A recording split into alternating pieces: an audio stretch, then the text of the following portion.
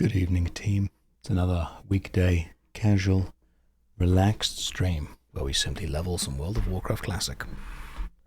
Hang out. Someone is to remind him to log out and in for rested experience. Yeah, probably should have done that. Seems like a thing that would have helped. And yet, here we are.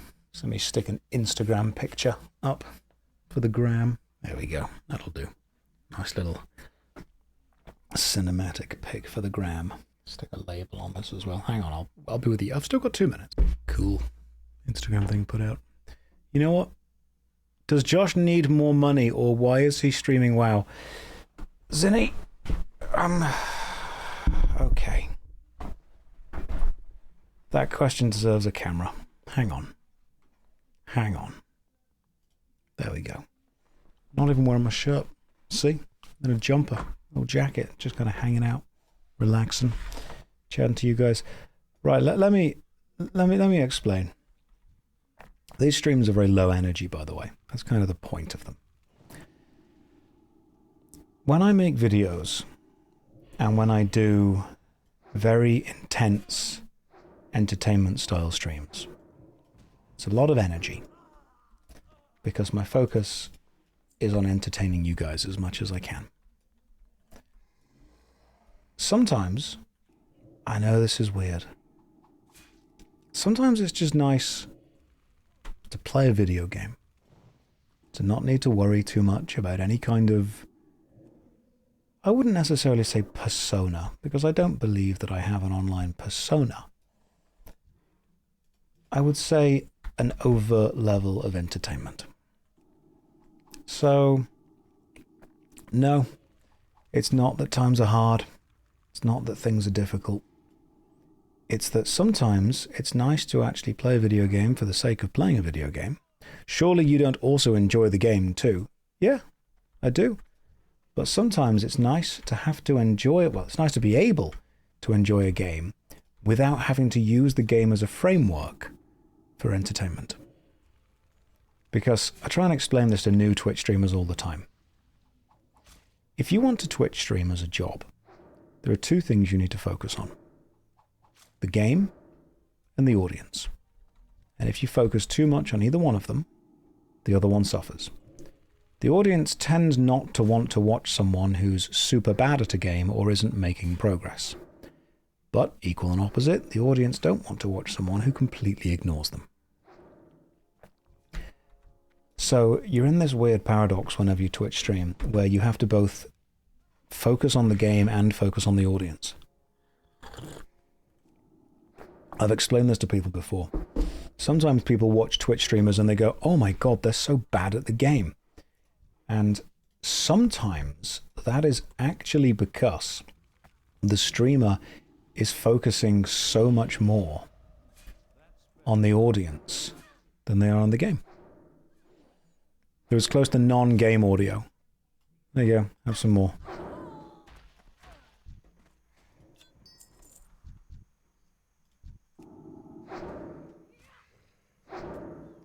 So what I'm trying to do with these streams is I'm trying to share a more, I suppose the word is intimate moment, where it's the downtime between the roller coaster. The YouTube videos I make are very heavily edited, very focused on the flow. The Twitch streams we do on Saturday and Sunday, a lot of talking, a lot of focus, a lot of energy. I know it's the lazy man stream, but you guys are smart. You understand that actually it's a huge amount of energy and effort and input to make the lazy man streams entertaining. I know that the players who have formed the union, which I still think is fantastic, have, you know, they carry the event. They really do. But as far as just playing it goes, sometimes, do you guys ever just stick an MMORPG on whatever game it is and then put YouTube videos on in the background? You guys ever do that? I do that all the time. I do that all the time. Oh yeah, the timer can be taken off the screen. Hang on. There we go. Timer's gone. Yeah, all the time. I pretty much just grab I'll stick on whatever game I want to play. And then I put like a YouTube video or a Twitch stream on in the background, podcast. Just enjoy having that playthrough. What was my most recent YouTube video of choice? I've been watching through a load of the Theory OS videos because he analyzes RuneScape so well. In fact, you know what, at some point, I'm not a massive fan of reaction content in general, but I think at some point we're going to have to get Theory OS on the channel and chat to him about how he does stuff, because there's such great input. I sometimes watch Theory OS's videos and I have to pause them after he's said like a sentence or two, because some of his lines are so good, they annoy me. I'm sat there thinking, I could have thought of that, but I didn't. Theory OS got there first. It's such a good line. So yeah, watching from KY as we're snowed in. Favorite James Bond movie? That's a good question. It's going to have to be either GoldenEye or Tomorrow Never Dies, simply because I remember having both of them on VHS when I was a kid. In fact, that was why I wanted to be an actor for the longest time. It was the influence of Pierce Brosnan. I remember telling my mum that I really wanted to do that as a job, and she was really... I was watching... We had James Bond with GoldenEye and Tomorrow Never Dies, and I used to watch those videos, you know, religiously. Every other day or so. And I remember saying to my mum one day, "Mum, that's what I want to do as a job." And she looked at me really proudly, like, "You want to work for MI6?" And I said, "No, I want to be Pierce Brosnan." And that's when I realized what, you know, acting was, what actors were, how they did it and how they made it work and all that stuff. And looked into it, had a very enjoyable... Dalaran Sharp. Don't know what it is, but it's probably cheese. I'll take it. Josh, you're missing your buff in WoW. Oh yeah, that thing. Thank you for reminding me that I need to keep putting this on every now and again.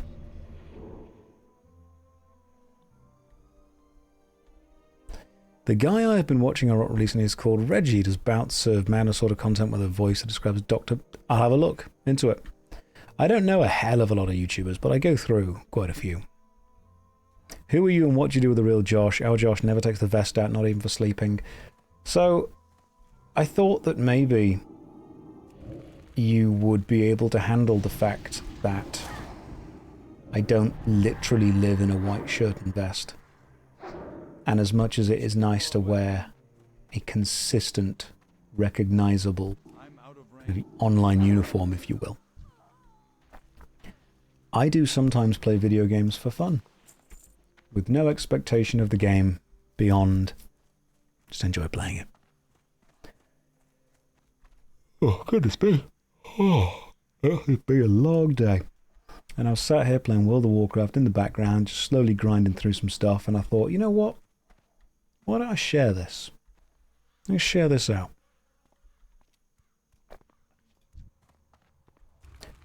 I thought you hated video games. What makes you say that? What would make you think somebody who dedicated their life to reviewing them hates them?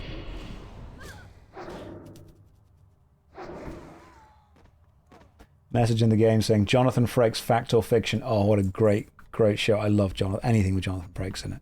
Massive Next Generation fan.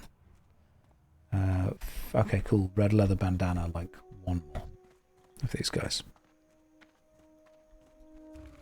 You've only just looked at the screen and the vest is missing. What RuneLite plugin is this? I think this is the HD graphics. Josh, do you ever stream even if you don't want to, but because you feel like you need to?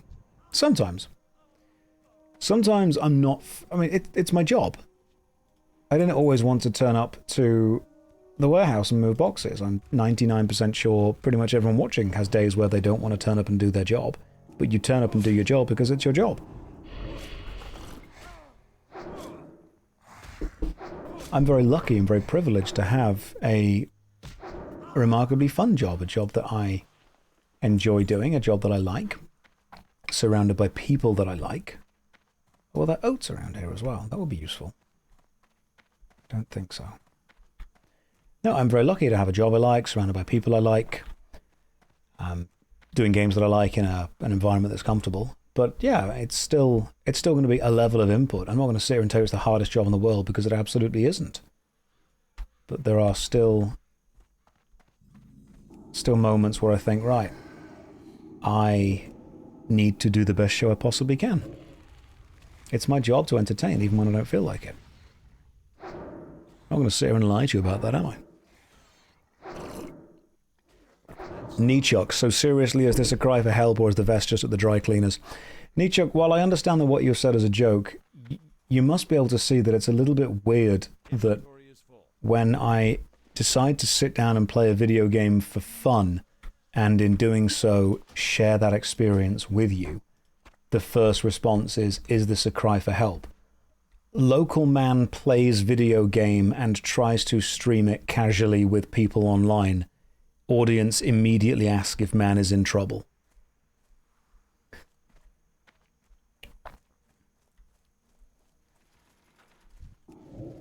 Oh shit. You can't figure these either. That's a problem. Okay.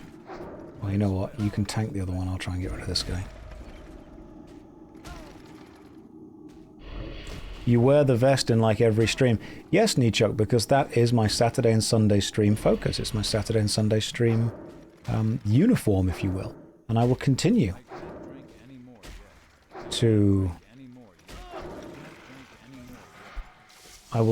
wear the vest in every single stream. But weekday streams is just me chatting with you guys. There's no expectations. Bard's Gloves of the Eagle. Might be good, don't know. Not for me. Anyone need Bard's Gloves of the Eagle? If you're on the server, let me know. I'm playing on the Thunder Strike. You like the cozy jumper vibe? Thank you, I like the cozy jumper vibe as well.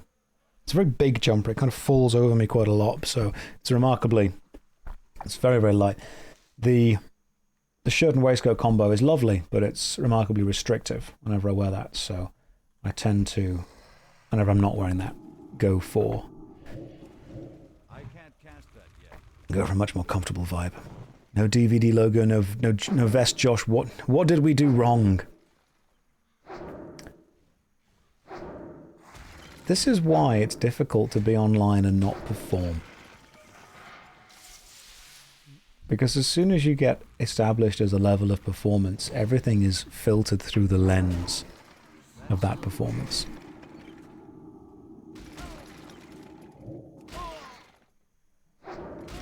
It's kind of irritating that my dude isn't grabbing aggro. Kind of need him to grab aggro, but yeah, that's fine. I'll just tank everything. Rusty Warhammer and a copper tube. Never seen a copper tube before. It might be important. But you know what? Killing these is still getting me experience, so it's still worth doing. Don't think I've ever seen you play WoW before. How long have I been playing? This is my first time. This is my first time. Copper tube is huge. Is it actually a big thing? Like, I have no idea. The rare tank warlock. I just thought that I would, you know, just push the boundaries of what gaming can truly be. You do need it for a quest. You being serious? Okay, hang on. I'll drop the flask of oil. I'll grab the copper tube. I am, however, now out of backpack space. Some of these are just quest things I've got to hand in, though, so I'll have to go and do that soon. Not the flask of oil. Nope, that's gone. I'm sorry. Captain Swag, I have had a good day, man. Welcome. What made me go for WoW? I've seen you say you weren't keen on giving Blizzard money in the past. I realise that the world is ruled by an evil elite cabal of people and nothing I do truly matters. So play World of Warcraft for a bit. The internet collectively has a memory of about 6 months. That's what it is. I realise that no matter how much I want to stand up for individual ideals or individual, you know, beliefs or morals, ultimately there will be people online who have no idea what went on. I mean, I was talking to someone a few days ago, and I said, hey, do you remember the Blitzchung incident? And they were like, I have no idea what the Blitzchung incident was. And I had to explain to them, do you guys remember the Blitzchung incident? That was the moment that I very much pulled away from Blizzard. And then, now, no one remembers it. Most people in this chat will probably remember it because you are the deeply enfranchised player base. average normal person on the street, if you walk up to them and say, do you remember the Blitzchung incident? They've got no idea what you're on about. No idea at all. The vast majority of people interested in any process are casual enjoyers of that process.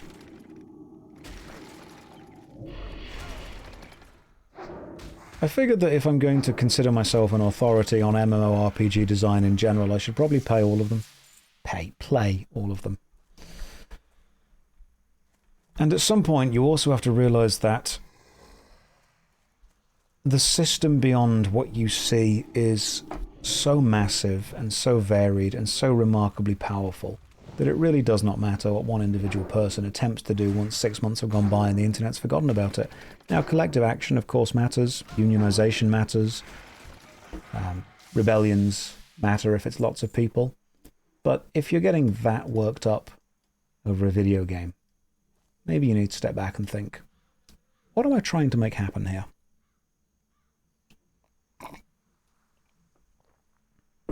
Rose7 says, oh boy, another expansion that already came out for a game that's a remake of a game that already came out. Ro, if you're not happy, just go and do something else. You're the one that's sitting online watching another person play a video game. If you're that upset with it, just go and do something else. Stevie says, where's my uniform? I am wearing my uniform that I wear whenever I'm not particularly specifically trying to entertain. I hope it's okay. Loon says, are you okay? Yeah, I've just given up trying to explain to people the most basics of online etiquette. If you don't want to do...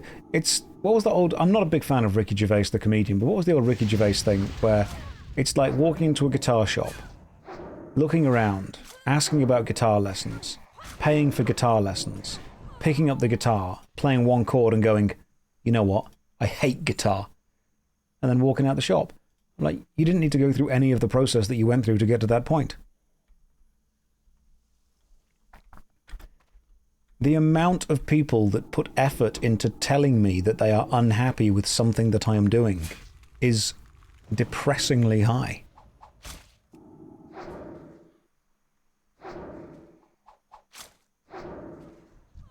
People seem to have nothing better to do with their day than specific... Why are we being disconnected, Blizzard? Do better. Blizzard are watching. They were like, Josh, we remember. We remember. We'll kick you out for this specifically.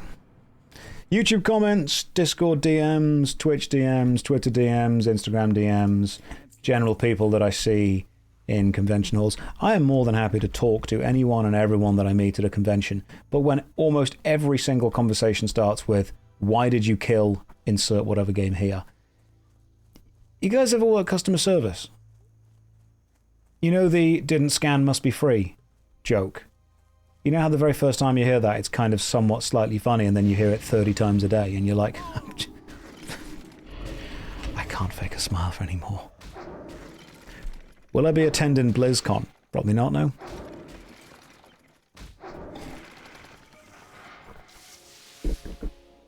Just ignore them as bad advice, but it helps. Consider this. Every single negative experience you have in life is a tiny amount of psychic chip damage. It doesn't do much individually, but it's unavoidable and it slowly starts to eat away. Good comments do not heal health, they just don't do damage. That's the way that you look at it. If 100 people walk up to me and say, hey man, really enjoyed your videos. Great, fantastic. I like that. I'm happy that I'm able to provide people with an experience and entertainment they believe has value and they've given their time to. That's lovely. When you get 4 or 5 comments saying, hey man, your stuff sucks. While I understand that the good comments are vastly outnumbering the bad comments, the good comments don't restore health because I'm not driven by ego on that. I'm not surviving off validation of other people. So it's not that I'm looking for the good to work out the bad. What I'm looking for is whenever a small, tiny negative thing happens, that's the stuff that sticks in your mind. That's the stuff that you stay awake at night thinking about. I mean, guys, you've done it all yourself. How many of us occasionally lay awake at night thinking about the most embarrassing thing we've done, or a negative experience, or a bad memory? We all often do that. And then how many times do you lay awake at night and think, oh, well, you know, don't worry, we've done loads of good stuff, so you don't need to worry about the bad stuff. No, they'll be there. They'll still be there. I feel like people are too parasocial with the internet. I try and explain this to people on Twitter all the time. Social media has become parasocial media. If you're messaging people you don't actually know, or people that you believe that you have a connection with that don't have a connection with you, that's not social media. That's parasocial media. The vast majority of people that I meet are level-headed, socially aware people. And, thank God for that. People are more inclined to take bad things to heart than good ones. Yeah. Yeah, there's lots of reasons for why it is the way it is. So I thought I'd just show you what it's like to actually just sit and play a video game for real, without worrying about angering you, without worrying about specifically trying to entertain you. The irony, of course, is that I'm aware that doing this has a level of genuine connection that itself is filtered through the lens of a parasocial one-way viewership anyway. Interesting, isn't it? Social media is parasocial media. That's all it is. What do I like about Warlock? I can press one button and be good at it. The copper modulator is probably... I don't need the cheese. That's probably going to be a part of the quest, seeing as it's a weird thing that I haven't seen before. So I'm guessing that's a quest drop. Really, Hexful says, you are my best friend. I have had experiences where people have said that they do consider me their best friend and I've never met them. Which is very, very weird. I have had to explain to people before, because people, consider this, people that have my videos on repeat and take them to heart have spent hundreds of hours with me while I have never met them. But in their mind, I've spent the time with them as well.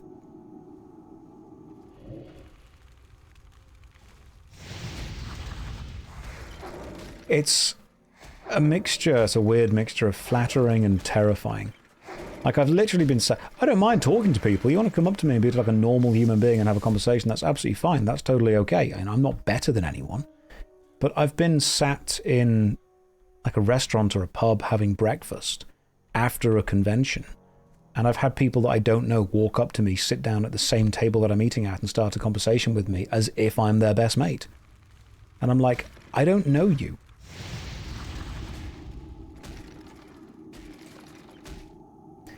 Oh, one must have some issue. Of course, a lot of people have issues. Loads of people have issues with that kind of stuff. And when you... Is that a better belt? No, it's the same belt.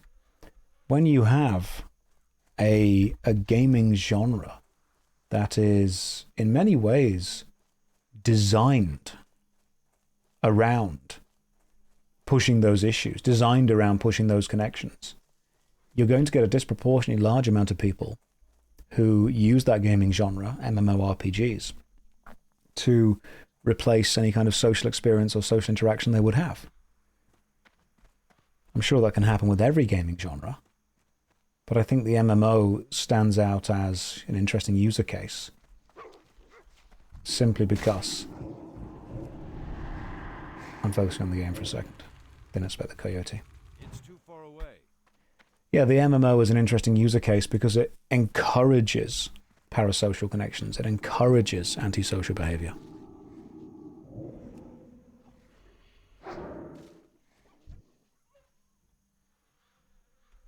You play MMOs with your real-life friends? Good. Good, as long as you enjoy it. Yeah, MMORPGs are a social experience. They're about creating social connections and social bonds. I completely agree. I feel that it is still important to be able to play them in a solo way if you want to.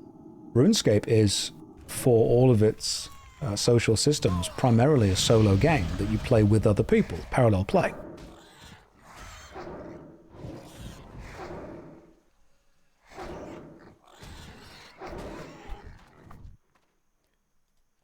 Need some more gore tusk livers for this quest. I watch your content when I'm very ill, so I have some strange associations. Is that like English people associating Lucozade with being sick? because for some reason everyone's mum fed them Lucozade when they were ill, because they were like, oh, you're ill, have some Lucozade. And then, am I the only person that happened to, or is that like an English thing? Because whenever I was ill and I had to have a sick day from school, my mum would always make me drink Lucozade or Ribena. And what that means is, whenever you throw up, hey, a red leather bag, cool. That's actually really useful. Let's get rid of a shadow gem, pick up a red leather bag. Finally, we have another bag. Beautiful. So what that means is, I have an association of vomit just being bright orange. Because I didn't realize, but that was the Lucozade. So I'm guessing if you were force-fed Ribena when you were ill, you've got this vision of it being like bright purple. Hey, we got a bag. Fantastic. That's good. And then you see people throw up in university and you're like, that's the wrong colour. That should be bright orange. And then your brain goes, they weren't full of Lucozade. Ah, it makes a lot more sense now. Oh, cool. All the pieces are coming together. I mean, I'm playing the game solo right now, but am I playing it alone? No. There's 1,000 people on the stream right now. None of us are playing this alone right now. This is a shared community experience. I've often told people that the MMORPG was a chat room with a game attached, and as soon as Discord and Facebook came along, the novelty of that was effectively rescinded. And in-game guild chats moved to Discord. People used to log on to RuneScape or World of Warcraft to have a conversation with their friends because it was the easiest way to do that. Greetings. Light bless you. Oh, sweet. I got a better robe. More spirit, less stamina. Can't wear that one. That's pretty cool. Okay. For the Alliance. Awesome. But question is, how does it look? It looks pretty badass. We're looking a bit more like an actual warlock now, which is lovely.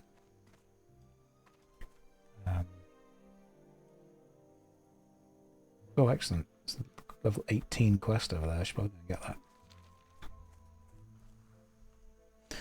You got a Plays video in the works. Yep, Icewind Dale. I have finished the script, I've finished the audio recording, I've finished the green screen section recording. All I've got left to do is actually sit and edit it. What spec have I gone for? Yet, none of them. I've got 5 talent points I've still not chosen. I've been told that I should go for a Destruction Warlock, because apparently Destruction Warlocks do like some of the best single target damage. I'm pretty much just wanting to focus on single target or AoE damage. Oh. ASMR beard scratching. There you go. The video for Icewind Dale is going to be 1 hour and 40 minutes. Will I be doing Icewind Dale 2 at some point? Probably. 2, I believe, goes from the D&D 2nd edition rule set to 3.5. So yeah, I know that I'll have to relearn how some of the systems in that work. Be careful. 15 Defies Pillagers, 15 Looters. Alright, done. Oh, Defies Brotherhood. Yep, do whatever that is as well. What's that? Oh, right, Red Bandanas is done. Let's go and get that. My Neverwinter Nights video encouraged me to purchase them on Good Old Games. I've got a very good working relationship with Good Old Games. They have been exceptionally easy to work with. They've been really nice. I've got a couple of ongoing working relationships, I would say. Obviously, Gamer Sups, the powdered drink people, go and purchase them.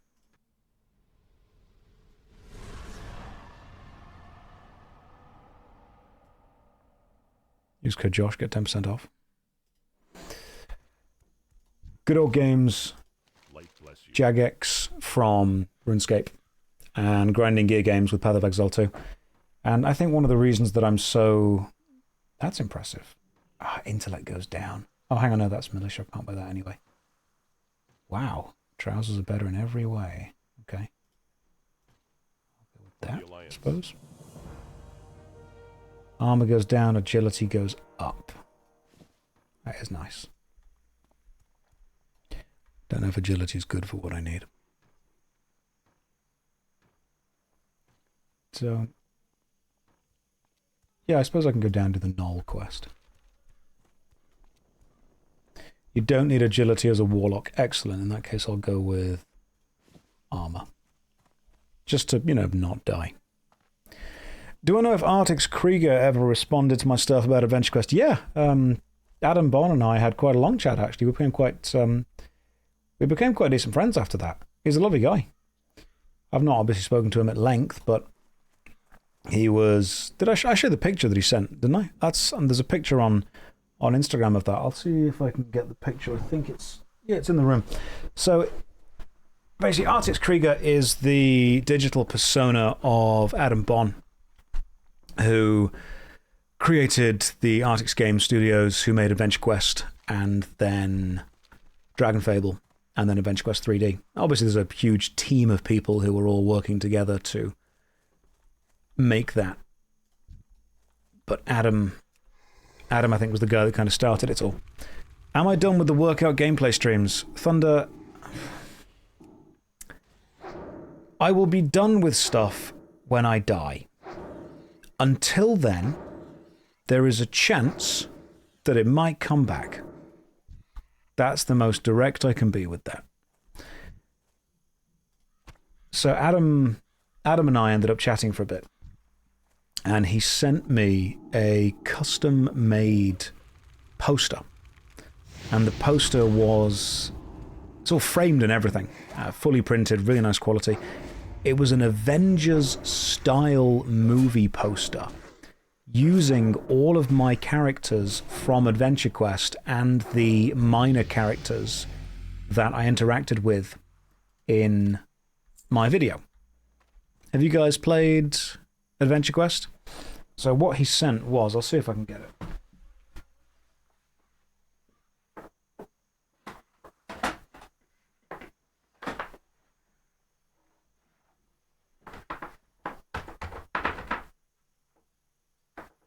There we go. He sent this.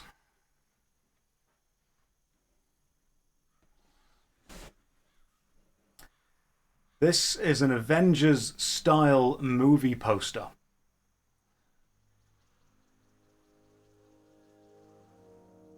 With all the characters from the Adventure Quest. And the cool thing is that it's got JoshStrifeHayes, Artix Krieger, Feel the Evil Spider Guy, the Stat Roller, 20 years in the making, consistently inconsistent, which are the phrases that I used within the video itself. And then at the bottom... created by the devs, game lead Hollow, story by Falarin. All of the credits are quotes that I said from the video. So he put a huge amount of effort into that, and I was extremely appreciative. Extremely appreciative of that. It was really kind of him. So yeah, Artix, Adam, and I ended up messaging quite a bit online. It was really kind of him. It's always interesting that I am effectively critiquing someone's work. I sit there and I play a video game and I critique someone's work and I say, this is good, that's bad, this is good, that's bad, this doesn't work, that does work. And that's a deeply personal thing to critique, especially when the people who have made the game love the game very much. So when the people that made the game then reach out to me and say, hey, I watched your video, there's a moment where I'm thinking, I wasn't insulting you. I was not insulting you. I was critiquing the game. And no, Adam, I'm sure he wouldn't mind me sharing this with you.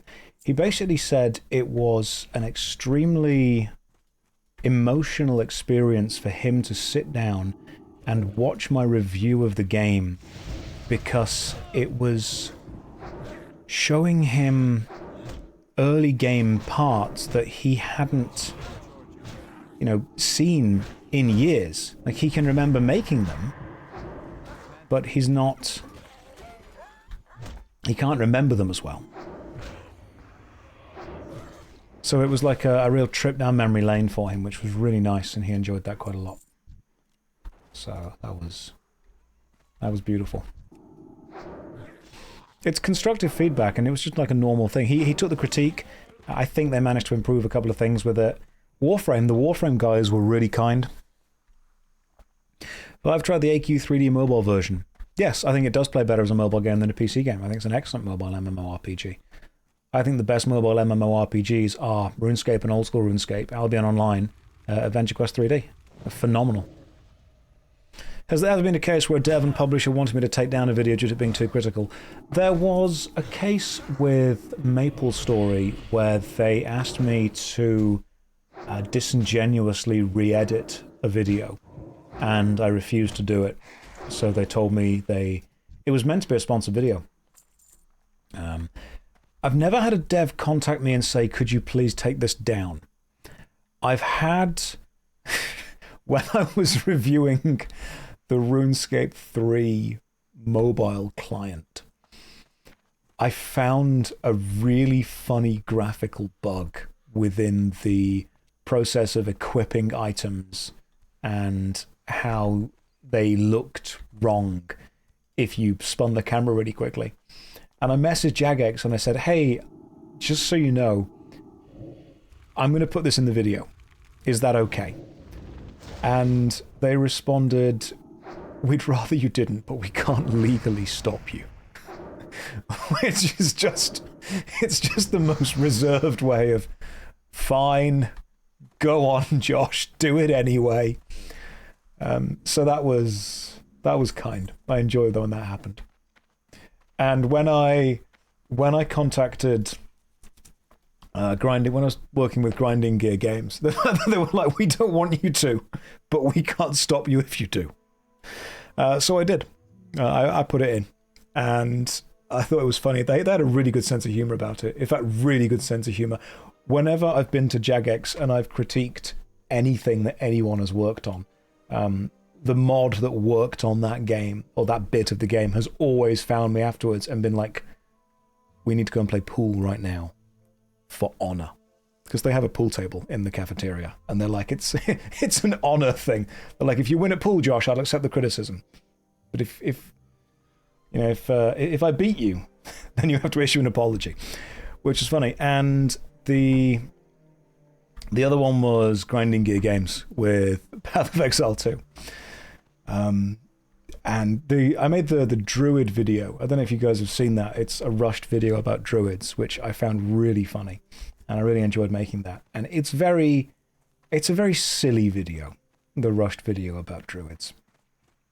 But when Grinding Gear Games basically reached out to me and said, hey Josh, we would like you to make a video advertising our Druid class. And I said, I've got this idea. I want to make a funny joke, silly comedy video about Druids throughout the ages. I made it and I sent it to them, and I didn't expect them to agree to it. And they watched it, and I think the first feedback I got from like the official interior team was just Roffle, do it, which was brilliant. The fact that they were just like, yes, it's fine, just go for it. And I've had really, really good experiences with Grinding Gear Games. That they really like the games they make. They're just super nerds. But as far as companies go asking me to take things down, no. Companies don't tend to do well when they try and ask YouTubers to take videos down. I mean, at that point, it's just money versus money as well.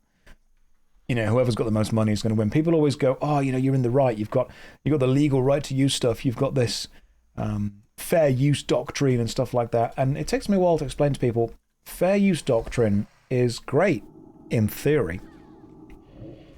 It's not always great in practice, because if anything ever goes to any kind of arbitration or any kind of court, whoever has the most money will win. That's pretty much what it is. Can I do a hidden screening of the MapleStory video that they asked me to not upload? I've still got it. It's still on YouTube. It's just privated. Yeah, litigation is just who has the most money.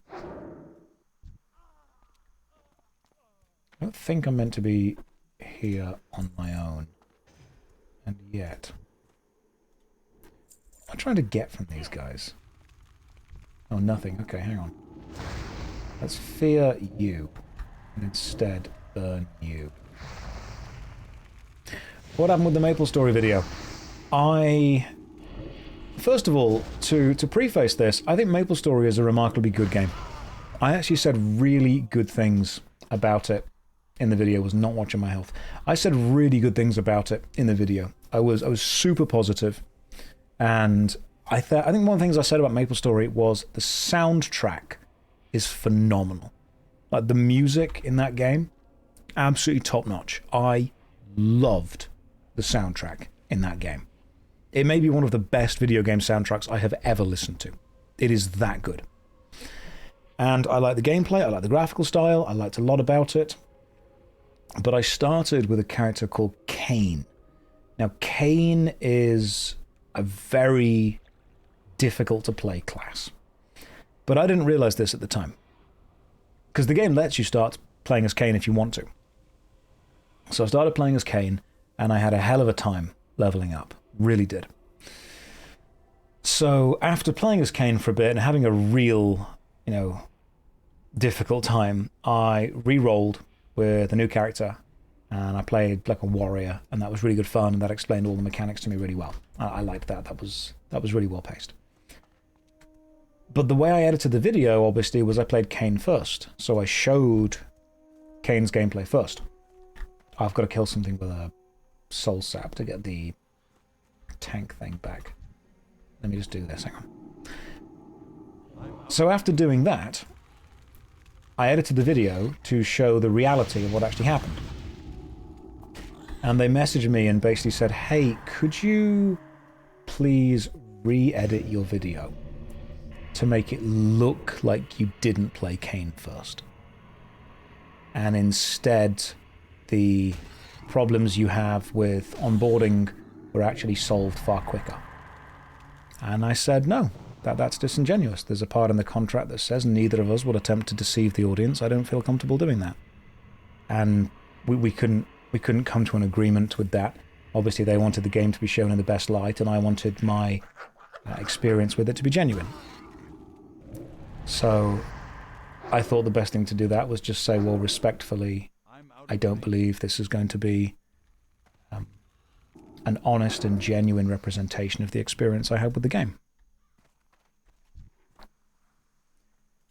You have to remember that you're not dealing directly with MapleStory, you're dealing with an agency that they deal with. There's always a middleman. But what I said to them was, if you come to me for a video, you're not paying for an advert. You're not paying for my opinion, you're paying for my time. My opinion is not going to change based on what you do or don't pay. You are, if you want to sponsor video, you are paying me to dedicate my time to doing something, and obviously knowingly prioritize this project over other projects, which I've got no massive issue doing. But I'm not going to say that a project is good when it's bad despite how much money they pay, because that is going to harm my long-term integrity, which I think is more valuable.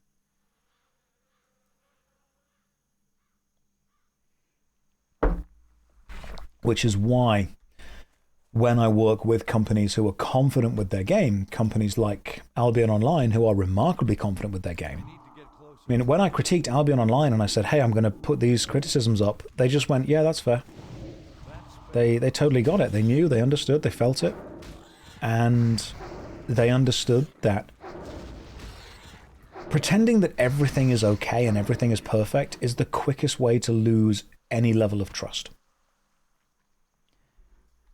But if instead you are honest and comfortable with your weaknesses and your flaws, and you know which kind of audience you're going for, that actually gives me, that is so much better.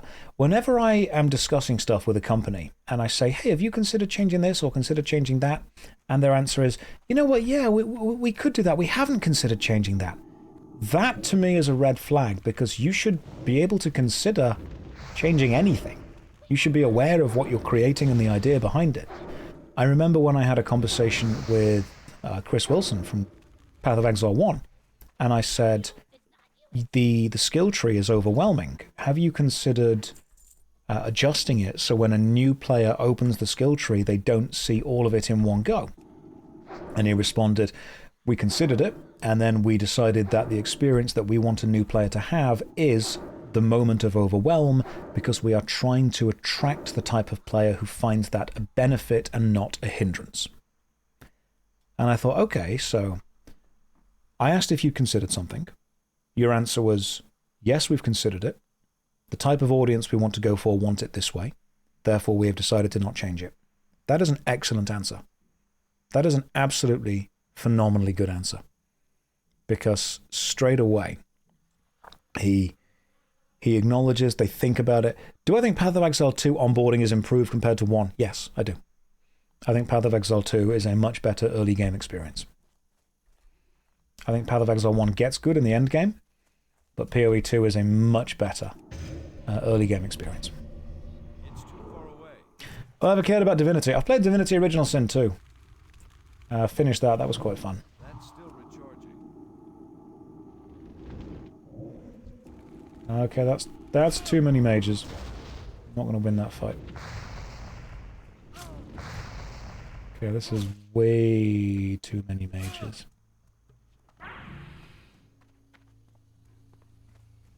Legend. Made it away.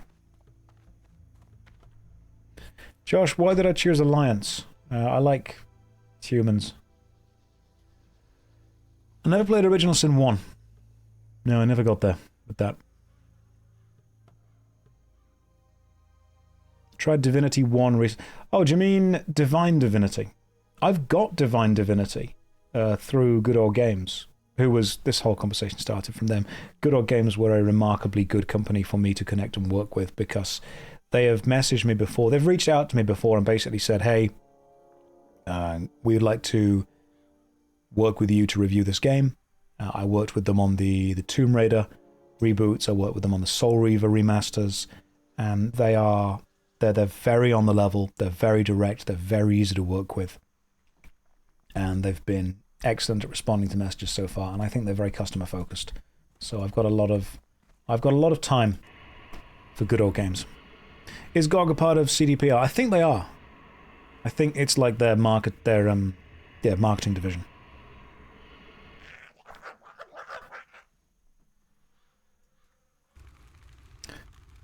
Elog, what are you saying? Someone said, hard disagree, like saying Warcraft 2 doesn't matter because Warcraft 3 exists. Have I considered trying to play the Ultima games? I've got them. I haven't played them. Have they separated? Oh, okay, we just split. Got a mail from GOG that... Oh yeah, because the original owner of GOG bought it back, didn't he? I'll have to message the guy. I got a message from Kongpaw, team up for this quest. Yeah, sure.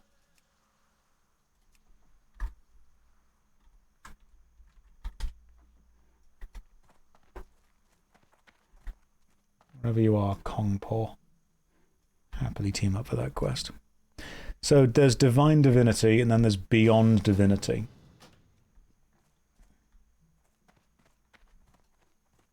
Kongpaw, are you also in the stream, or is this just a guy that's seen me in the game? Josh, have you been a dungeon master? Do you mean for Dungeons and Dragons? Yes.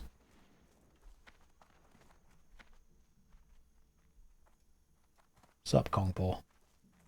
Hi. Right. Right. Oh, watch yourself. What's my opinion on the early game in WoW from a solo player? Oh, you're in the stream as well. Fantastic. Hey! That is actually a really good robe for me. I'm going to need that. If that's okay. Fantastic. That is a way better robe. There we go. Alright, Kong, the next loot drop is yours. Got Soul River 1 and 2 on your recommendation. Had a good time with both of them. I think I'm realizing as I get older that, to me, one of the most important parts of a game is that it ends. I know that sounds really ironic while playing World of Warcraft, but to me, this is less of a game and more of a community collective experience. Yeah, thanks, Kong. Looking like a proper warlock. See, we've got some stuff going on now. I like it when a video game has pacing and narrative. I like it when a story starts, I like it when a story goes to the middle bit, and then I like it when a story ends. And that's remarkably rare in the MMORPG landscape, which is why I think that MMO games in general tend to transcend that narrative barrier and become shared experiences with friends. Did I choose Warlock because I wanted a casual, relaxed stream? Yes, exactly that. Literally exactly that. I googled what is the easiest class to play in Classic WoW, and someone said if you want to do endgame raiding and you can press one button, you can play a Warlock. And I thought, you know what? I can press one button.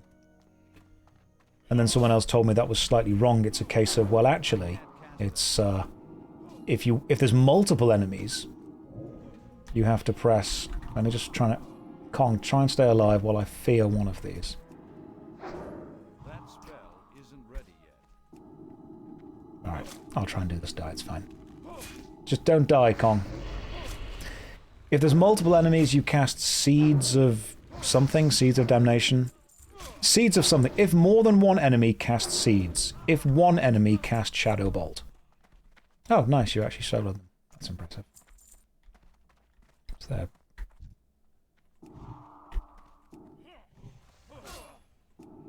Seeds of Corruption, that's the one. So, if one enemy, Shadow Bolt. If more than one enemy, Seed. Done. And I thought that is a super easy way of doing things. A small red pouch. That's very kind of you. Would you like 20 food?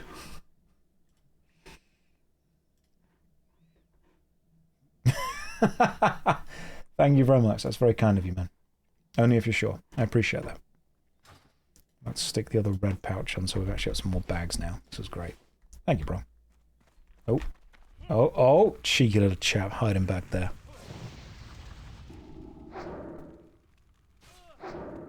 So yeah, I chose Warlock because I kind of wanted a relaxed, chilled out stream. If I wanted the pressure of tanking, then yeah, Paladin, Warrior. If I wanted the pressure of healing, then I'm going to level a Shaman at some point because I quite like the Draenei vibes. Let me try and get some dots going on to these guys. That's still recharging. You, my friend, can be feared.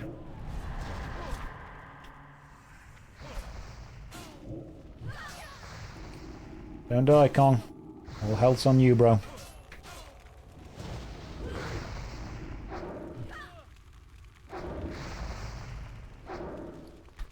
I can't drink anymore yet. And the pillager goes down. There's actually folks in there for a second. No, Kong seems to be alive still somehow. None of us are quite sure how, but I'm about to die. That's fine, don't worry, we're not playing hardcore. Josh, will I be streaming Valentine's Day? I have no idea. I don't know what I'm doing tomorrow. Run? No. No, we don't run. We don't run. It's not hardcore. It doesn't matter. Doesn't matter how low my mana gets. I can stand by, keep the enemies back, and die if needed. What am I doing tomorrow? Dunno. Kong wants to resurrect you. Cool. That's great. That actually saves a lot of time. Thank you. Favorite fantasy class theme? Kong says he's running, and then we survived. The hammer's yours if you want it for any reason. I think I've actually... Have I... No, I need to kill a few more of the looters.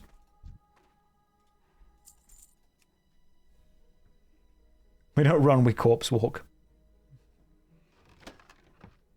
Priest's Mace of Power. Don't need it. Silver Bar. Yours if you need it, man. I'll greed both.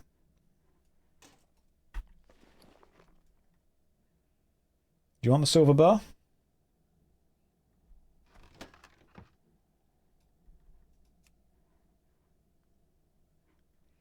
Do I have Questy? Yes.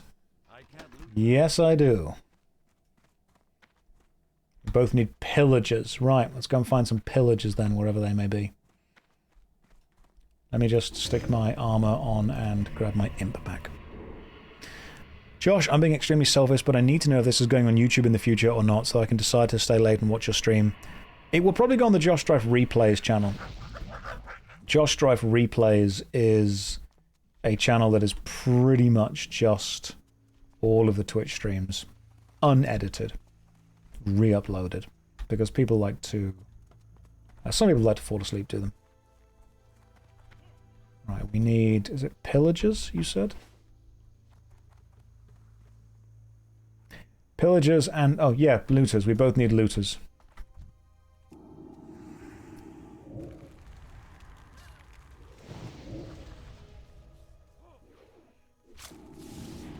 So yeah, I'll find a way to put them everywhere. 70+ hour Fallout New Vegas stream being defeated by like a 1,000-hour leveling WoW Classic stream. The videos and replays are longer, harder, and uncut. They truly are.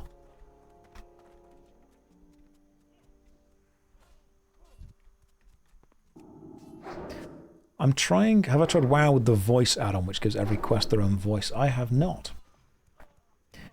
I'm trying to do, like, stuff as a warlock. I'm trying to, like, weave spells and fear things.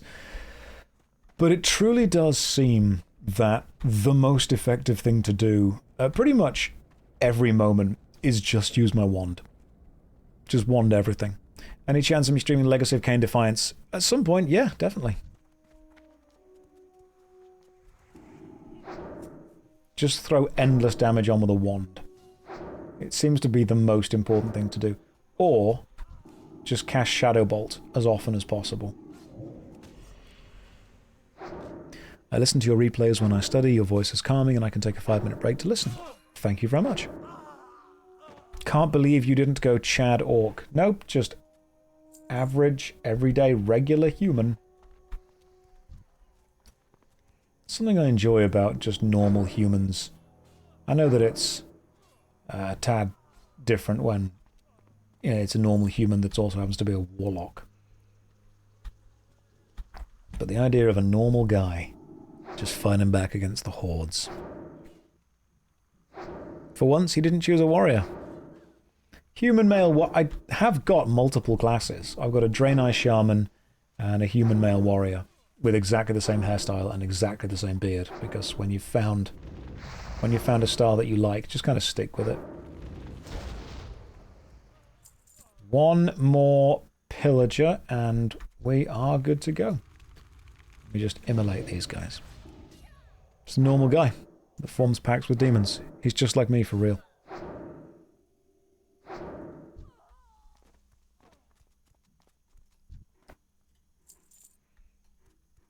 So... Oh no, I still need a load more pillagers, some more looters.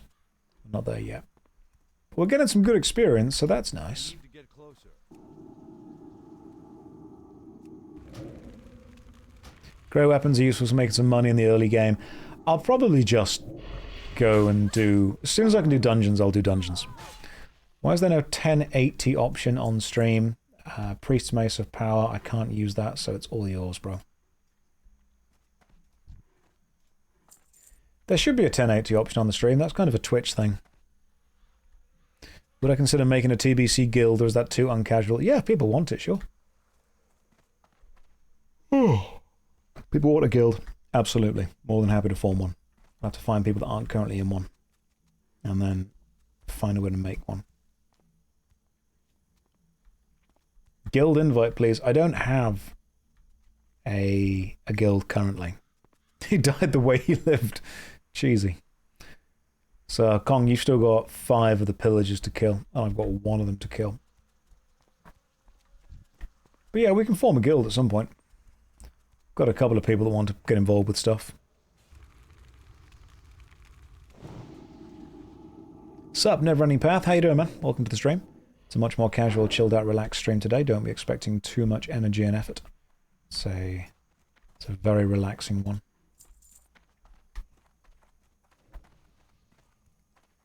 Not putting too much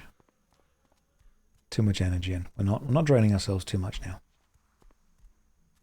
Just a nice, casual, chilled out leveling experience.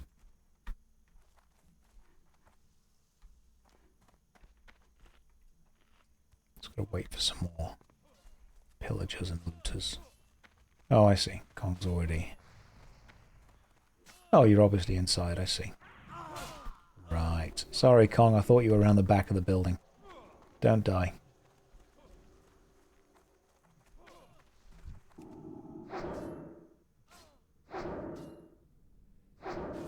You can tell this is a chill stream as he's not wearing a vest. That is the signifier. That's the symbol. Black Desert Online when? Don't know. I understand that people ask about when specific game because they care about the game, but it's also nice just to enjoy what we're doing right now. Let's get rid of the mage first. I'll put all the dots onto them. Yes, sometimes... Did I pick Warlock so I can min-max the best DPS? Yes. I like the idea of just casting Shadow Bolt repeatedly onto something. And therefore winning. Spellbinder gloves. +3 armor. Cool. That is better than my current one. Excellent. Alright, we're slowly starting to actually build up an armor set that might be useful in some way. And I've done all of my things around here. Oh, are you sharing a quest with me? Yeah, sure. You can share that quest, no problem at all. Serious question while you vibe level. If I could make an MMO, what would be my idea for one location, setting type, etc.? If I had the type of money needed to make a successful MMORPG, I would buy an island and retire. If I had the type of money required to make an MMORPG, I would make the most gacha, loot-filled, dark, pattern-filled mobile game you've ever seen. I wouldn't.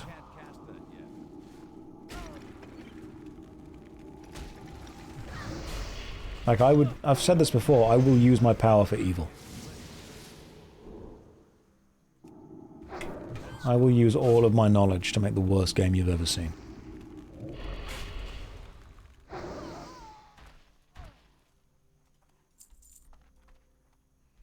Okay, so next thing where we are is... Where are we? There we are. Probably Knoll Paws to the north. Have I got Murdoch Eyes for Westfall Stew? I don't. Whatever they may be. Do need to kill Knoll Paws. However, we are getting attacked by golems, so give me a minute. You are very calm this stream. This is how I normally am. This is the general vibes. Okay. Let me just try and burn this guy down. Without dying.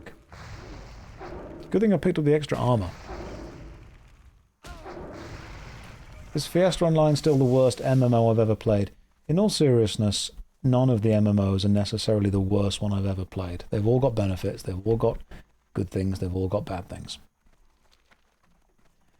And if you enjoy it, then it's a great game for you. We can make fun of anything.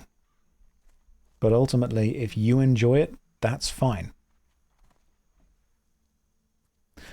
Josh, I feel like you're calm on other streams. I've never seen you yelling or screaming like other streamers. One of the things that irritates me the most is when people shout and scream and overreact and raise their voice and do that whole kind of gamer rage screaming thing.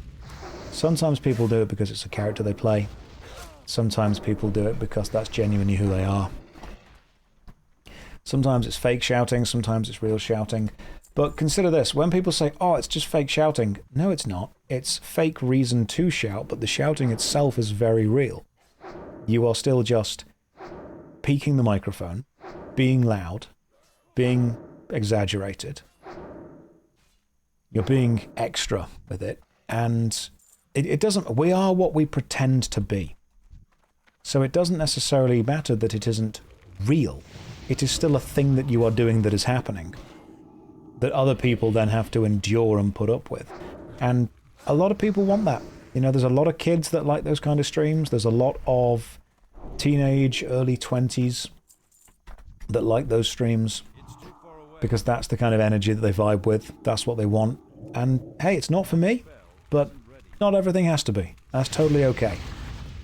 But I just can't really deal with it. I can't handle it. I very quickly glaze over.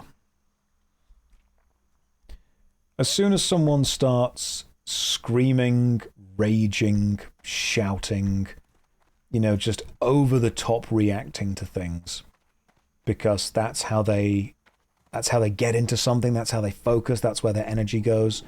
If that's for you, great. Not for me. I think it's a little bit over the top. I think it's irritating. I think it's jarring. That's what it is.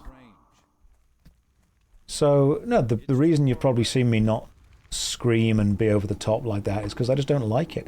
Another thing is, and this harkens back to the classroom days, the teaching days, kids emulate that behavior, but they don't often realize why they're emulating that behavior. Okay, Kong, you're going to have to run. Sorry, I could feel one of them. Kids emulate the behavior. So you see a famous streamer shouting, screaming, raging, smashing things up, over the top, you know, reacting, stuff like that. That's fine. If they want to smash their keyboard up, they can afford another keyboard. They're a wealthy streamer. And then you see kids emulating the behavior, smashing up a Chromebook they're using for school, smashing up keyboards in, you know, the computer class that used to happen in the mid to late 2000s. You see it, like kids in schools genuinely talk to chat in a third-person way. Like I've seen, instead of just talking to themselves or, you know, murmuring under their breath, I've genuinely seen 15, 16-year-olds say, okay, chat, today we are doing this, and talking themselves through something as if they are performing it. That's still recharging. And to me, I understand that's just... It's modern culture. That's the reaction to the entertainment of the day. But it still seems a little bit strange to me that there is a subset of kids today growing up feeling that everything they do is performative. It's very difficult to be genuine. Okay, so which... There's 4 of them. I mean, you can't tank 4 of them, Kong. I can't burn down anywhere near enough. Not at that speed, anyway. 3 bandits, and multiple bandits and a brute. We can take them. Okay, fear the triangle and kill the skull. Okay, got it. When you're ready, Kong, you run in.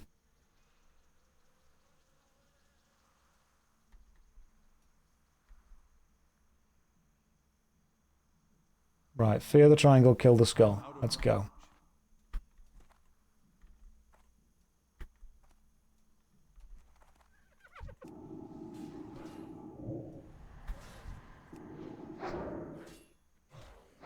Burning down the skull as fast as possible. I'll keep the triangle feared. Not ready yet.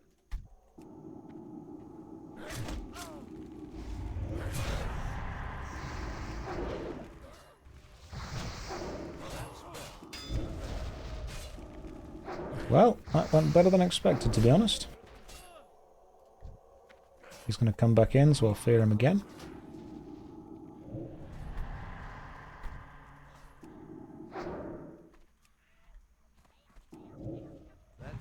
There we go. Now he's level 17, so problem that I've got to fear him as well. It's too far away. And thankfully we seem to have somebody else fighting that one, which is lovely. But Kong, if you can get your health back up. Fear is very much saving me right now. Lovely. Well, we survived. How am I finding the game so far? Fun. Really enjoy it. Slower paced, it's tactical. I'm out of range. Josh got fed up explaining to everyone that he's okay and decided to bring the camera back. Yeah, pretty much. Pretty much spot on. We did it. There we go. We actually succeeded killing all of these enemies. I didn't expect us to do it, but well done.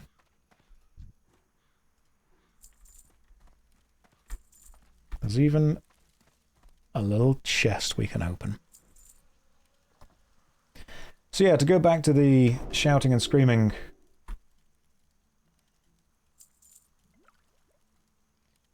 Journeyman's vest, you can have it, man, it's all yours. The shouting and screaming thing, yeah, we are what we pretend to be. And I don't want to be someone who shouts and screams and overreacts to things for content, for views. Now, I understand that I am actually putting myself at a... Well, no, I used to think that I was putting myself at a disadvantage if I did this. Because I'd be thinking, well, actually, a huge amount of people want the shouting and screaming and overreacting. They want the over-the-top energy. But then I started to ask myself, why am I supplying something that already exists? Why would I need to worry about giving the audience something hundreds of other streamers can give them? You want to watch someone rage at something? You want to watch someone scream and shout? Cool. Loads of other people can do that. I instead would much rather, very casually, very chilled, take on problems.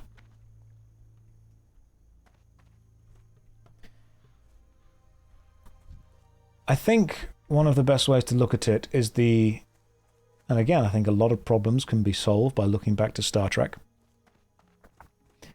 It is the Kirk-Picard balance. Captain Kirk is the captain that you want to hear stories about. But Picard is the guy that you want to serve under. That's how I would look at it.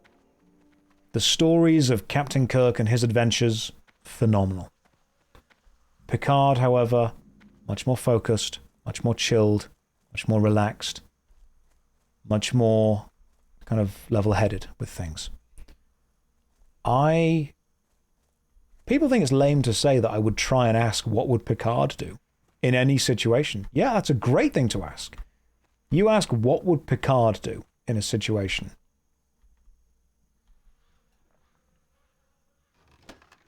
It's too far away. What would Picard do is a great thing to ask. What's up, World Scrapper? Let's see if we can read some stuff. Yeah, what would Picard do? He would trust his team, he'd chill out, he'd relax, he'd use his training. He wouldn't shout and scream, because that would not achieve the goal he wants to achieve. I can hand in the people... I'm going to hand in the... No, there's no point handing a quest in yet, is there? Do everything else first. Let's do the Null Pour on the west coast. We all miss Total Biscuit, man. One of the original goats. I grew up watching Voyager and Janeway was the model. What would Janeway do? It's still the same kind of question. I don't think Janeway would necessarily gamer rage at something. I don't think that the Borg are going to appear and Janeway is going to say, "Chat, are we cooked?" I don't think, you're going to see the Romulans suddenly launch an invasion and Janeway look for the camera and be like, what is even going on right now? This is not very poggers.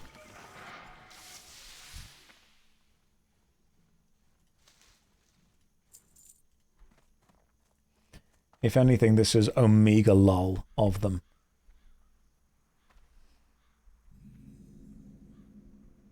Captain Kirk would be a Scream streamer. He would be if he needed to be.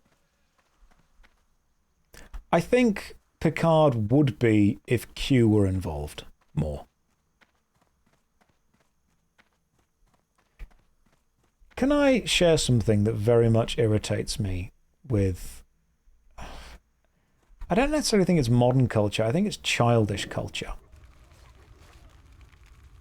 Whenever there is a situation in real life or on a stream where something crazy happens, There is a go-to phrase that a lot of content creators tend to use, which is, I don't even know what's happening right now. That phrase just rubs me the wrong way. Because yes, you do. You absolutely know what's happening right now. But you're either too embarrassed or too awkward to address it. Or you think that it's going to make good content by pretending that you aren't in control of it or didn't plan it. Or you're trying to very much live up to the idea that the chaos itself is entertaining. I also find it quite... cringeworthy is a word that has been very much demonized by the internet, but I think it's also a remarkably good descriptor. I think it's a bit of a cringeworthy thing when people use the, oh my god, I'm just going to be so chaotic as a positive. I'm like, that's... Chaos can be fun. It can have a level of randomness to it. But when someone says, what is happening right now? I don't even know what's happening right now. Oh my god, what is even happening right now? I'm like, you know exactly what's happening right now. You know the people involved, you know the situation, you know the general vibes. You're feigning ignorance because your audience for some reason value not knowing what's going on. Okay, let me just get rid of the crawler while I take care of this murloc. Maybe it's just a me thing. Maybe I'm the only person that doesn't like this. It really rubs me the wrong way when I hear the phrase, what is even happening right now? Look, one of you is being feared and going away. The rest are staying, and that's fine.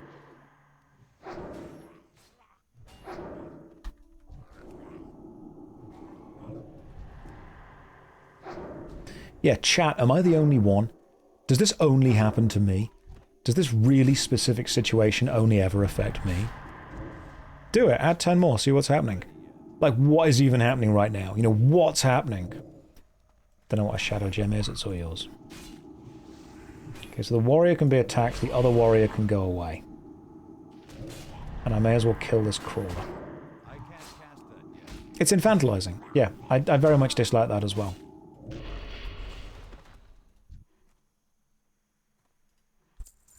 It is infantilizing. The thing is, we also have to recognize the fact that there's a lot of people that do enjoy watching Twitch streams who are younger. Shouldn't I be playing some PS1 game while everyone's playing the Burning Crusade? I'm sure we could port this to PS1 if we tried.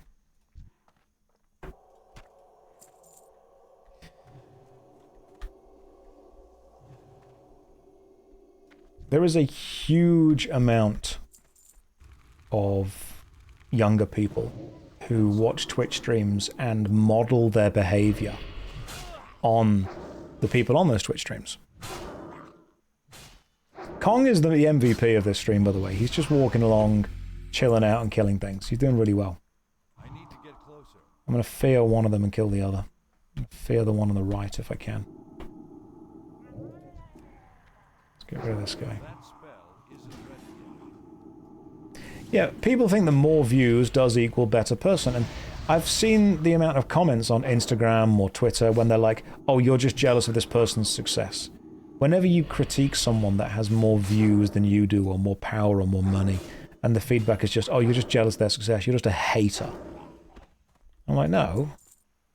I hate them for entirely different reasons.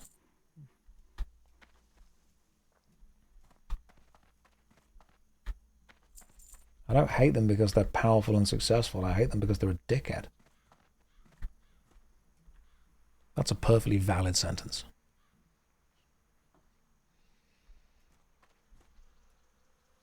Believe me, I also hate the dickheads who are not powerful or successful. That really doesn't come into the equation.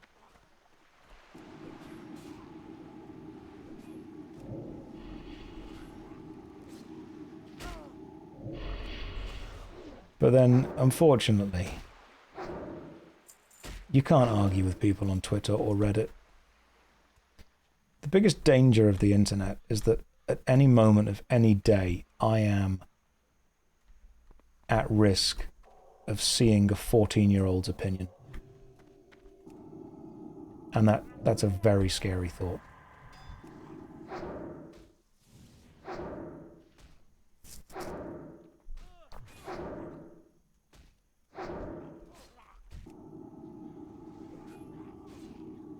Let me just keep this Murloc feared. Give me a second. Like that Murloc came back to the fight just to be feared again and run away again. I love it. It's fantastic. Okay, look, this crawler is also being feared. Everything is being feared.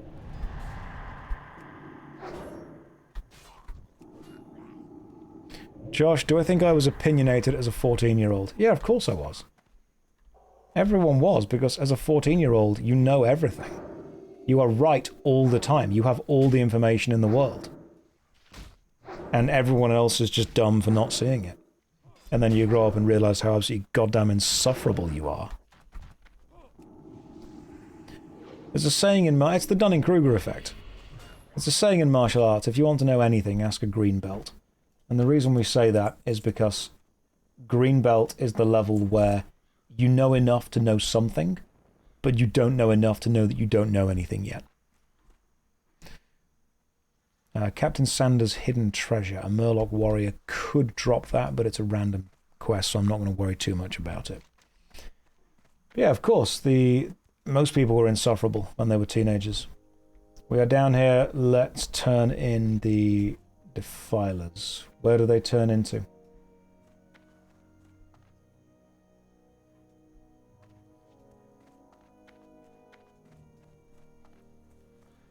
Only thing I've got to do still is kill some gnolls. But yeah, sure, Kong me the way, I'll follow you. As a judo green belt, I feel offended, but I don't disagree.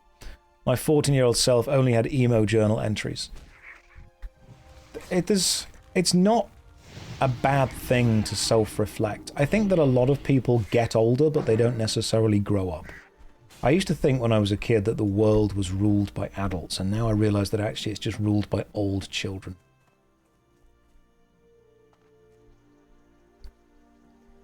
And I've had to have this conversation with so many people in business, so many people in education, so many people in academia.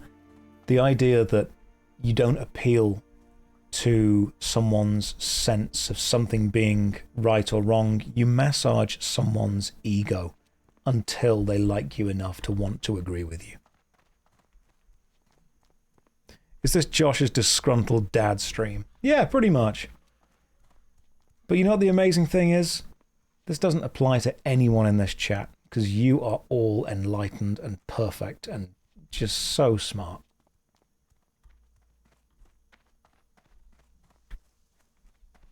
No, I'm not a dad. I don't intend to ever be a dad. I'm far too selfish with my time. See? Everyone else is wrong. What I hate about the world is that it's divided into in-groups and out-groups, and this causes such strife amongst civilizations. We shouldn't divide people into the right people and the wrong people. And everyone in this stream right now, you know that to be true, because you guys are the right people.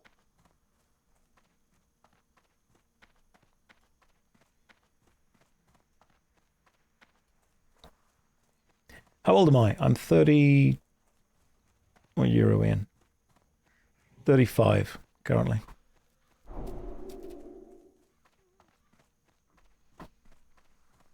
I'm at the age now where I need to ask, what year is it and have I had a birthday yet?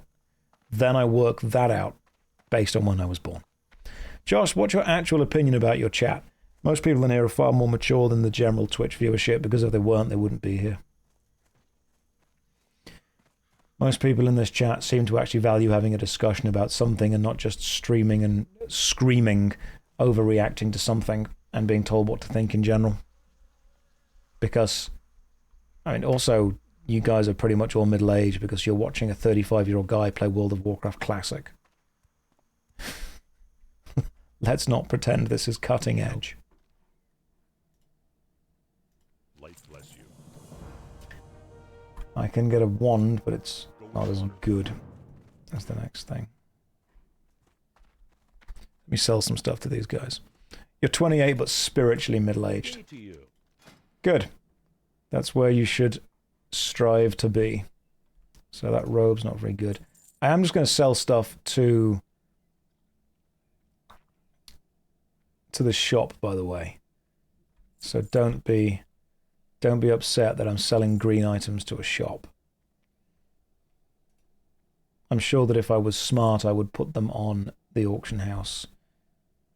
But here we are.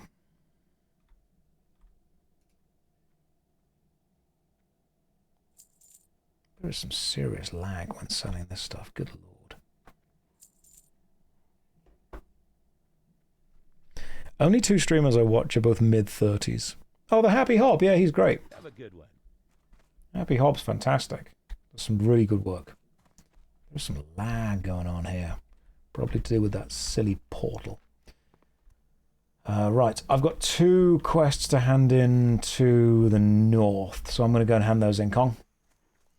I've got the Westfall Stew and the poor old Blanchy. Then I'm going to go and kill some Gore Tusk livers, just so you know. Oh, Nixiom, yeah.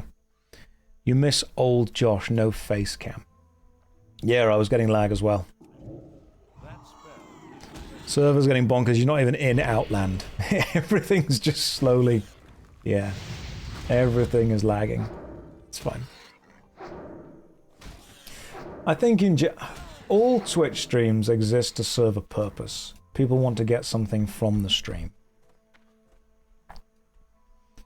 Question is, what do you want from a stream? If you want someone that's going to scream, that's going to overreact, that's going to insult, that's going to try and attack people's, personalities, ideologies, that already exists. You can go and find those. They're not rare. And so many kids in schools or colleges today model themselves off wanting to be that because they just see the big numbers. It does sadden me how many students or kids I used to speak to when I was working in education who just model themselves off the loudest, the boldest, the most brash, because they are the people they see the most. They're the people that get the most airtime. And they're the people they see with the big, fast cars. They're the people they see with... Choose something. Yeah, they see with the cars, they see with the attractive models. They're the people they see with the power, the influence, the mansions in LA. It's all rented. It's mostly rented. You can go and rent. In fact, the university that I went to had the fuselage of a private plane in the university because the university had an air hospitality course where you could train to be a flight crew. And streamers and content creators used to rent out the fuselage of the plane in order to take pictures in the plane, as if they had booked a private ticket. You can pay... There is a private jet that is grounded in LA, in California. They're all over the place. And you pay for a photo shoot day to look like you're boarding a private jet. And then to sit in the private jet, and then to take pictures. If you go and look at almost any streamer, or any content creator, or influencer who brags about having a private jet, or taking a private jet anywhere, just check that they aren't all sitting in exactly the same jet. And then there are houses that you can rent by the hour on Airbnb, or on any kind of, booking.com, to go and take photos in. Massive mansions, some are in LA, some are in China, some are in different places. You can rent them. And the question is, why would someone do this? That's really sad. Well, it's because it's all about influence. It's all about, vision. It's all about view. We call it optics. The Lamborghinis, the Rolls Royces, they're all rented. So we call it optics. And I've had this conversation a couple of times with quite a few people. Imagine a content creator. I'm revealing the secrets here of how some of these things work. Imagine a content creator. Imagine there's a big event going on, and that content creator is asked if they want to do a panel at the event or perform at the event. Normally, those events aren't paid. Normally, the content creator will spend their own money to travel to the event, to book a hotel for the event, to, feed themselves during the event. They'll do the panel, they'll do the stage show, they'll do the event, they'll do whatever it is, and then they'll head back. Now, their payment for that is optics. People tend to say exposure, but it's not just exposure because people already know who they are. It's optics.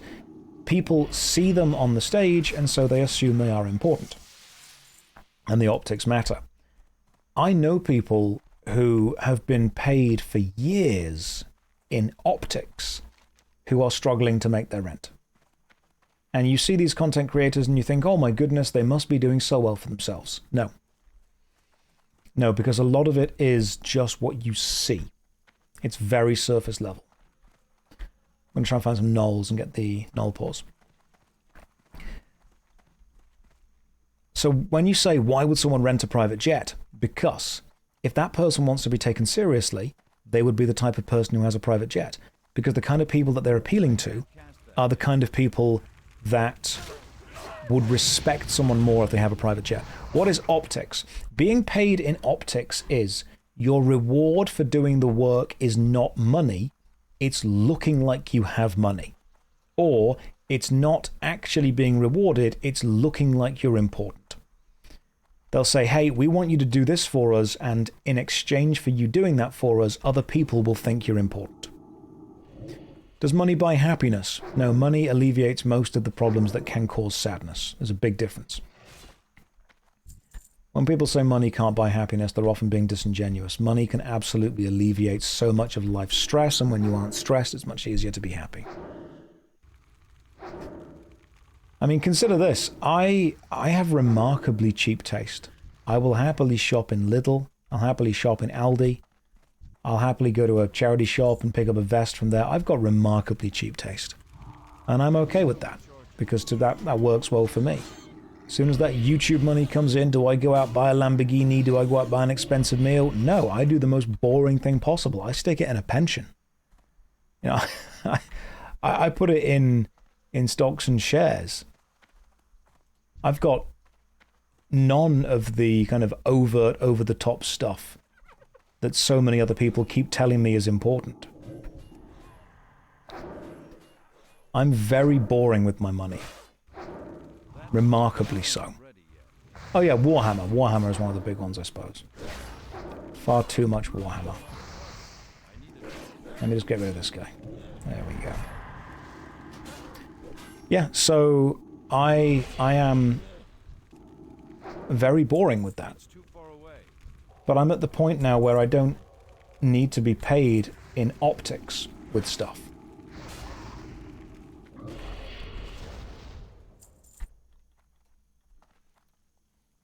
But do I treat myself from time to time? Oh god, yeah, I've got a pile of Imperial Guard I haven't painted yet. I give myself a little treat. You know, sometimes I get one of the nice little apple pies at McDonald's. You know, all that jazz. It's a nice little thing to do.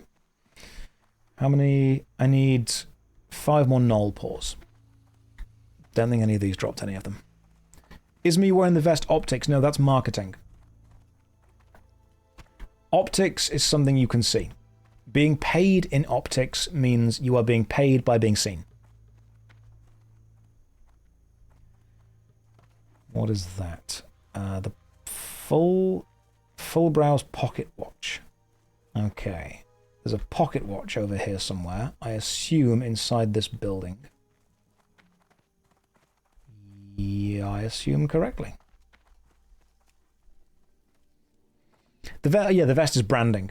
That's the best way to look at that. The vest is absolutely branding. We are doing quite a lot of quests. I'd say we're making some decent progress. Null pause this way. I think oh yeah, Gortusk is needed as well.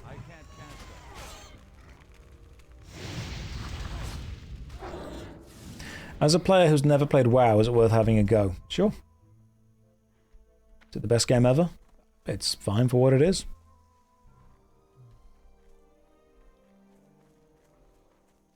Oh. WoW is a great game to do while you're doing something else. That's one of the best things about it. Amazing game to do while you're doing something else. You probably have been asked this, but have you tried Project Gorgon? No, not yet. I'm aware of it. I know what it is. I haven't tried it yet.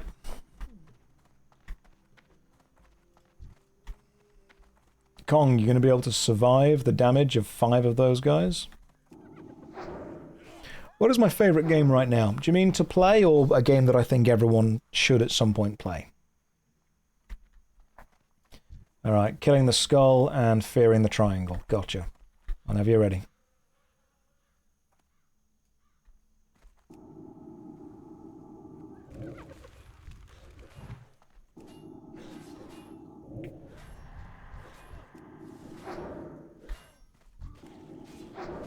That's still recharging. That spell isn't ready. There we go. Triangle's back up. Am I questing or grinding? Kind of both. Yeah, definitely kind of both right now. We are grinding through the quests. Thankfully, Kongpaw is tanking remarkably well. And actually, my imp. My imp is tanking the other one. That's fantastic. Go on, imp.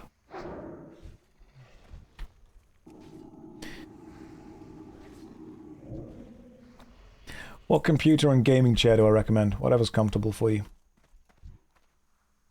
Personally, I'm using the... I think it's the Noble Chair's Warhammer chair, which they got me, which is really cool. But if you want the actual answer for that, if you're going to be sitting on a chair for a hell of a long time, I would recommend a chair that is designed to be sat on for a hell of a long time. Any kind of decent back support chair. Ooh, a leather vest.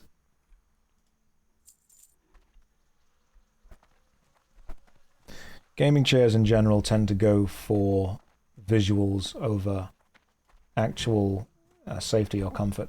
So if you're going to get a gaming chair, that's fine. But if you're going to sit there for a long time, sit in a chair and make sure it is a chair that focuses on comfort first and visuals second.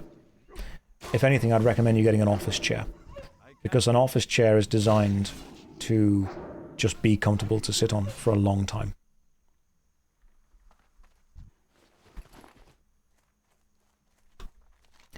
Need to head this way to hand in the Forgotten Heirloom quest and kill gore tusks as we go. Yeah, if you can find an office that's remodeling, then you can literally just say, hey, can I buy your chairs? It sounds silly, but it works. Do you also know Ayla? No, I don't. We've probably had some interactions at some point somewhere, but I wouldn't say that I'm super familiar with their work. Gaming chairs are a lovely visual. They really are. They look nice, and some of them can be extremely comfortable. Some of them can add to the vibe of an office.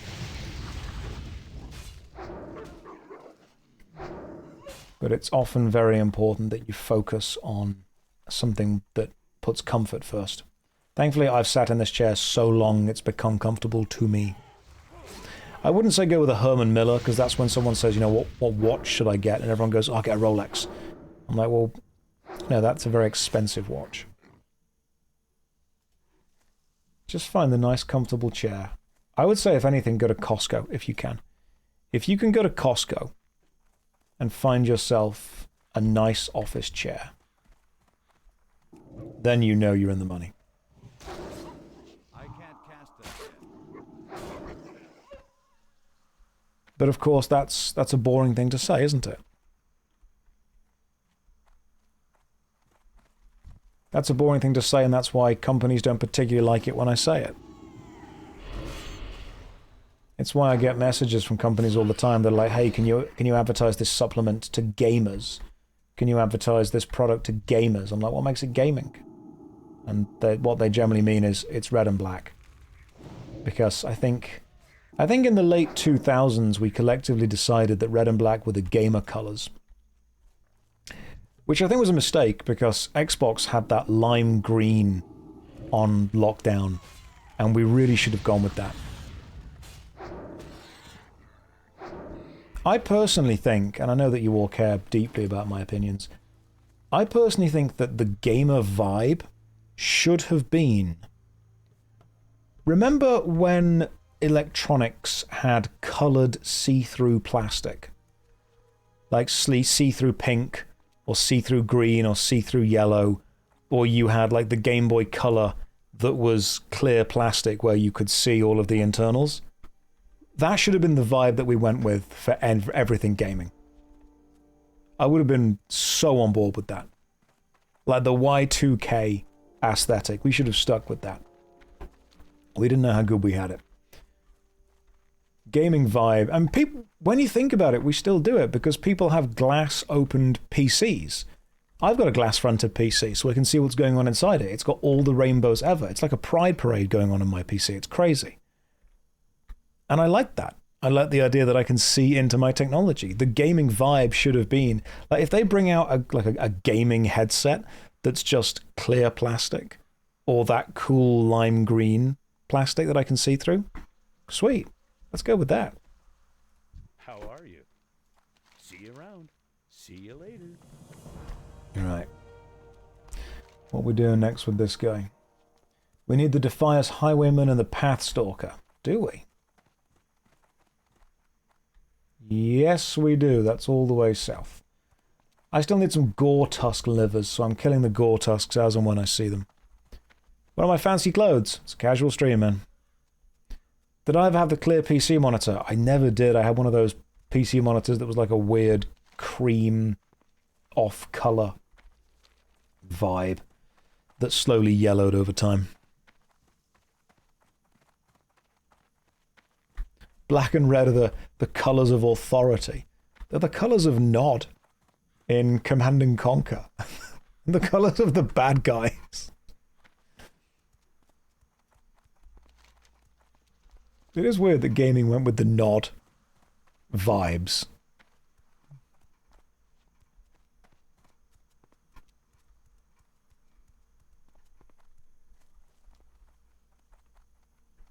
You got a secret lab chair, form was noble chair, Herman Miller was the most ergonomic. Yeah, totally agree with that, man. But again, they're bloody expensive. Have I played Warcraft 3? I have. It was years ago on an old Intel Pentium 2 laptop. But I have. Yeah, Razor's black and green, isn't it? Yeah, Razor have the black and green vibes going on. I will need to... Oh, thank you. Thank you very much, Mr. Mage. I love it when random people run past and just cast buffs onto you. That is one of the community aspects of this game. The fact you can buff other people is one of the best designs. The Intel Pentium 2. Don't you be throwing shade at the Pentium 2. There was nothing wrong with that. I like how one of my favorite kind of weird PC things. See you later. Oh, sweet. That's actually better armor. Have a good one. Well, there it is. Fantastic. We are slowly but surely actually gaining armor. Looking for something specific? Maybe sell some stuff to this guy.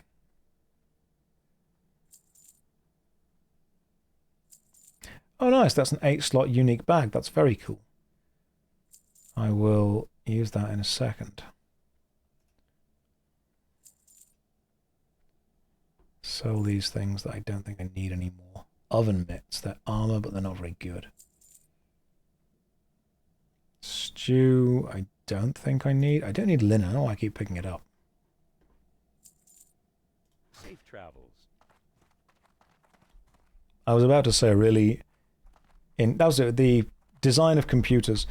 When old video games were being designed, they were often made for a single core on a PC. And the general consensus was that single cores will just keep getting better and better and better. So old video games were designed to run with the most powerful single core. And then when PC designers realized that actually the most efficient thing to do was just slap more cores down. So then you had 2 cores, 4 cores, 16, 32 cores. Old games couldn't take advantage of that and still ran off whatever the single core was. So even if you had 32 cores, you often couldn't take advantage of that. Let's go and kill the... Yeah, let's kill these flesh ripper things. And then you have the quad core idea. And the theory, of course, was that the game would just use more cores and distribute tasks within the game to different cores. And that didn't happen. It was, you had like 15 cores sat doing nothing and one core just working its absolute arse off, trying to hold up whatever game you were currently working on. It's why old games can sometimes still look bad or weak, even on modern systems, because they actually can't take advantage of the modern systems. Is this Thunderstrike? Yes. Yes, it is. I'm trying to find out if our server is down. It's laggy as hell. There were also some interesting old game problems. This was mostly on like the MS-DOS games that were tied to internal CPU clock speed. Because old games didn't think that the CPUs for PCs would get that much faster. So you would have a game designed to run at a speed based on the speed of the clock, and then as the internal clocks got faster, the game got faster. I've watched a couple of old videos of these, of mostly kind of point-and-click adventure games, like the Broken Sword games and the Dagger of Amun-Ra and King's Quest. King's Quest was a really interesting one for it. If you try and play King's Quest on modern systems, the speed that the game runs at, you can choose the kind of interior speed of the game, you know, slowest, slow, medium, fast, fastest. That speed is actually a relation to your CPU clock speed. So if you choose fastest and run it on a modern PC and you click to move across the screen, you'll do it in 1 frame. You don't even see the walking animation because the game is working out that your clock is so fast. You can just do that. So when you watch any old video, Ross Scott has this a lot when he does his game dungeon stuff. Whenever you watch an old PC game trying to be played, sometimes the hardest thing to do is work out how the hell to make it run at the right speed. I'll have to catch up with Ross Scott, see how he's doing. Not spoken to him in a while.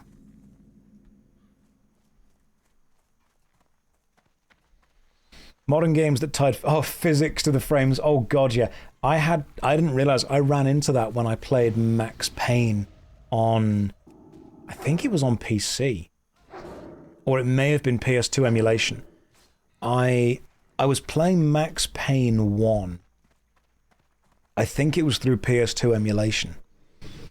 And whenever I did the jump dive, I always... Oh, thank you. I always just immediately fell down and died. Oh, well, I didn't die, but I hit the floor and took some damage. And I realized that the emulator wasn't emulating the gravity in the game correctly.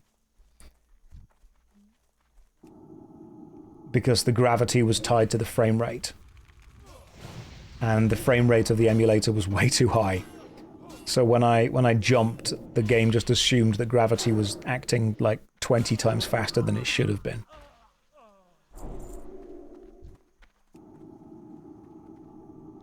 Probably a good idea to sip some water. But you are correct. Hang on. I can try and fear this guy for a second. It gives you a moment to sit down and relax at least. There we go. Sometimes a high frame rate's not a good thing. Frame rate is, like anything else, a mechanical choice within the game. It's a stylistic choice.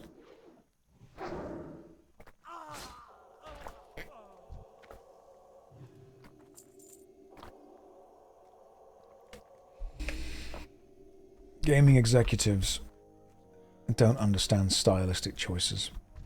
They think there is an objectively best choice. They think more frames are always better. They think realistic graphics are always better. They think battle passes are always better. Frame rate is, like anything, a stylistic choice. It's something that you as a creative are in control of. There's a reason that I believe, I mean, you can double check this, but I think I stream in 24 frames a second. And the reason I do that, you probably look at this and think, wow, that looks different, looks less smooth than other streamers look. 24 frames a second is Hollywood standard film frame rate. And I personally find that is the most enjoyable frame rate for me to watch.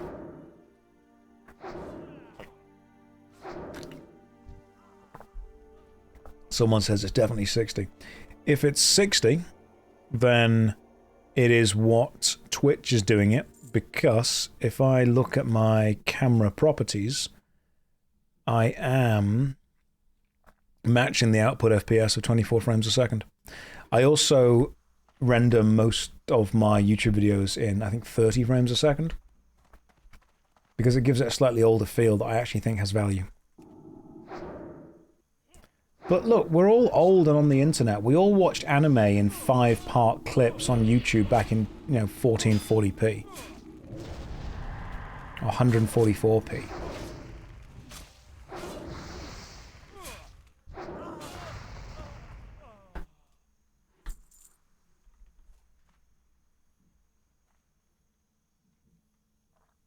How many others immediately went to Twitch to check? It probably does. Frame rate is, like anything, a stylistic choice. Depends if you're watching or if you're interacting. Yes. Yes, that does matter. There's a thing in TV, film and TV, that we actually call the soap opera effect. Have you ever watched a soap opera? That is Bandit Braces of the Wolf, Agility and Spirit. I'll read that, but I don't need it. Oh, thank you.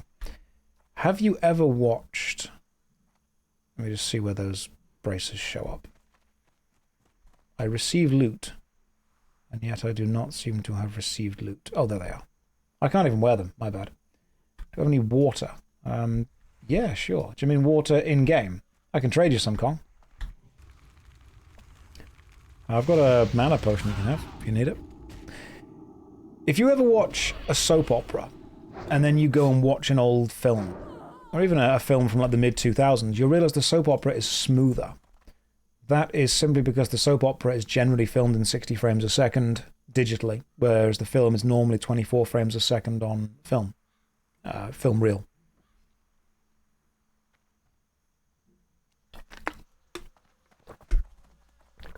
And when you watch a Hollywood film that is presented to you in 60 frames a second digitally filmed, it looks weird. If any of you... Do you remember the whole problem with The Hobbit? Remember the Hobbit film when that came out? And everyone was like, this looks cheap. It wasn't because it was cheap. It was because suddenly you were being forced to experience cinema through... Yeah, let's not do this. Too many. You're being forced to experience cinema through the lens of what is effectively... Oh, hang on. Let's kill this guy first, and let's fear the other one. What is TV? Yeah, higher frame rate was unusual. Soap opera speed. What you may also notice is as... Let's loot this guy quickly. As cameras get more and more high definition, films look more and more real, which makes them look less and less like films.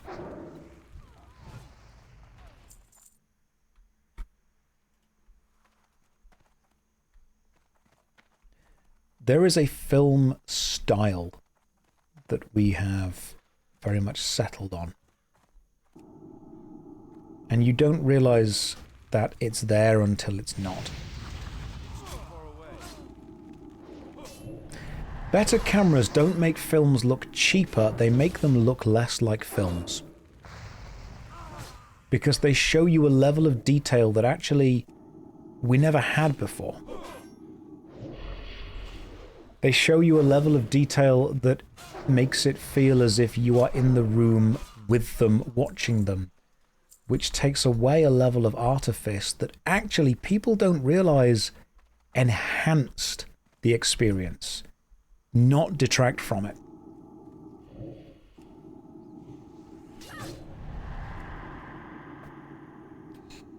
I need to get closer.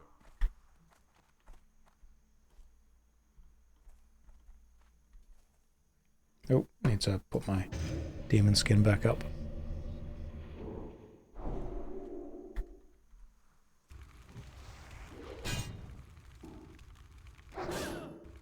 Watching Star Trek TNG Blu-ray is fun. You can see all the broken and poorly made sets.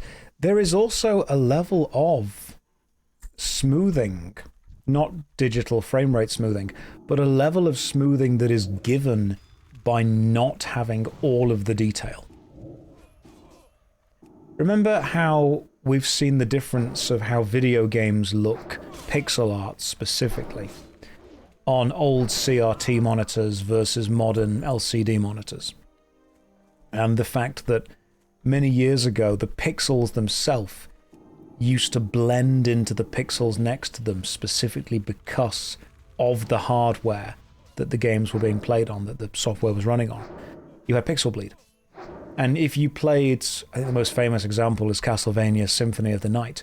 If you go and have a look at Dracula's character, the sprite in the chat box, there is one bright red pixel that is used for Dracula's eye. Now, on a modern monitor, that pixel does not bleed over and therefore actually looks kind of out of place.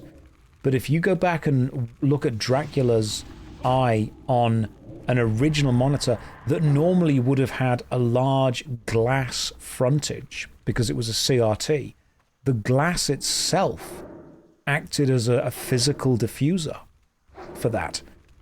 So I think older games, when people say pixel art, I think modern indie developers sometimes mistake what pixel art actually is. Because pixel art doesn't just mean making a picture using pixels. It sometimes means combining pixels in such a way that you enhance both the digital and the physical medium that your art is presented through to make it look as beautiful as possible. I mean, you can play emulated games with a CRT filter. They're not perfect, but you can definitely do it.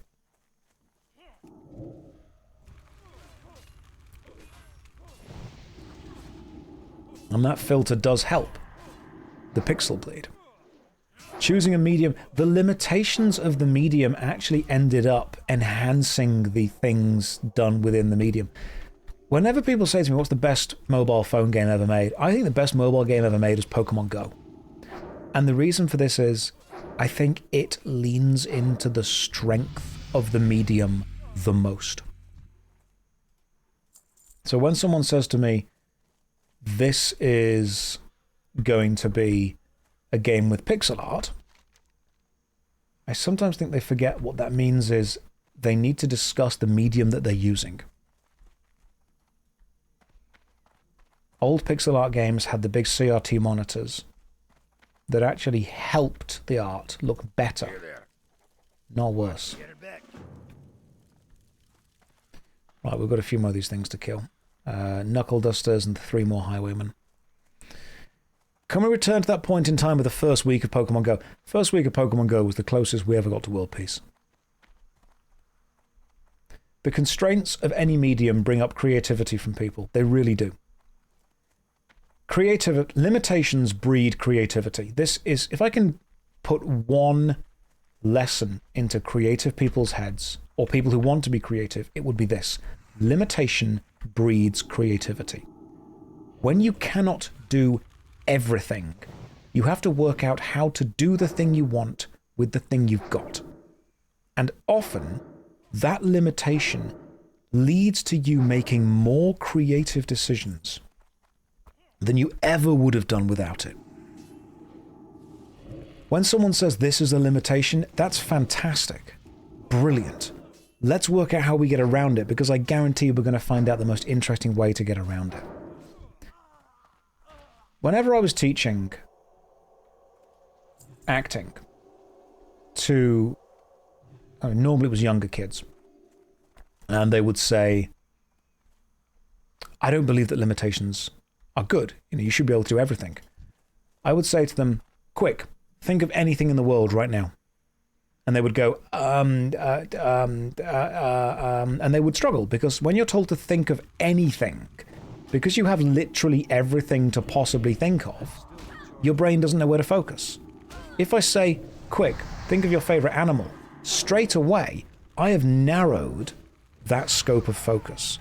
I have very much narrowed it. If I say, hey, think of your favorite type of car, suddenly that's narrowed the scope of focus. What I've actually done is I've put a limitation on them. I've said, hey, think of, here's the limitation. And that makes it so much easier for people to think of one, because you are narrowing the scope that they have to focus on. So when you have absolutely all possibilities ever, it's very difficult to narrow it down to one or two. When you can't do everything, you sometimes need to work out a way to do what you want to do with what you've got. Now here's an example. I love using this example. Thank you very much for the raids, by the way, guys. Welcome to the chat. This is a much more chilled out, relaxed stream. We're talking about philosophy, education, general stuff. You know how it goes. I need one more Defias Highwayman. Any of you guys seen Deadpool? I think the first Deadpool film is great. You know, at the very end of the first Deadpool film, they have a shootout. No, they don't have a shootout. They have a fight, don't they? And there's a scene where Deadpool is going to go and get the guns from the taxi. And then there's a joke where they remember that they left the guns in the taxi. And then he goes, right, maximum effort. And then they go and have like a melee style fight. But the joke is they left the guns in the taxi. That was done because they couldn't afford a shootout.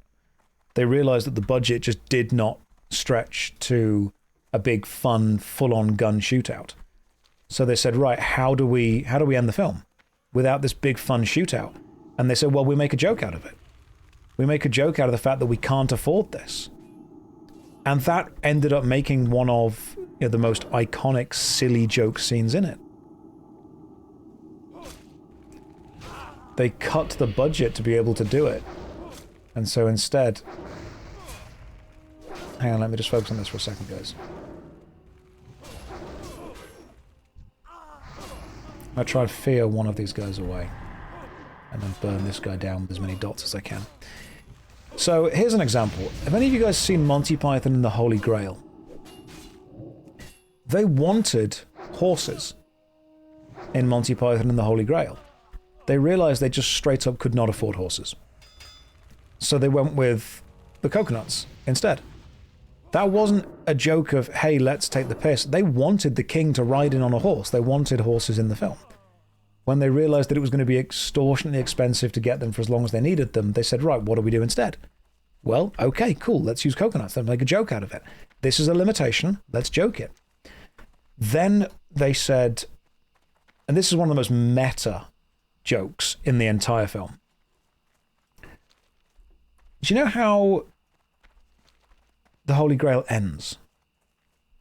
Have you guys seen the end of the Holy Grail?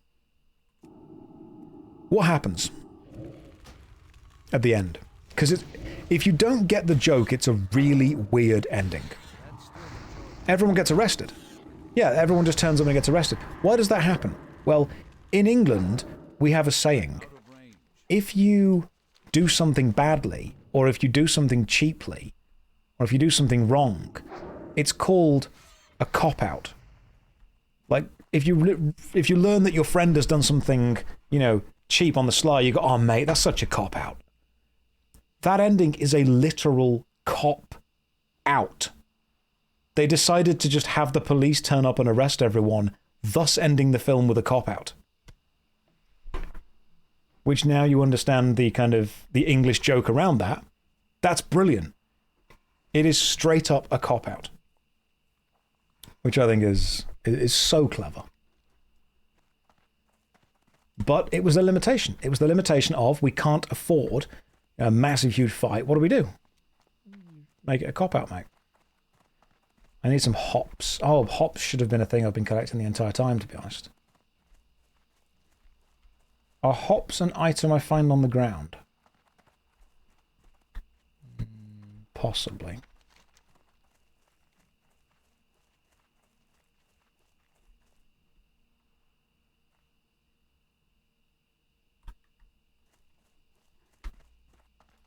No, it was the Reapers that dropped the hops, wasn't it? I've got a quest I can hand in at Sentinel Hill. I'm going to go and hand that in now. Hops come from the Scarecrow mobs. Thank you. I'll go and do what I can with those. I don't mind killing the Scarecrow mobs. As long as I can do one at a time. Scarecrow mobs are really fun. I like those guys. So yeah, Monty Python and Holy Grail, cop-out. Snake.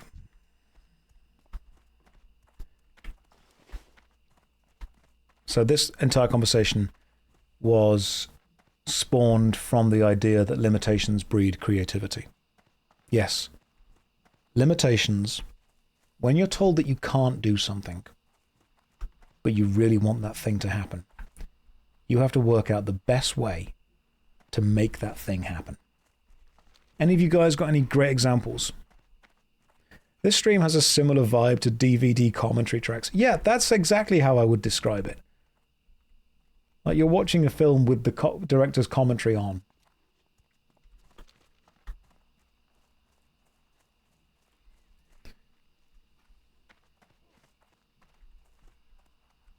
Any of you guys seen the film Clerks? Remember the film Clerks? Set in a shop? In the film Clerks, the curtains of that shop are always closed. The reason for this is they rented an actual shop in order to film in, but they could only afford to rent the shop at night when the shop wasn't otherwise trading. So that's why they decided to lean into the idea of it always being dark in the shop. Which I think is great. It made it better. If you go back and watch the film, you'll realize they never open the windows or the curtains.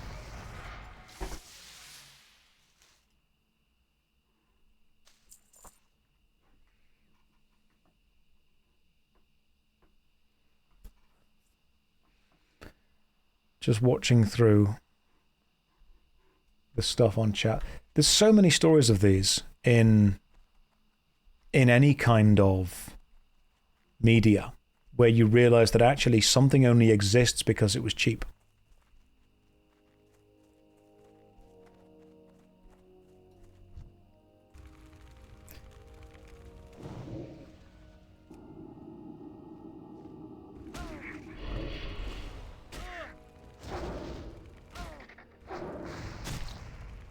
Yeah, we've already talked about the cop-out in Monty Python and the Holy Grail, one of the best ways to do it.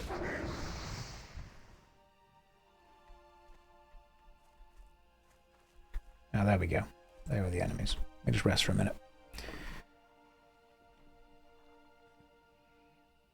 But if you realize you can't do something, you very much have to work out how the hell you're going to get what you've got to work.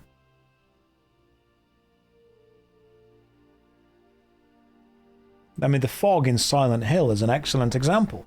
They wanted to render the entire city in one go, but the PlayStation 1 couldn't handle it, so to hide the pop-in and the loading distance, they just put fog there, which became iconic.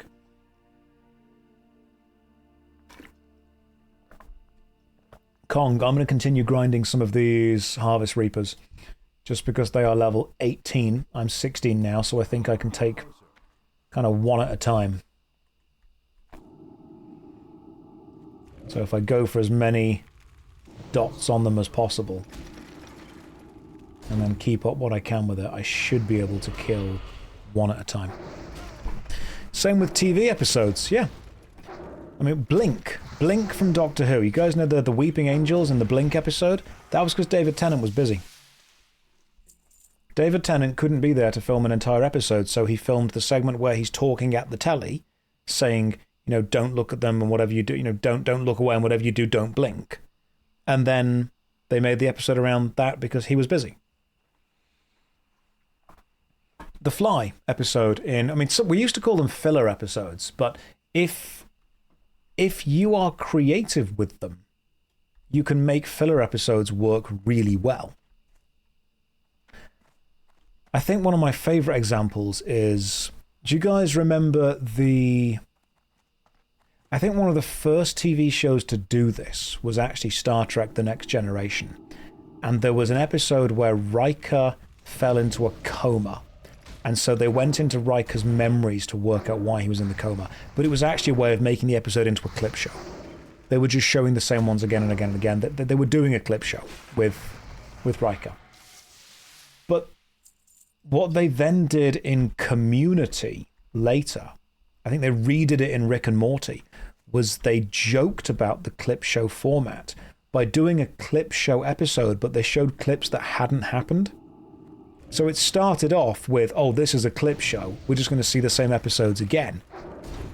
But then they started showing you episodes that you had never seen, and you were like, this isn't a clip show, you're showing me new content in the format of a clip show, which is excellent.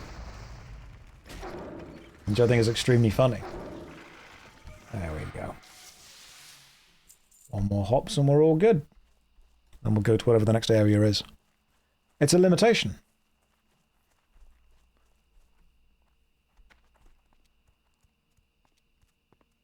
I think one of the limitations is this is why I very much like these kind of films, the single room indie film. Yes, I am enjoying Classic a lot. It was a play on a limitation. It was a meta joke about it. I mentioned this yesterday, I love high concept, low budget sci-fi.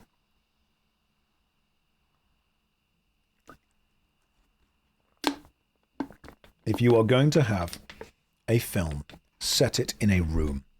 You guys seen the trailer for Exit 8, the film? Or if you've played Exit 8, the game?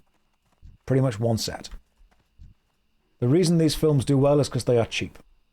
They are very cheap to make. They are usually one set. It's too far away. Have I seen Iron Lung? Would be another great example of it. Iron Lung is, I haven't seen the whole film yet, but from what I've heard, pretty much takes place in one set. I also like the film The Platform a lot, and I like the film Cube.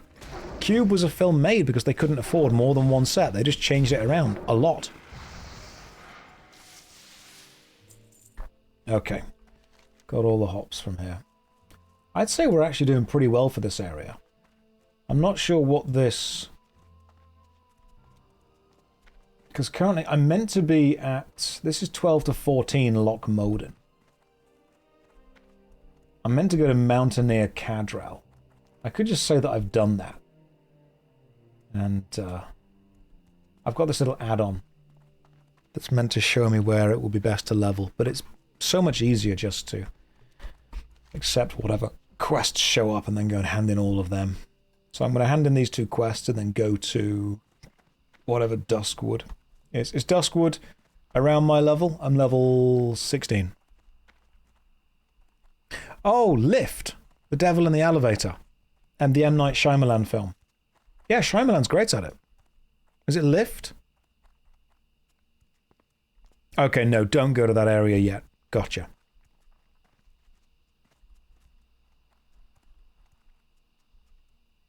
Red Ridge. Okay, cool. We'll go to Red Ridge next. Thank you for saving me. I appreciate that. And Kongpor is saying go to Dark Shore. I will have a look into Dark Shore. Is that far away from where we are? I mean, I can continue grinding here for a bit if I'm going to get quests still. I might try and get the Captain Sanders hidden treasure. I know that the rare drop quests... Oh, it's called Devil. It is called Devil, isn't it? That's the one. I thought it was called Lift. You are right, it's called Devil. I'll probably continue trying to do all of the basic quests around here. What can I do for you? I like being able to finish as much as I can in one zone before I head on to the next zone. I know that it's not always efficient to do that. Is this hardcore? Nope. This is nice, good old-fashioned, regular. It's leather, so I can't equip that, so I can sell it. Good old-fashioned... Saw! Saw is an excellent example of high concept, low budget. People might say that, oh, it's not high concept. It is. It is for what it is. We're going to hand in some gore tusk liver pie. Did I catch the Deadmines courier? I saw a courier earlier, but I didn't attack them because I didn't have any reason to. There's meant to be a courier in the zone somewhere, though, isn't there? I saw a French movie called Oxygen, which I also think is fantastic. I want to try some Souls-like games for the first time. Any recommendations? Elden Ring or Too Massive for the first time? If you can, I would recommend either Dark Souls 3, if you're playing on PC, or if you got it on PlayStation, Bloodborne. If you can start with Dark Souls 3 or Bloodborne, I think you'll have a better time. Elden Ring is great, but it's too big. I think Elden Ring is the best game that you should play once. You're welcome to disagree with me because Elden Ring obviously has a huge amount of stuff to it, but I think Elden Ring is really fun, and then when you go and try and replay it, you realize just how massive Elden Ring is. Safe travels. See you around. And you realize that actually it's very difficult to go back and replay it again. Yeah, it's huge. It can feel aimless to a lot of people, it can. I was trying to explain this to someone yesterday when they were asking why I was using the Questy add-on to effectively guide me to where I need to go to. And I explained because, from their point of view, I wasn't having the classic experience because I was, cheating myself on guidance. I think the gameplay should be difficult, but the game should not be difficult to play. If that makes sense to people. I don't mind the challenge within a game being hard. I like it when a game is difficult. What I don't like is when the difficulty in playing the game is getting to the challenge of the game.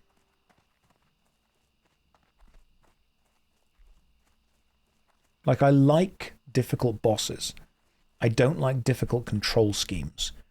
I like complex and engaging narratives. I don't like hiding the narrative behind a huge amount of convoluted effort to get to it. I like it when the game is providing me with a difficult experience because it's been designed that way, compared to I can't find the experience of the game because it's been designed badly. To me, that's the difference.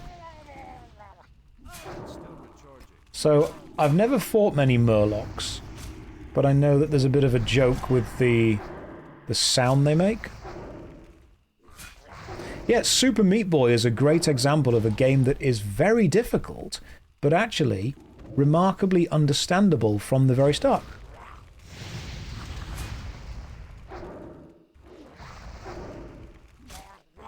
Tedium and challenge are different concepts. They very much are. So, what drops the Murloc Raider? Drops the thing that I need. Question is, can I get what I need from a Murloc Raider? Right.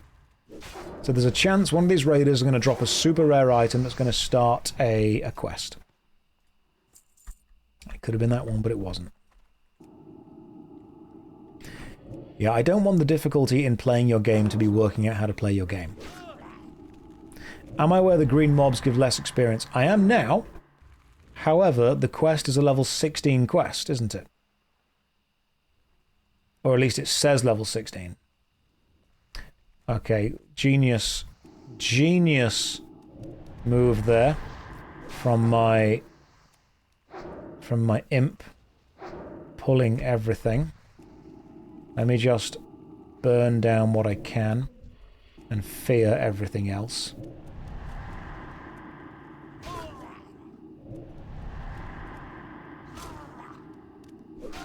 This is not going well.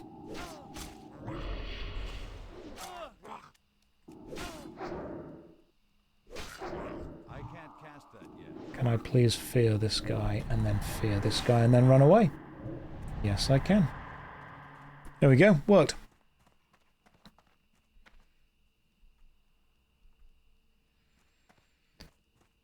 You're back from dinner. You can continue. Thanks, Dane. Appreciate it.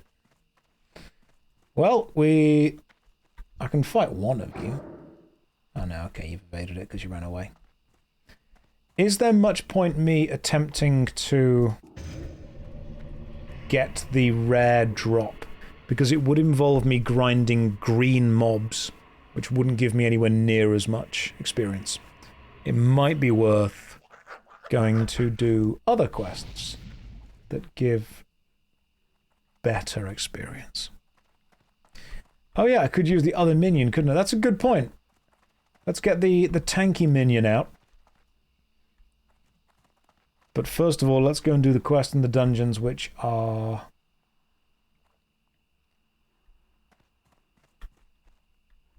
Just looking what's on this. What's on this map? 22 dungeon, the unsent letter, meeting stone, the dead mines. Don't think I've quite unlocked the dead mines yet. I think what I could probably do... Where's the next kind of area that I should be aiming toward? I think it's over there, because that's like a level 19 and 20 quest, so if I can find some enemies over there. Depends if you want efficiency or to immerse yourself. Kind of both. I'm happy to carry on grinding this area. This area is fine for me still. Just not the level 10 mobs, because there's no point now.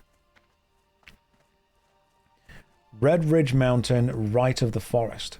Right of Elwyn Forest, over there, Red Ridge Mountain. Yeah, we can do that. Okay, let's head to Red Ridge Mountain then, after I've killed this thing here. Josh isn't wearing a vest and playing WoW, is he okay? Have you noticed how many people have come in and said that? Yes, I'm fine. Sometimes it's nice to just sit and play a video game for the fun of playing a video game, while also hanging out with people who like that game. Where's that done? That's in... So my Hearthstone is bound to Ironforge. Right, let's go back. Let's run back through Elwyn Forest. And then let's run to Red Ridge, which is to the east of Elwyn Forest. You aren't allowed to have fun. Did you get the memo? Sorry.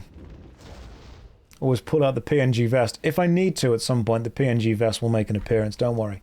That's always just locked and loaded in the back pocket just in case. Sometimes zones want you to go elsewhere for a bit, then we go back to the Westfall for higher levels. Yeah, potentially. I like the fact that the world does feel slightly more open. Kongpor is like Darkshore. I'm going to do Red Ridge. I want to see what it's like. These environments have aged so well because of the style choices that have been made. This is a style game. Just make a cozy hoodie vest for chill streams. Like a little vest made out of wool that I can just pull a little hood over. That'd be great. That'd be cute. We could go for that. I'm just wearing a black t-shirt under this, guys. Sorry. Sorry to ruin the illusion. It's just a black t-shirt. 1440 quality is disabled. Does anyone know why? You don't deserve it. You've just not earned it. I was thinking about what you do and don't deserve on stream, and 1440 was too many pixels. 720, I think, is the right amount of pixels. The human eye actually can't see more than 720 things at a time. Don't check that, but do believe me. Right, we're going to Red Ridge. I've probably got a load of stuff on me that I still need to turn in at some point. Like, I've got all these quests that I've not done.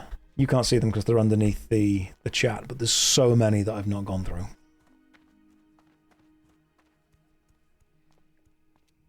I can probably minus most of them. Like, I should hand in some of them. What's the quest in Elwyn Forest that I've not done? I could probably go and do that now I'm slightly higher level. It's a level 10 quest, but I mean, it gets it off the quest list at least. I don't mean to backseat game, but you could go into escape, options, action bars, and give yourself bank space and sort your spells. I could do that. I'm not going to, but I could. I will at some point. I will do that as part of the process. The reason I don't do it now is because I'm kind of pushing back against the start of any MMORPG I play being told that the first thing I need to do is set the game up to be played properly. When I'm thinking, I'm just going to experience the gameplay and the story and the mechanics and the general vibe. And if I enjoy that, then I'll go through and set things up in a way that I can play it properly. Right now, this bar down here is doing fine. I know that it's not going to be everything I need if I start doing dungeons and raids, but right now, it's doing okay. I think I pushed back against it with RuneScape, and the RuneScape thing that annoyed me was as soon as you start playing RuneScape 3, or modern RuneScape, people say the first thing you want to do is spend 20 minutes setting up your hotbar. I'm like, I've never even played the game. Why am I going to spend 20 minutes setting up the hotbar to do this? Oh my goodness, these used to be so difficult. Now they die so quickly. Have fun with Classic. Thank you very much, man. I'm enjoying it so far.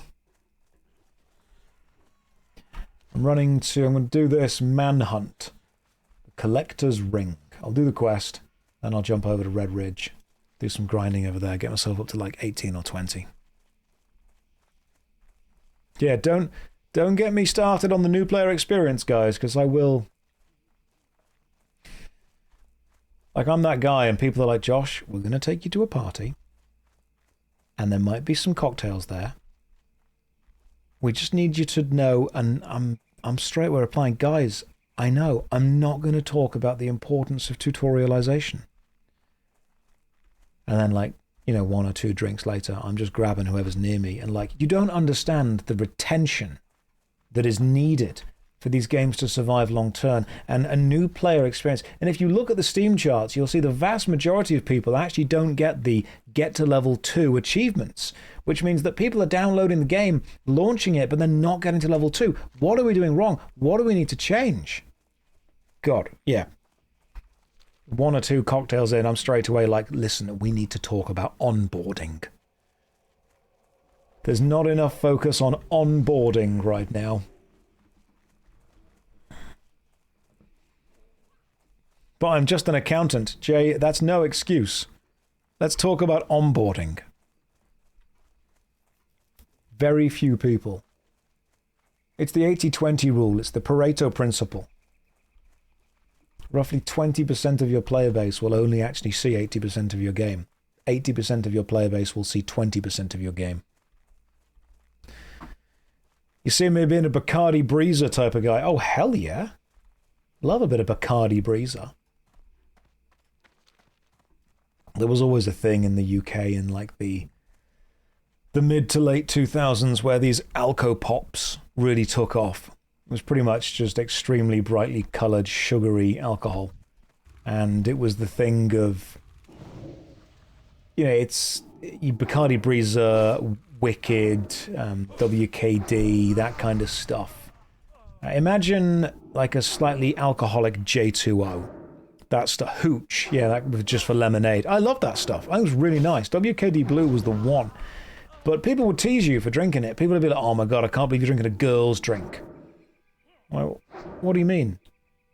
It's brightly coloured, sugary, and tastes lovely. This is great. What's wrong with that? Like it's a girl's drink. I mean, it's a girl's drink. What do you want about? I'm sorry, is a manly drink when the drink tastes horrible?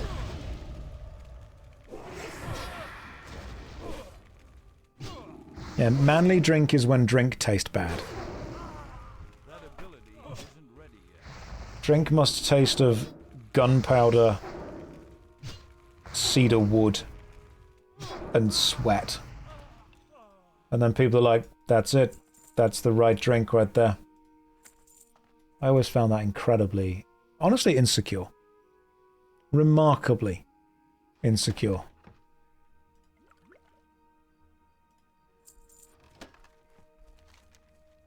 People who get insecure over what other people drink are really weird. Can't drink that. That's a girl's drink. It's not. It's just a drink. It's being marketed at women because they know they won't be embarrassed to buy it. A real man drinks this. A real man drinks whatever he wants to drink without annoying or bothering someone else based on their beverage choice. Oh, a real man does this. A real man respects and supports other people's decisions to do what they want based on their own personal preferences. Oh, thank you, Vi. Welcome to the stream. That's very kind of you. This stream was a much more chilled out, relaxed, genuine, I suppose less performative element of stream. We're still going to have that on... Timo Sham just whispers, mana pots are a girl's drink. We only drink straight milk in this house to get our mana back. You can taste the testosterone in the Bud Light. Yeah. I'll tell you what, I used to work at a gift and gadget shop called Menkind. And if you're from the UK, you know the shop. It's the same shop as Red 5, and it's the same shop as Hawkins Bazaar. Now, I will say that my time working at Menkind was really fun. I met the CEO, seems like a nice guy. We went to all of the training days they put on for us. They cared about their staff. I felt genuinely very seen, very respected while I was working at Menkind. Very positive things to say about their company. So I'm not having to go at the company at all. But I would like to maybe put a message out there to the women, the girls currently viewing. Guys don't want whiskey stones for any holiday. I know that when you walk into a store and you ask the attendant, hey, what should I buy my boyfriend, husband, friend, work colleague? It's Christmas, birthday, and they go, whiskey stones. No. No, what they are selling you are small cubic bits of either stone or metal. And no one wants them. People that drink whiskey don't use them. And if they do, they've already got better versions of them. The hell is a whiskey stone? Google it. Basically, there was a thing a couple of years ago where a few of these gift and gadget shops realized that men, real men, like whiskey. People have said to me before, oh, Josh, I bet you're a whiskey guy. And what they generally mean is, I bet you live up to the stereotypical manly man style. No, whiskey makes me cough every time, no matter what I do. I'll take mead, because mead is smooth as anything. Literally smooth as honey. It is honey. But whiskey, that makes me cough because it's too spicy. But there was a thing where companies decided that all manly men drink whiskey. So they started selling whiskey stones. And whiskey stones are just cubic bits of rock or metal that you put in whiskey in order to cool it down without watering it down. It's meant to be effectively doing the same job as ice, but without watering your whiskey down. But you know, totally understandable. That's an interesting idea. I think anyone that is drinking whiskey that often to need a whiskey stone probably has some way to make ice and just drink the whiskey quickly enough that the ice doesn't melt. First image I got was of a beer glass in the shape. Brilliant. That'll work. That'll work as well. Thank you for the gifted sub. Remarkably kind of you. Although a slight amount of water added to whiskey is sometimes the best way to drink it. Although I'm not an expert on any kind of drink. I was at a bar years ago, and I got to the front of the queue, and the bartender said, like, you know, what would you like? And I thought this was probably a question I should have thought of the answer to before I got here. So I just looked at the first two things behind the bar and went, I'll have a gin and coke, please. And they kind of looked at me, they're like, that's not a thing. They were like, a gin and coke? I'm like, yes. I have said those words, and I have committed to this combination of drink now. Turns out, it's quite nice. Turns out, all alcohol is fine once mixed with some kind of mixer that overpowers the taste anyway. Oh, this gore tusk is very much killing me. I'm very dead. Thankfully, I can outrun it, so this is great. How's the level grind going? We're getting there. We are very slowly getting there. I'm going to run to whatever this place is over here and pick up my level 16 to 18 quests. We just hit level 16, so we're going to keep going. Who's online? Jess is level 8 still. Yeah, boars when they charge can definitely hurt you a lot.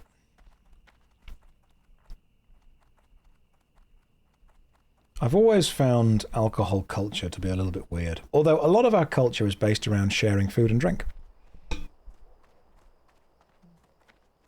A huge amount of culture is based around sharing food and drink. It is. Yeah, this is who you connect to, this is who you work with, this is who you drink with, this is who you eat with.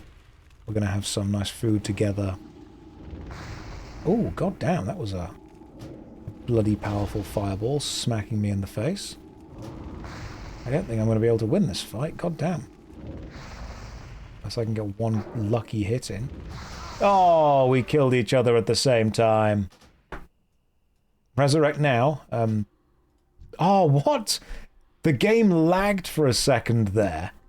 And I was actually a ghost right next to my corpse immediately. So I could have immediately clicked resurrect. You always disliked wine culture. Wine culture is just people that have lots of money pretending they know something about wine. There have been multiple blind tests done where people who know a lot about wine are asked what the best quality wine is, and they're given like super expensive wine and then Aldi or Lidl mid-range wine, and very often no one can tell the difference.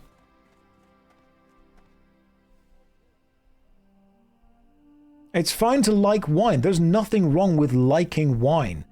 That's totally okay. I like white wine much more than red wine or rosé. That's just my personal favorite. But whenever I go to any kind of restaurant or bar and they're like, yes, I'd like a glass of white wine, please. And they're like, oh, sir, what wine would sir like? And I'm like, sir would like your finest bottle of whatever's cheapest. What can I do for you? Because it's going to taste, once I've, had 2 or 3 more of these cocktails, exactly the same as whatever your most expensive bottle of wine is. Yeah, people walk in. Yes, would sir like a glass of wine? Sir would like a glass of wine. What wine would sir like? Sir would like your 6-poundest glass of wine, please. That would be great. Yes, we've got a wine that was bottled 20 years ago, or a wine that was bottled 40 years ago, or a wine that was bottled 100 years ago. I'm like, I'll take one that was bottled yesterday. It's fresher. Safe travels. What can I do for you? Right, I'm going to go around and accept all these quests, then go and do them all, because that's just how this game works.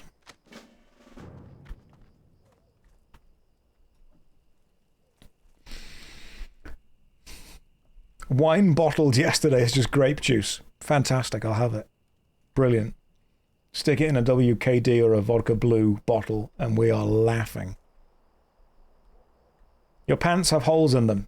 Yeah, that's for easy access. Hello. Have a good one.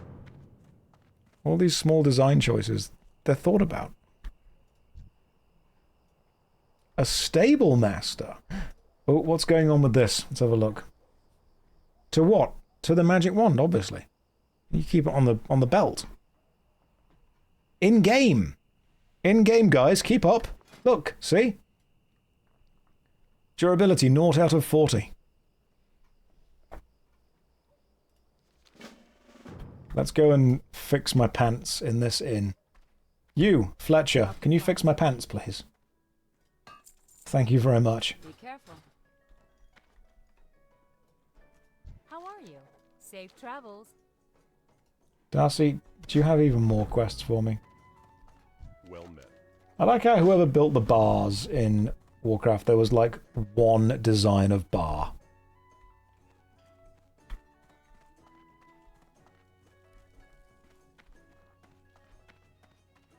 Have I ever tried making mead? No, but I do want to.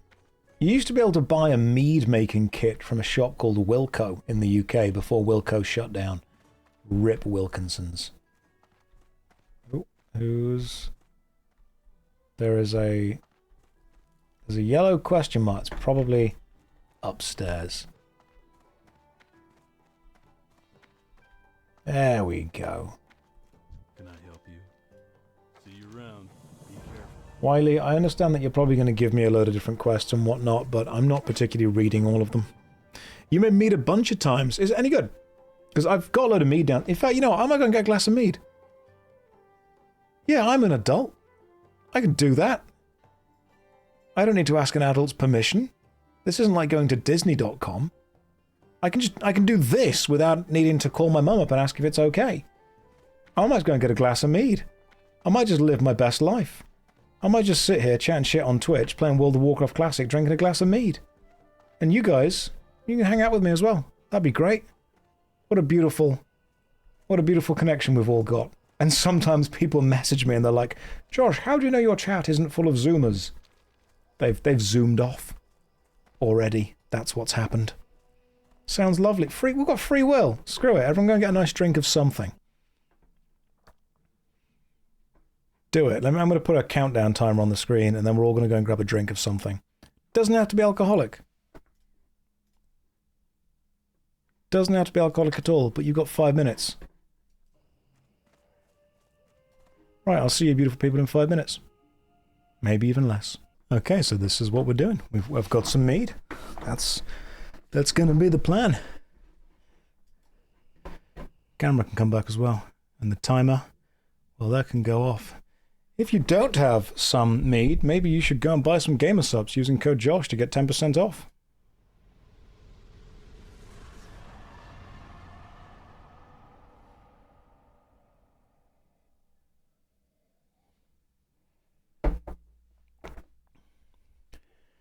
Did I run to the store? No, I've just got mead downstairs. Is it actually a good drink? Yes, Gamer Subs I like. It's one of the few kind of powdered energy drinks that I do like.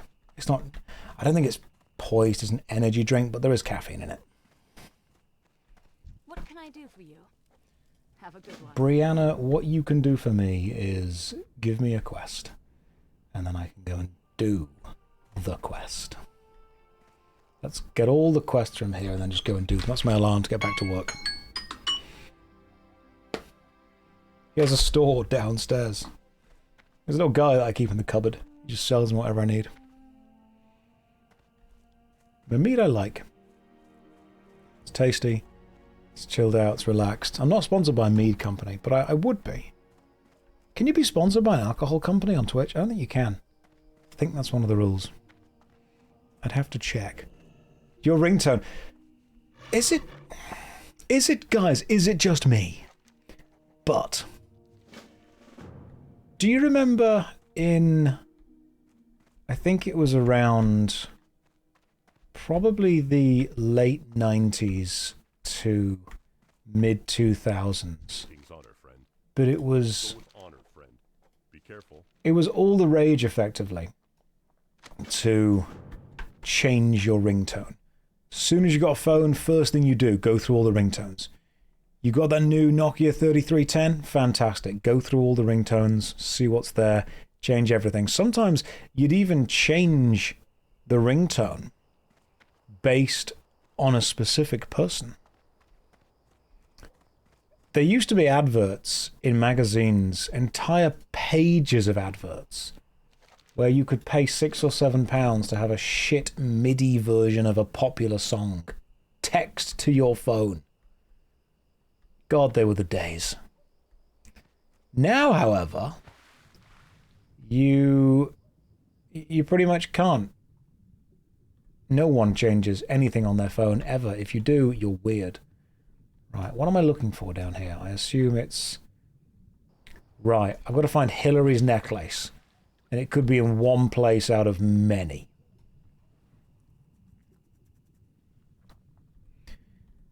Used to pay for RuneScape membership with your phone. Oh, that is classic. That is classic. Where is Hillary's necklace? Just out of curiosity. Is it going to sparkle?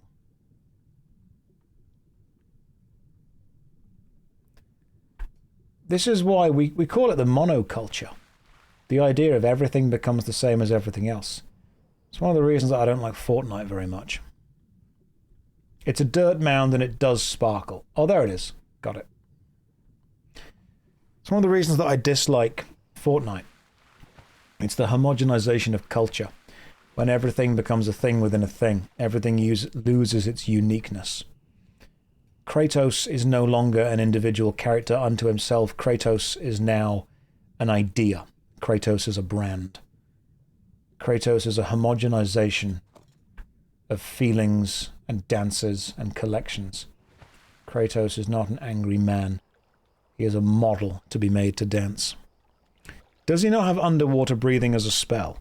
I mean, I'm a warlock, so no. Is that a mage spell? Kratos from Fortnite. Yeah. Thoughts on Ryan Hurst's Kratos? I don't have too many thoughts on too many things outside of what I know, so I'm not sure yet. Do you guys miss NFTs?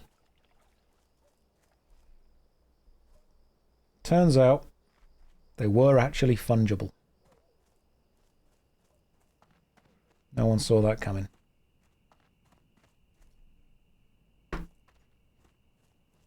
Remember the metaverse? Do you guys remember Web3 gaming? Amazingly, neither do the people trying to make Web3 gaming happen.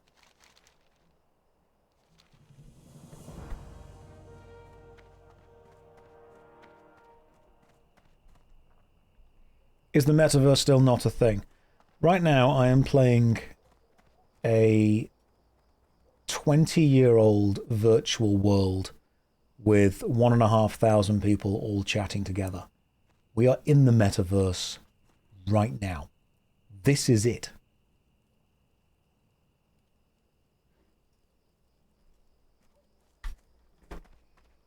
Let's go and try and do the 18 quests over here, if I can.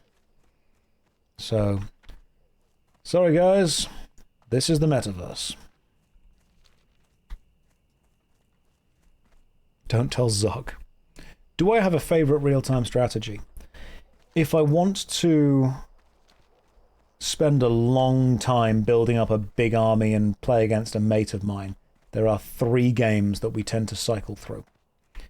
Age of Empires 2 or Age of Empires 4. I think 4 is honestly just as enjoyable.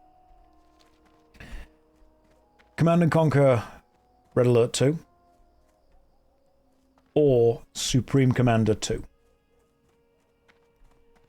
Now, I'm probably going to get some hate from people saying, oh, I can't believe you played Supreme Commander 2 over, you know, Supreme Commander 1. I think Supreme Commander 2 is honestly just more fun.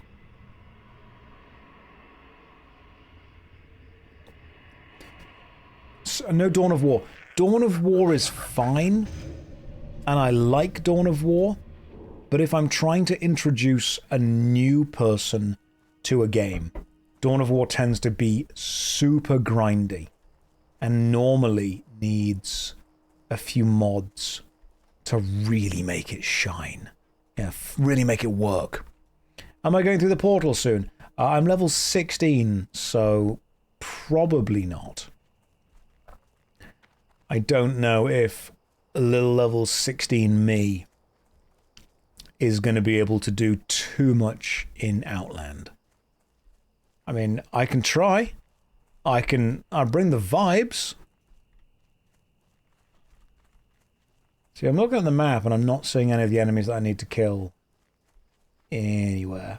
But we've got these guys. Let's go this way. But in all seriousness, I like playing... Has anyone played Supreme Commander 1 and 2? Supreme Commander 1 is a resource management game. Supreme Commander 2 is a war game. Big difference. Yeah, Subcom 1 is not beginner-friendly at all. It's not a bad game, but it is not beginner-friendly. Anywhere near.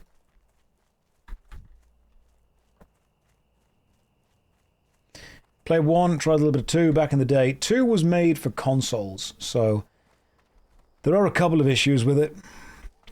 In so far as it dumbed down some of its design to make sure it was physically playable on consoles. Right, I've got to just kill these guys and not die. But it seems that there is somebody else also doing this. Oh, I've got 2 quests I can turn in. Cool. I didn't see those. I played Foxhole. No, but I get a lot of people messaging me about it. So I will at some point. For the Alliance. Be careful. Parker for the Alliance, my friend. Great gore tusk. Crisp spider meat.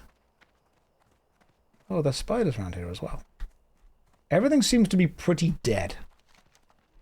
Like, I'm looking around here and seeing that it's all very dead stuff. And the only level 17 quest is this bit up here. And everything's already dead. Josh taking a bag from Blizzard, well deserved.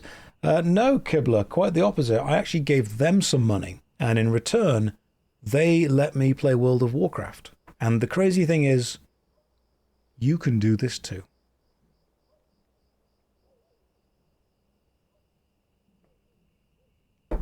If Blizzard turn around and go, oh wow, the pedantic English MMORPG streamer is playing our game. Maybe we should give him some money.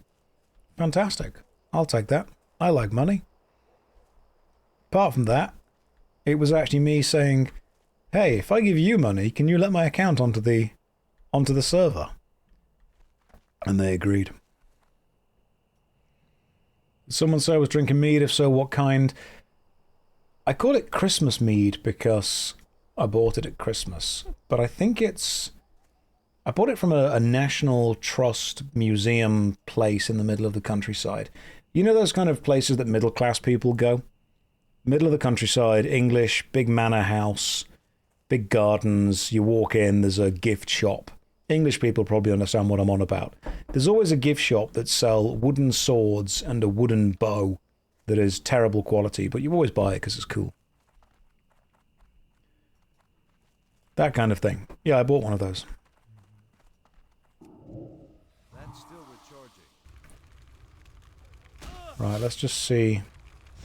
Can you fear a spider?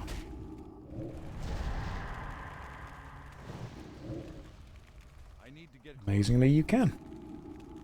Terrible and £15 each. Yeah. Yeah, that's how they worked.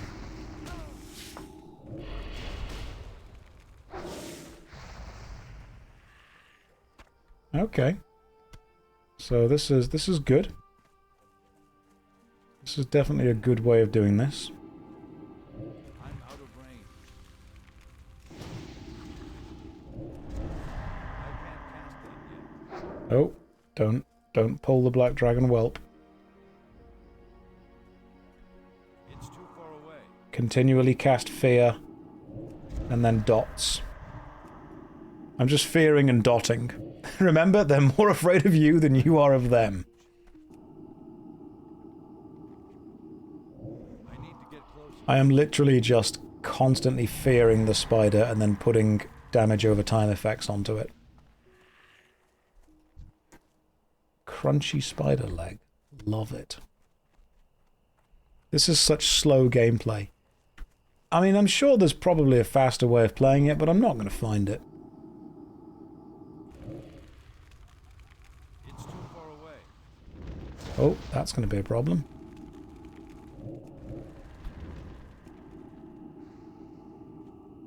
I'm out of range. Someone is casting something onto me, which I appreciate. I need to get closer.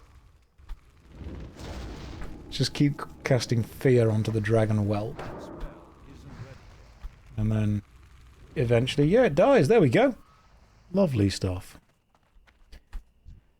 These streams are slower streams. They're just much more slow-paced, chilled-out, relaxed streams. That's what I wanted. That was exactly what I wanted from these streams. I wanted to sit back, play a game, have a chilled-out chat with you guys. Just feel the vibes.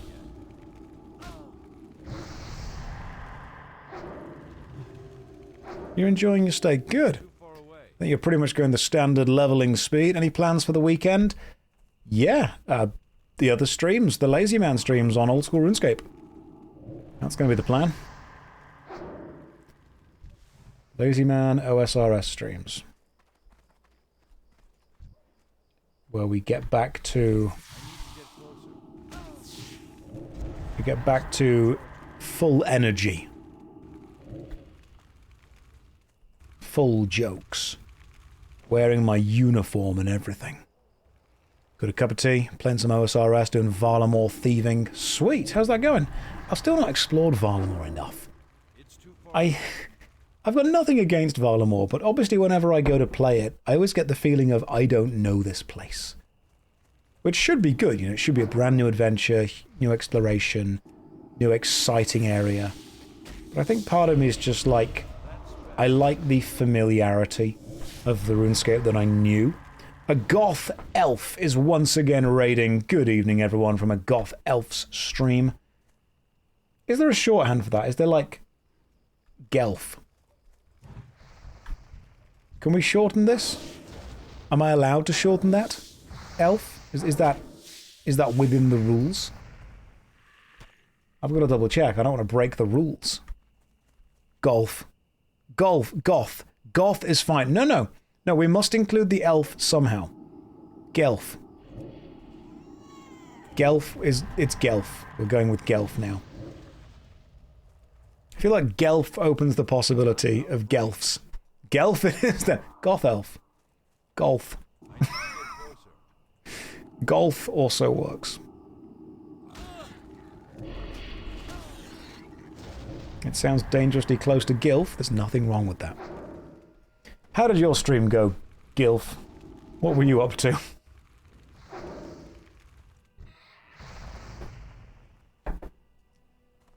And some more boar stuff. Let's go kill this tarantula. I'm close to leveling to 17. When can I do the dead mines? In fact, I can probably do that now. I would just need a party. Dungeons... Yeah, dead mines, 16 to 24. That's cool. It was great. Oh, more Dark Souls 2. Excellent. How is your Dark Souls 2 run going through? You're getting ready to move on to Bloodborne. Are you doing all of the... You're doing all the From Software kind of games? Doing all the Souls-likes?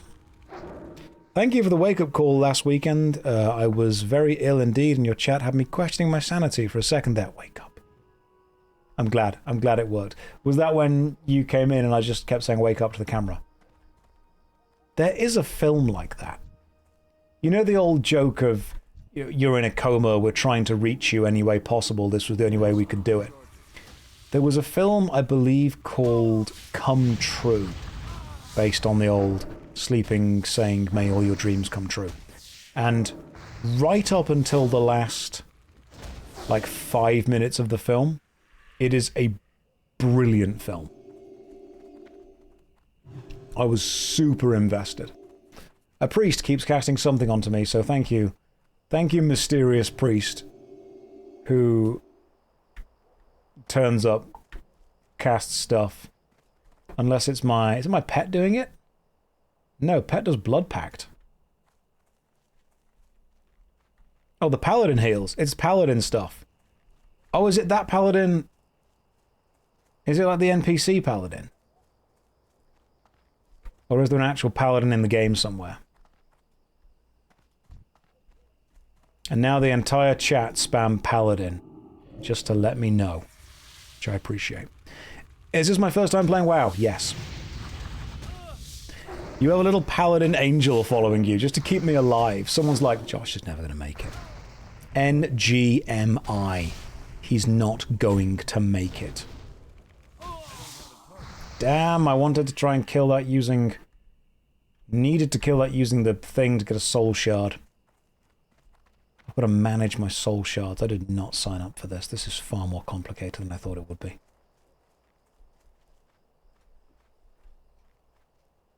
Warlock with a paladin pet. What made me choose classic over retail?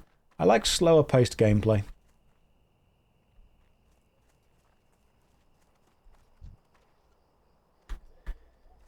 I like slow and meaningful progression and advancement. I chose retail a couple of years ago, logged in, got told I was a new recruit, spoke to 3 NPCs, suddenly got told I was the hero of Azeroth and had killed gods and would slayed people, and had an audience with the king. Spoke to the king thanked me for solving all the wars that I wasn't involved in, and then told me that I was the greatest thing since sliced bread and I couldn't wait to see what I did in this next problem. And I thought, none of that has happened. I'm not invested in any of this. Bye. If you start the game and immediately get told that you are the hero of Azeroth, I'm going to think, wow, Azeroth is pretty simple to save.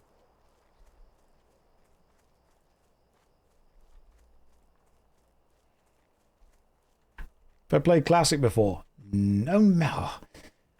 Like many, many, many years ago. For like an hour. This is the furthest I've ever been.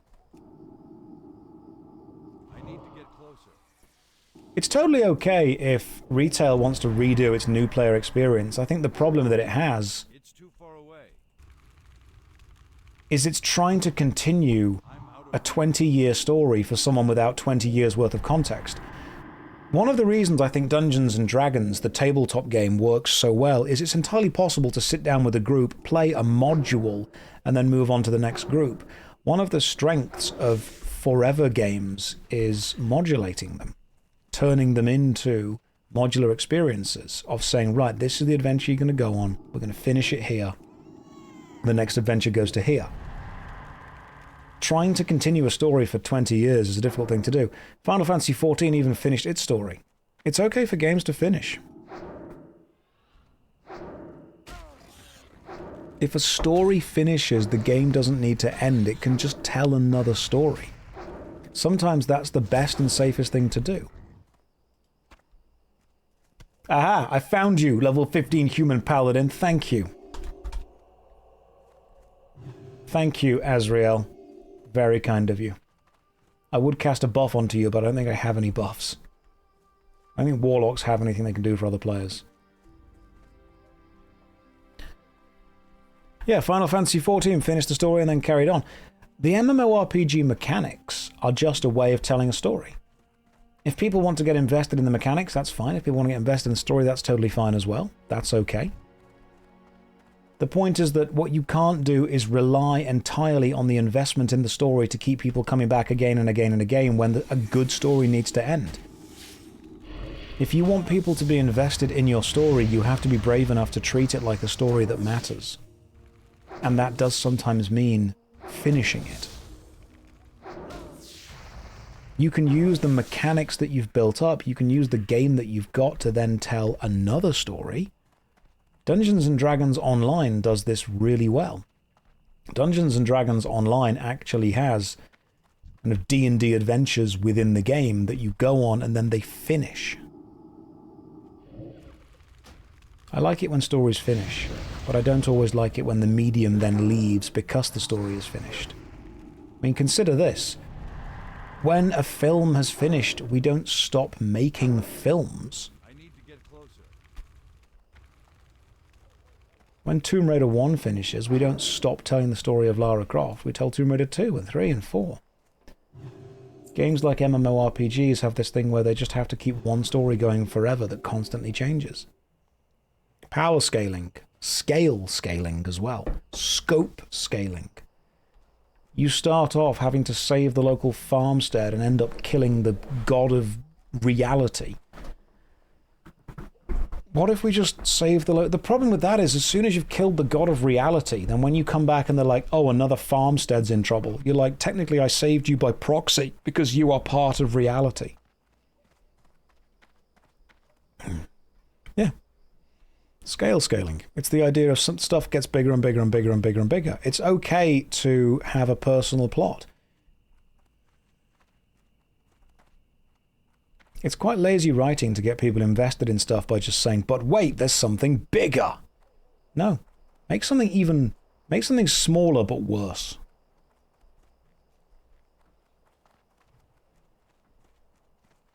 I also don't... This is just old man yells at cloud. I don't like multiverse stories. Because it means that the universe that you've got invested in and involved with is actually completely irrelevant in the grand scheme of things. It means that very little of the events that you've been focusing on and caring about exist anymore unto themselves. They are now simply part of something bigger and greater. I don't like that.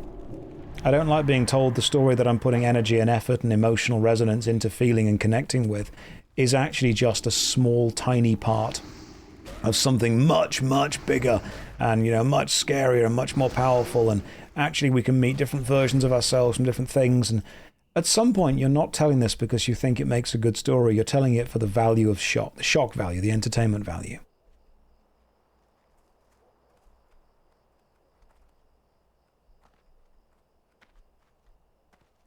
It's why one of my favourite stories is the story from the film Conan the Barbarian.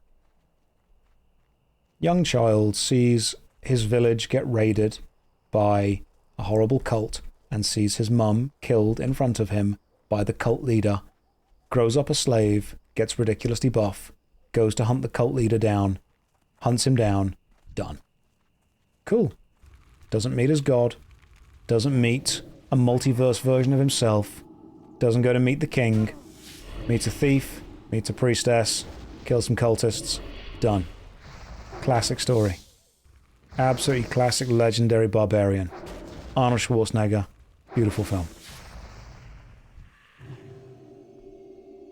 That was Conan the Barbarian.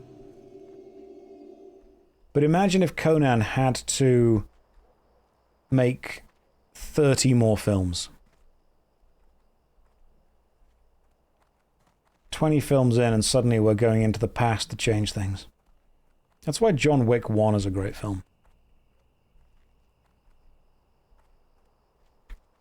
I'm trying to find some more spiders and also some more of whatever these things are over here. Yeah, it's what happened to Rambo as well. It's scale inflation. It's scope increasing constantly. What's the next big bad? What's the next big bad? What's the next big thing that's got to be bigger? It would end in Conan the Barbarian, the cookbook.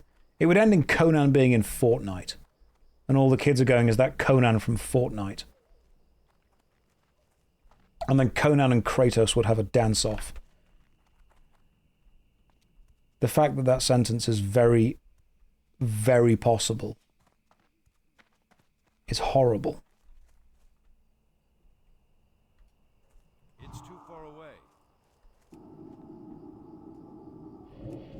That spell isn't ready yet. How come people can't get on the Thunderstrike server? I decided the server was too busy and called up John Blizzard. I told him to keep people off my server.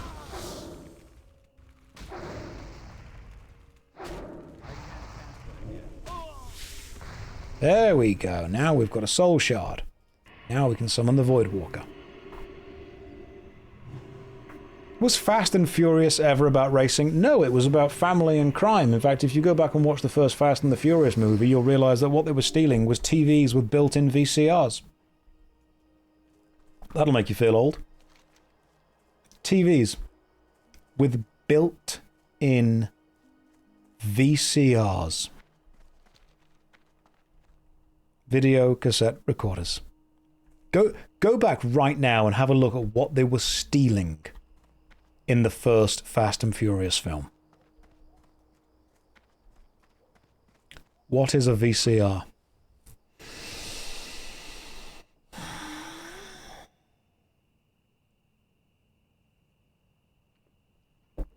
You know those massive blocky TVs that could play video cassettes with a built-in video cassette slot? That's what they were stealing.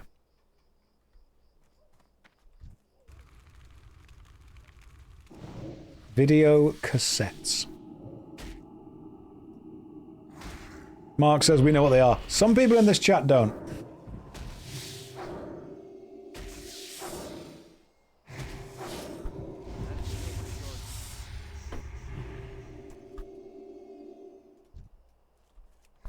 Wish my tanky pet could tank. That'd be great.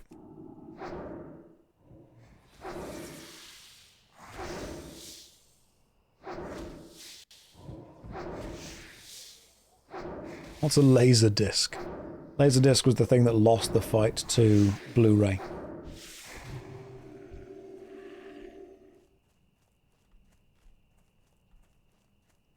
I mean, we joke, but it did lose the fight to Blu-ray. This is a long grind, isn't it? The minimum age on this stream is like 30. I can't cast that yet. You remember mini discs, but do you remember hit clips? If I am correct, hit clips were those little plastic clips that you could get with a single song on them that you would plug in to some kind of cassette player or laser player or MP3 player or something that would play exactly one song. And you had bands like the Backstreet Boys and Blue and whoever sang the Venga Bus song. You know, all of those. Why am I dredging up these memories? Because it's much nicer to sit here, drink mead, and play a game from 20 years ago while reminiscing about the late 90s to mid-2000s than actually exist in whatever reality we currently have going. Because sometimes you sit down and think, you know what? Maybe Cypher from The Matrix had a point. I get that Neo was the hero. I get that Morpheus made the right choices. I get that Trinity was doing the right thing. And I get that, I get that they were fighting for freedom. But sometimes you do look at Cypher and you think, I get it. I totally get it. Maybe his brain was telling him that the steak was juicy and delicious. And maybe he didn't want to remember nothing. Maybe ignorance is bliss. I just think I'm burnt out of a 24-hour news cycle, so I like to think about things when I didn't understand them. And people always go, oh, it was better in the 90s. No, it wasn't. It was just as bad. I was just a kid. Didn't know any better or better worse about that. It's not that it was or wasn't better. It was different. Right, let's just fear you and then get rid of you. Thank you, Paladin, for coming in to help. I appreciate that. Stop judging, he still downloaded his music from LimeWire. Well, how else am I meant to give my PC one of those cute purple monkeys? And still recharging.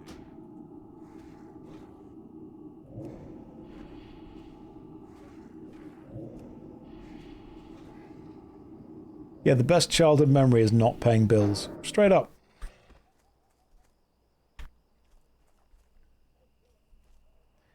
There was a story on Reddit that I was reading recently, because I hate myself and use Reddit.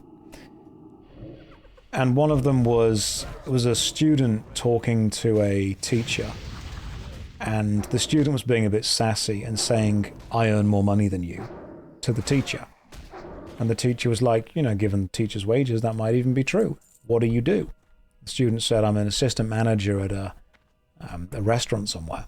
And the teacher went, oh, good, and how are you finding paying bills? And they went, I don't pay bills. And I think that very much put into perspective with a lot of people on the thread that actually life is just a lot nicer when you don't have as many responsibilities. We can all just admit that. We can all totally admit that it is nicer when you don't have to worry about all the bad stuff that was going on. Opening Reddit was definitely my first mistake. Oh yeah, without a doubt. That was the first thing I shouldn't have done, I can't cast that yet.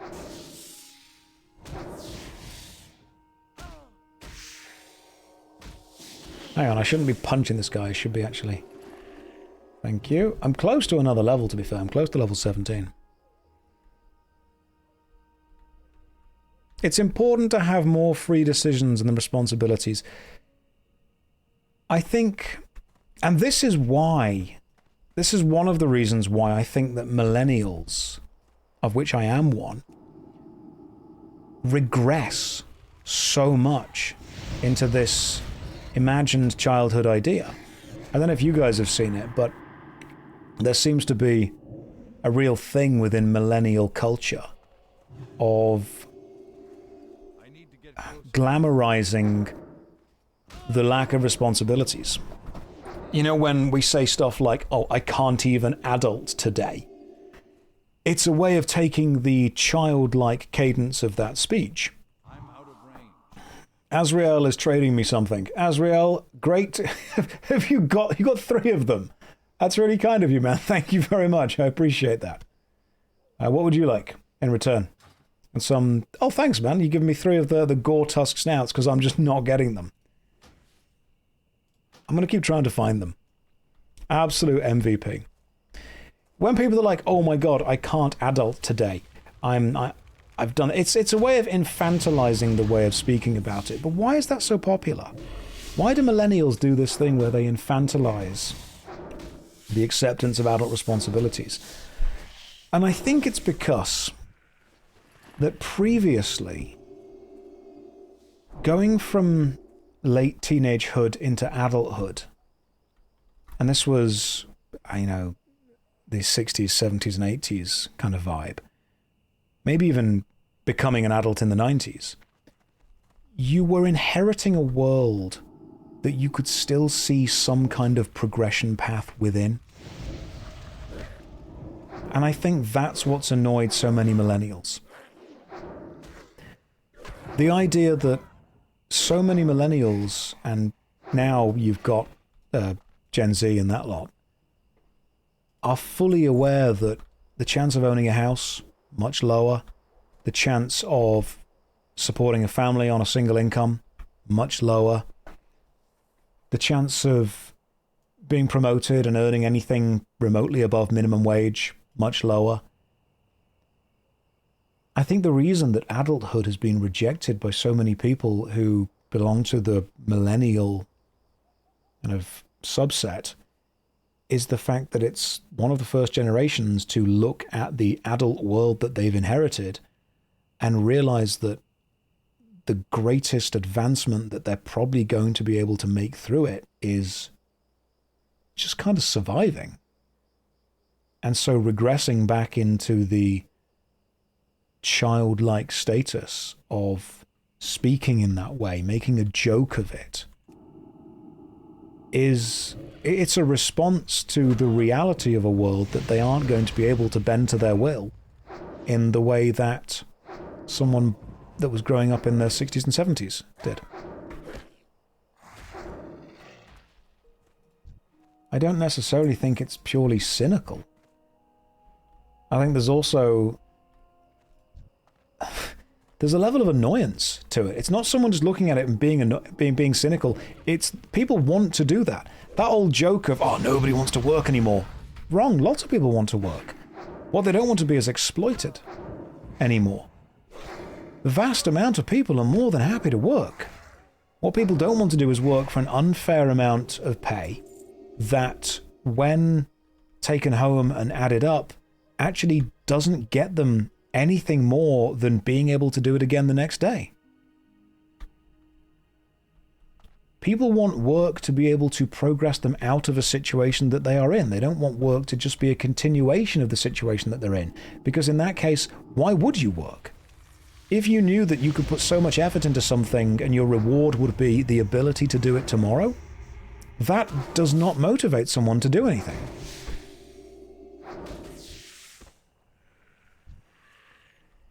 All the old people go, oh, young people don't want to work anymore. You know, when you were my age, I turned up and I worked for £2 an hour. Yeah, but based on inflation, that's now like 25 quid an hour. If someone's saying, hey, you know, this job pays £25 an hour, you would get loads of people applying for it. Loads of very highly qualified people who would be more than happy to do it. I dislike it when people get paid minimum wage and then their work tells them they're getting a pay rise in order to match whatever minimum wage is going up to. That's not a pay rise. You're just doing the legal minimum that's required of you. Oh, we're going to give you a pay rise. What? To match to the legal minimum? That's not a pay rise. If you could pay me less, you would. That's what I say. If they could pay you less, they would. I'll try and explain this to people. I really hate job adverts that advertise the legal minimum requirements as some kind of benefits. Like, oh, you get this many holidays per year, and you get this many benefits, and you get to do this, and we've got to follow all these laws. I'm like, you're just listing stuff that everyone's entitled to.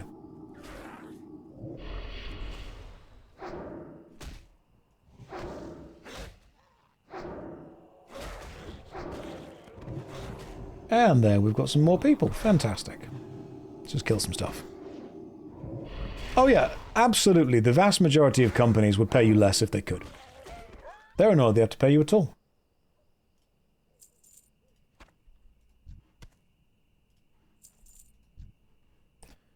How many more have I got of these to kill? Like, 2 more.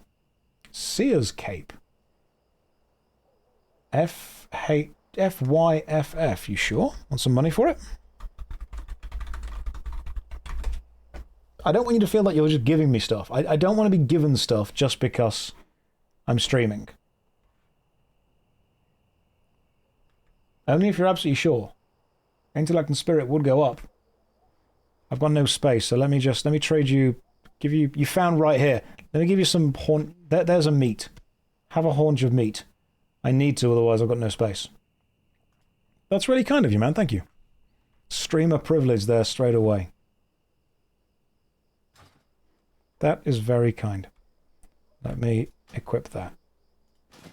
Oh, hell yeah, that cape's way cooler.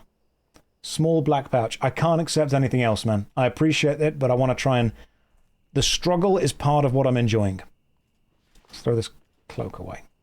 I appreciate the offer, but the struggle is part of what I am trying to enjoy.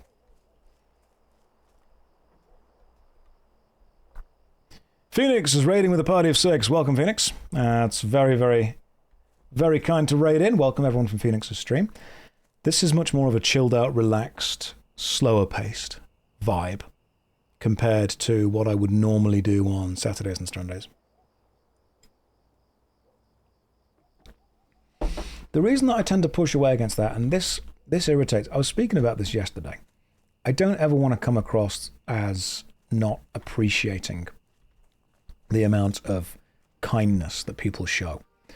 But when someone asks me about my experience within an MMORPG, oh, how did you find it? Is this your first time playing WoW? A lot of people, what they want is they want to connect with me. They want to connect with me through a shared experience. I experienced this, they experienced this, we can talk about it together. And that's a beautiful thing. And I want to be able to do that. But if I get given a load of stuff that they didn't get given, then my experience becomes fundamentally different to theirs. I don't get to experience the grind, they didn't get to experience the carry. And what I really want to do is understand how long these things take. I want to understand that. I want to be able to understand what I'm grinding for, how long I'm grinding for it, why I'm grinding for it, that kind of stuff. So it's important to me to be able to do that.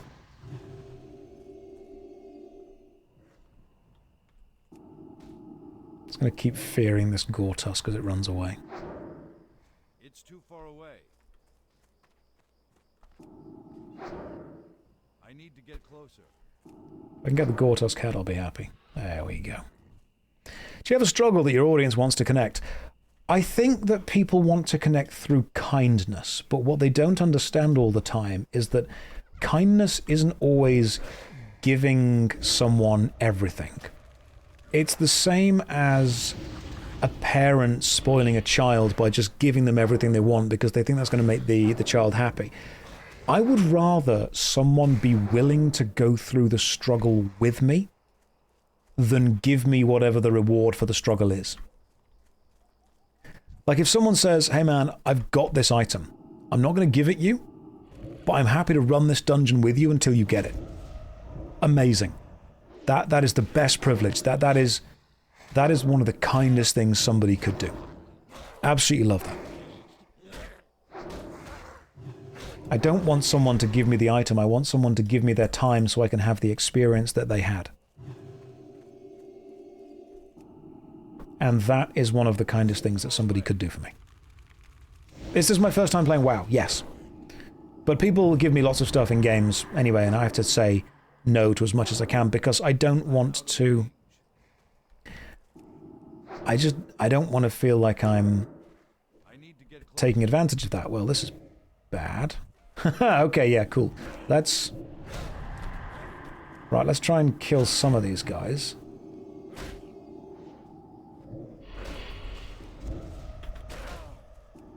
Right, we're about to die.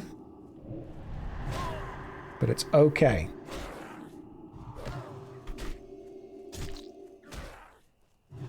Haha, there we go. Health potion quickly. Then we run. And then I think the paladin's got it. No, the paladin's in serious trouble. But I can kill one of them. Good job, paladin. We tried. Oh, damn. I thought spam clicking the accept would get me back up straight away. Well, we had a good run. Yeah. Valiant suicide.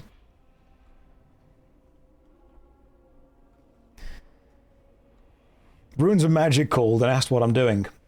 Playing the game that they copied.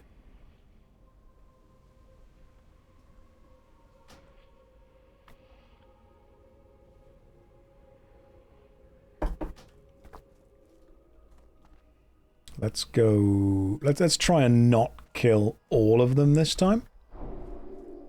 But that was fun. That was silly. Thank you, Paladin. That was fun. I like that. That was a good death.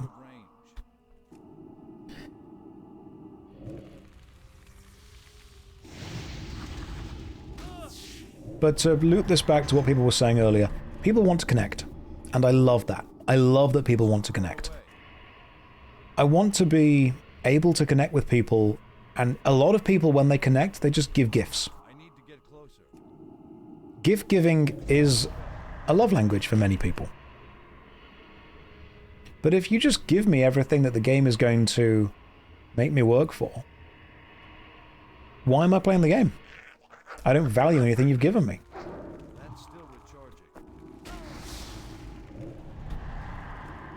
I want to understand the value of something. And sometimes understanding the value means going through the struggle to be able to get it. Because things are related to how much we want to get them and how much we have to work to get them. Yeah, empower me to do it myself. Help me go through the struggle.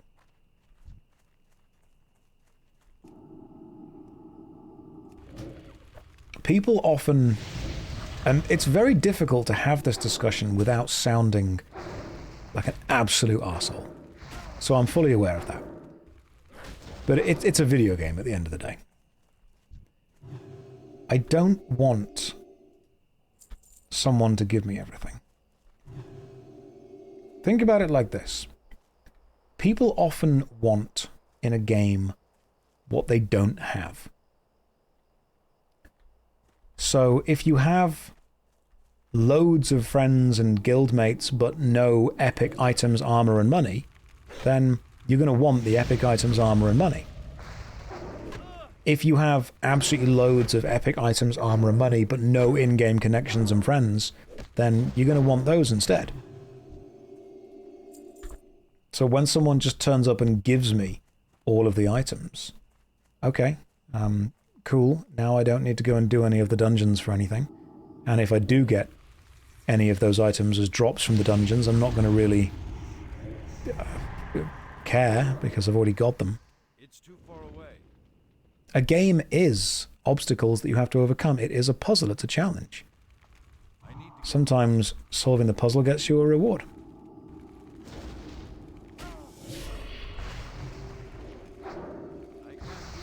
Let me try and wand this guy to death. Oh my god, I need one more spider body.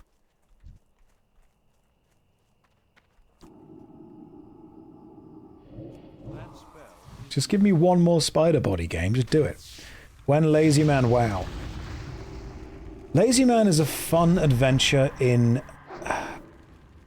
kind of paradoxically exploiting the viewer base to make something easy in a way that is actually remarkably difficult to do. I think Lazy Man was a... there we go. Lazy Man was a comedy reaction to wanting to parody the idea that streamers get carried everywhere. I almost don't want to do a lazy man mode in WoW because I've not played it before. And so I want my experience of WoW to be actually playing it. I've played RuneScape enough, and there is nothing new that RuneScape could show me or do. If the viewer base is not only willing but eager, is it exploitation? I suppose it's exploitation within the concept of you are putting less work in, but I'm not exploiting people against their will. It's also a way of playing the game that removes my ability to connect with it. This is my first time playing Classic WoW. If I made my very first time playing Classic WoW, I wouldn't be playing Classic WoW. I would just be touring through Azeroth by moving a character while everyone did the mechanics around me, which would be excellent for everyone else. They'd probably have a great time. They'd be showing, it'd be like a tour guide. But I wouldn't understand what WoW is. If I was to play World of Warcraft and just walk through the game and the viewer base were to do everything, how would that be any different to me walking through Rift and having the viewer base do everything? At some point, they wouldn't feel like different games. All I would be doing was viewing a third-person avatar and walking through a world.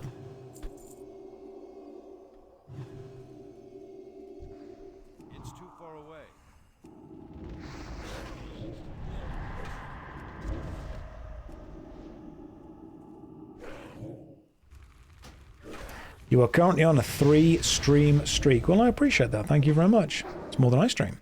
That's what streamers do. Yeah, pretty much. Might as well just watch a streamer and do react content at that point. Just react to another streamer playing the game live. Someone call up Zeppler. I've got an idea. Which is what you're doing on your OSRS stream. Yes, it is, because I understand OSRS. And I feel comfortable enough in my experience through OSRS that I'm not robbing myself of the experience of playing the game. If I were to make the very first experience of World of Warcraft a lazy man mode style experience, I would be robbing myself of the experience of the game, which I don't want to do. I need one more Great Gore Tusks now. That spell isn't ready yet. That ability isn't ready yet. Why did a chest appear on stream? Oh, that's an old add-on setting thing that I've got. You can click on it and you get some points, and I completely forgot what they do. Oh, I need some more one more Great Gore Tusk snout. While I'm doing that, I'm actually super close to being able to level up. One of the things I enjoy is the authenticity. It feels like a genuine account of a realistic experience. This is one of my biggest worries. So I had someone speak to me a while ago, basically explaining that I was reaching the limit for what I can physically make, video-wise. So I can put out an amount of videos on the JoshStrifeHayes MMORPG channel, I can put out an amount of videos on the JoshStrifePlays retro gaming channel.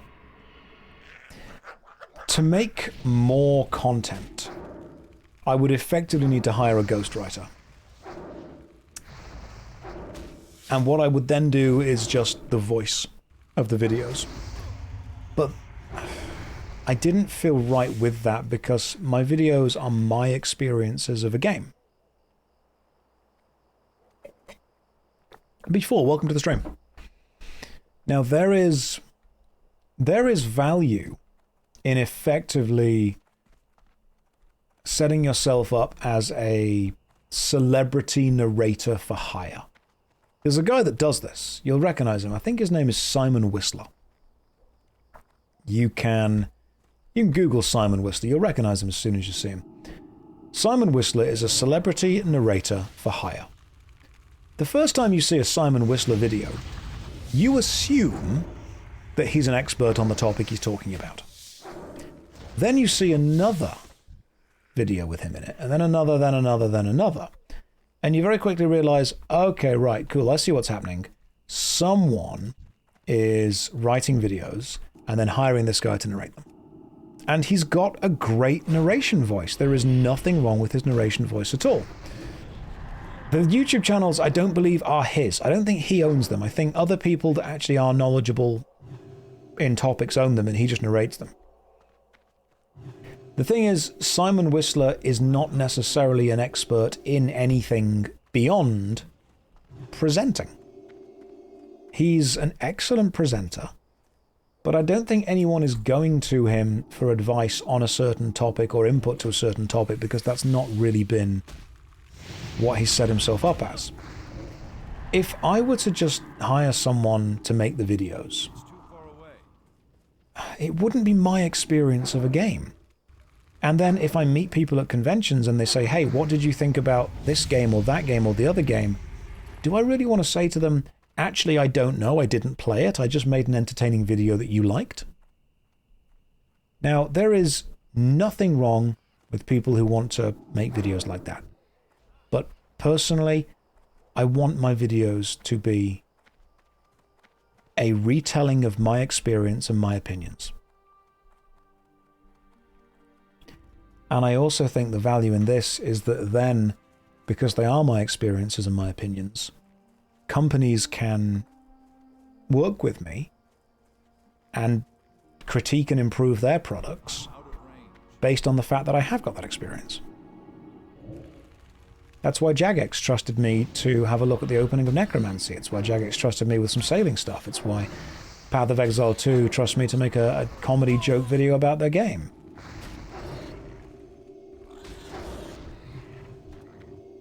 Oh my god, I need one more great Gore-Tusk snout. We've leveled up. We've actually reached level 17 through doing that. Been checking your stuff? Oh, thank you very much. Thank you for being such a positive person, and I've spent the last 2 hours just bitching about modern life. Josh, thank you for being such a positive person. Reality sucks. Regress back to the mid-90s.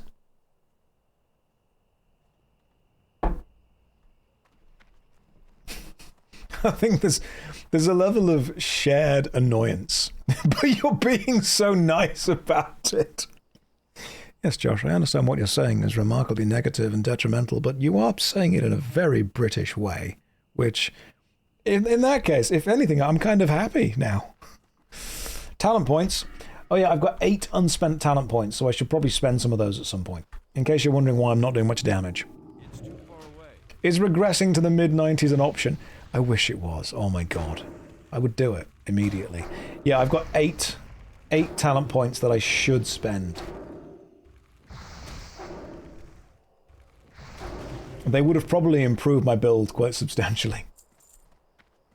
Honestly, it wouldn't improve your damage. I bet he's waiting till 60 to spend them. I don't want to respec. You know? I don't want to need to respec. You should also visit a trainer and learn some spells. I should. That is true. Oh, I can feel the mead hitting now. The mead is very much hitting. Are there any more gore tusks? I'm going to go and see if I can find some more gore tusks over here, because these guys are not dropping what I need. Oh my god. Okay, let's go and do the Red Ridge Poachers as well. Let's complete all the quests, then go and hand everything in together. Then I might even try a dungeon. There is a looking for group finder. Dungeons. Dead Mines? Azrael, I'm guessing you're in the stream. Because if you weren't, it would be weird that you give me all this stuff, but I appreciate the fact that you've helped out. You've kept me alive, which is great. That I appreciate.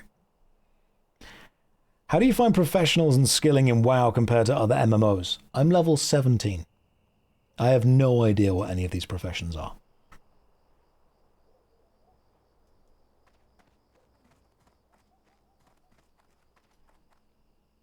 So I could do DPS.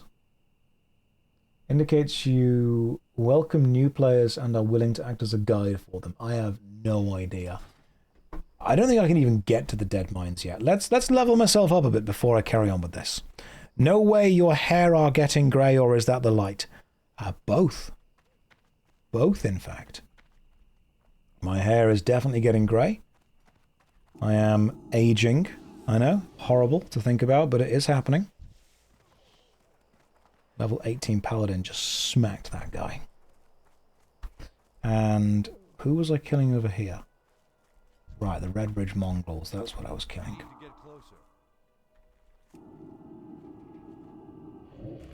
Grey hair is a sign of wisdom. Yes, yes, Gandalf did mention this.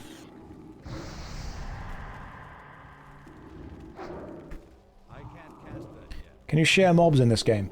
If you're in a party, I believe the mob kill counts for both people in parties.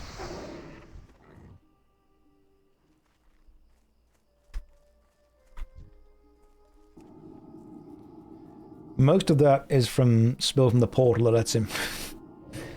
I will, at some point, go fully grey, and I'm totally okay with that.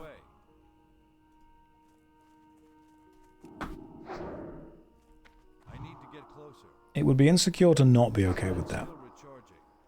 Josh, when will you have a stream of you reading the Lord of the Rings books? As soon as copyright law changes to allow that.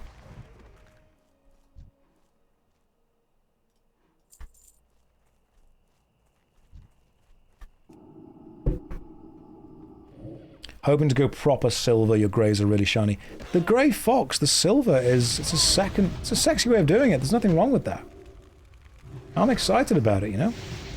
The dead mine's in the bottom left corner of Westfall. You are right next to it. I'm aware of where it is. There's a quest you have to do to, I think, get to the first bit of it. Right, I've killed the mongrels. I need to kill the poachers. Also, there's one more great gore tusk there. Let me see if I can corrupt this guy and get some more stuff going on. You've built your Joda deck. I'm bringing it to yours. Dumb ways to Kai. What? Magic's meant to be fun. Magic's meant to be a fun game for all of us to have a good time together, and you're there like, I can't decide which of my 5 colours I'm going to use. I'm going to use all of them. 5 colour good stuff. But also, yes. Yes, do that. How are you, Kai? Anyone in the chat, if you've not gone to watch Dumb Ways to Kai, yeah, here's an excellent YouTube channel where he has produced some videos called Worst Survival Game Ever, which are really funny looks at some survival games. Basically, imagine my worst MMO ever series, but for survival games. That's what he does. And he does it very well. I need to get closer. I'm out of range. Someone in the chat can link. Inju's probably here. Kai, I hope you're doing well, man. We miss you. Let's see if I can just kill this mongrel. Kai, are you also playing WoW Classic? Inju's like, I wasn't listening to Mao. What a mod thing to say. Right, I'm gonna go and see if I can level up my skills and stuff, because this is... I've gained loads of levels, and I need to find the poachers. Because there's thrashers. Where are the poachers behind the thrashers or something? Thrasher, mongrel...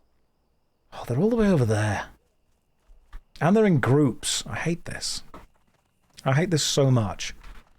Rage Darling, welcome to the stream. How are you today? Ladies and gents, if you aren't familiar with Rage Darling, she is a professional World of Warcraft streamer, and you should go and watch her streams. Right now. Do it. Stop leveling. I'm only level 17. It's not that hard.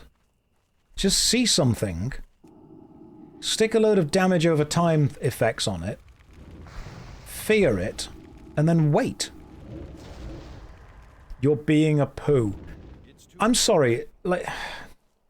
Do you need me to slow down so you can level up your paladin? I can't catch up. You're a warlock, I'm surprised I took you for a paladin. I started playing a paladin, and then I googled what is the easiest WoW Classic class to play. And someone said, if you can push one button at a time, you can play Warlock. And I thought, you know what? Right, so tough condor meat. What? Where? Is it meant to be the black dragon whelps that are dropping condor meat? I can't cast that yet. Let's just fear them and then also immolate them. Anyway, Rage Darling, why aren't you a level 17 or 18 tank yet? Inju says, I need to nuke my dinner, then I'm resubscribing. You've got me. There we go.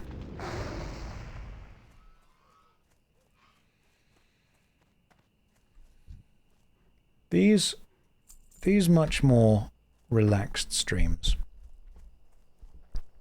They're definitely easier. I'm going to screenshot Jay Has Thang for a moment, because that is an excellent name for a minion. Let me just take a quick screenshot. Beautiful.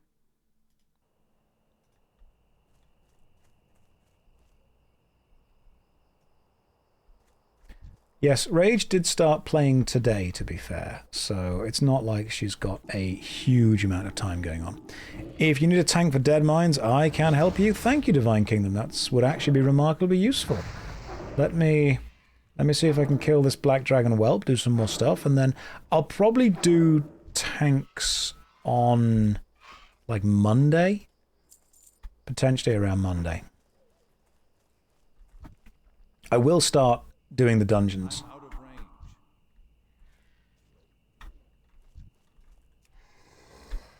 I'll start doing the dungeons eventually. Right, we're taking on the Dire Condor. Let's just see. It's annoying again that the best option is just to use the wand.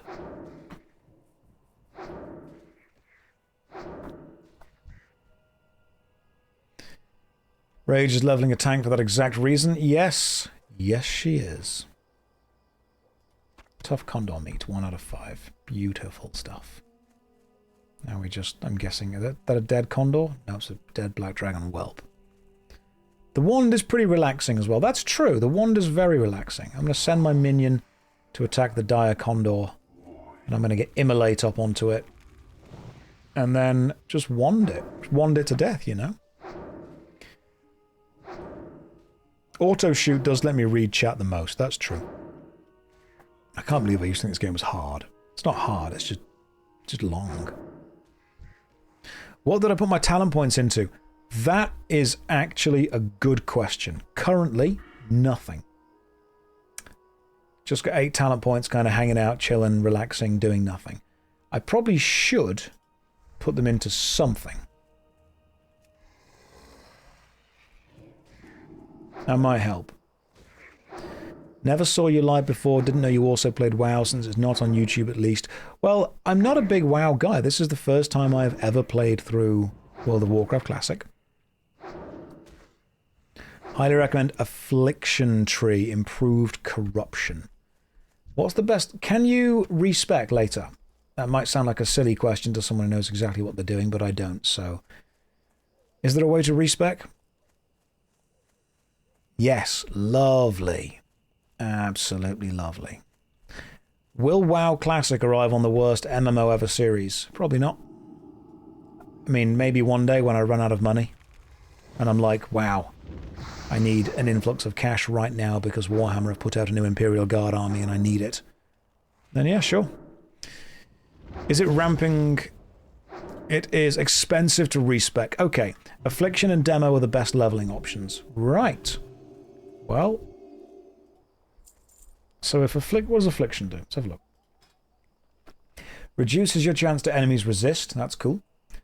Reduces the casting time of Corruption. That's always useful. Improve Corruption so I can cast it quicker. And Corruption is the one that does 40 damage over 12 seconds. Yeah, that's a good one. Affliction is the damage over time spec. Okay. Put all in Corruption first. Cool. Okay. Affliction. Everything into Corruption. Destruction is the Shadow Bolt spec, isn't it?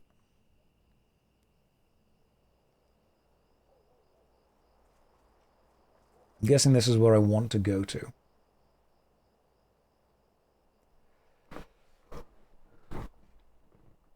I want to do raids ultimately. Raids is the plan. Destruction is the end game spec. Okay. But Affliction is the leveling spec. Delta, thank you very much for the raid. Welcome everyone in from Delta's stream. Hope you guys are having a lovely day. It's a low energy stream, just to set your expectations from the start. I'm just looking through my talents. I've never played the game before. I am trying my best. I'm learning as I go. I'll put 5 points into improved corruption. I'm not using Curse of Weakness. I'm not using Drain Soul. Life Tap and Soul Siphon. What are people... you want to get carried? Nope, not at all. I want to do the opposite. I want to be useful, a member of the team that is treated exactly like any other player would be. People are saying Life Tap is the best choice for that one. Thank you very much for the raid. That is very kind of you. Welcome. Improved Life Tap. Increases the amount of mana awarded by your Life Taps. But that's where you drain your own health to get more mana, isn't it? Okay. You are using Soul Siphon to get Soul Stones. Yes, I am. Increases the amount drained by the Drain Life spell. Yeah, I'll use Improved Life Tap. Okay. Let's go with that. Twice. And then I've got one more talent point to throw into something. You should go learn Life Tap and Drain. I actually don't know Life Tap yet, so might be a thing worth getting.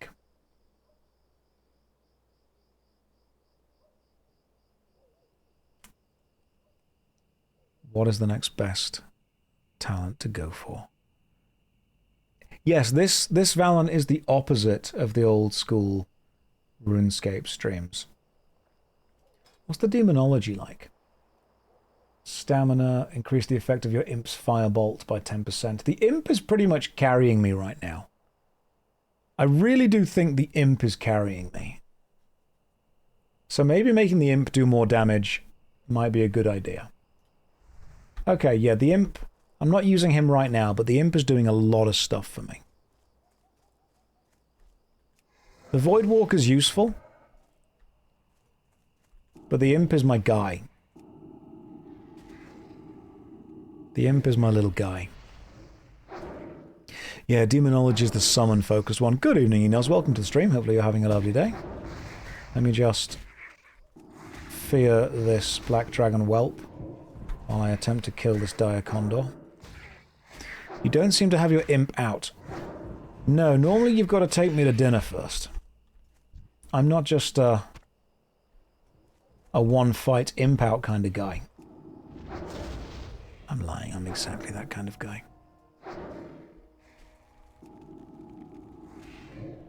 Impaired. You'll be back next stream. Thank you very much. Sanity, if you were the paladin that was helping me, that was very kind of you. Thank you very much.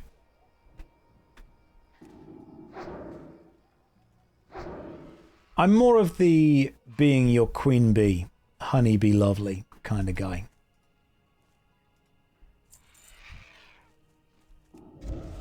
Okay, so I would appreciate if all these condors just kind of stopped.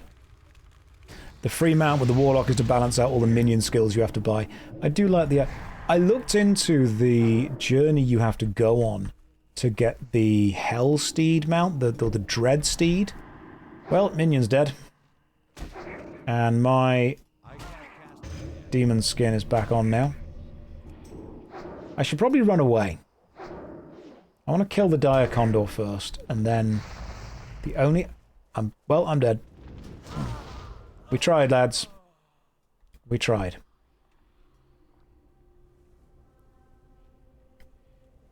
As a hunter main, I enjoy the taming and even the hand-feeding your pet. Oh, that's cute. Didn't know you could do that. Warlocks do seem to have a cool quest chain, but I'm not playing hardcore, so we can just, you know, go back. Josh, I played through Vanilla Anniversary on a first-time Warlock and had a blast. I think it's one of the best design classes in any MMO. Well, I'm looking forward to seeing... Oh my god, I'm so far away. Looking forward to seeing what I'm going to be able to do with it. Honey be lovely, so Josh did finish FF14. Nope, just watched the music video far too many times.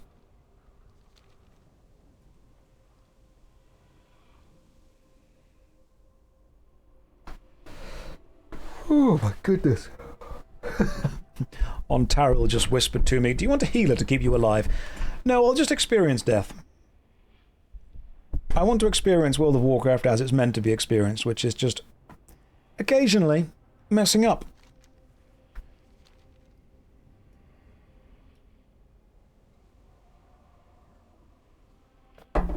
I know that it's quite hypocritical of me to say that while also having Questy and the quest guide stuff there.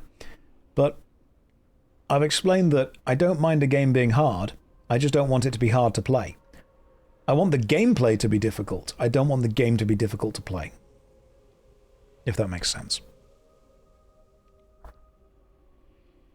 Josh playing WoW Classic. Look how they massacred my boy. Man who reviews MMORPGs plays MMO.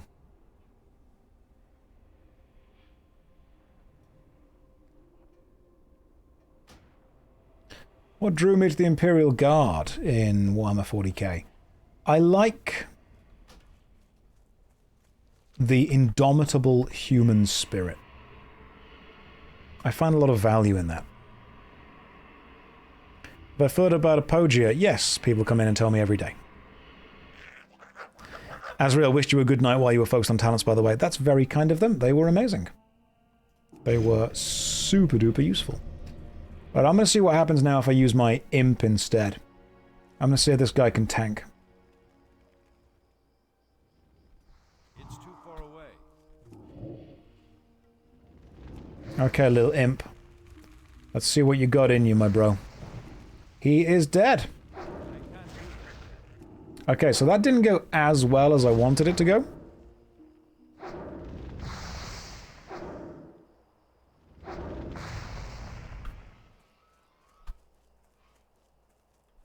So let's summon the imp back.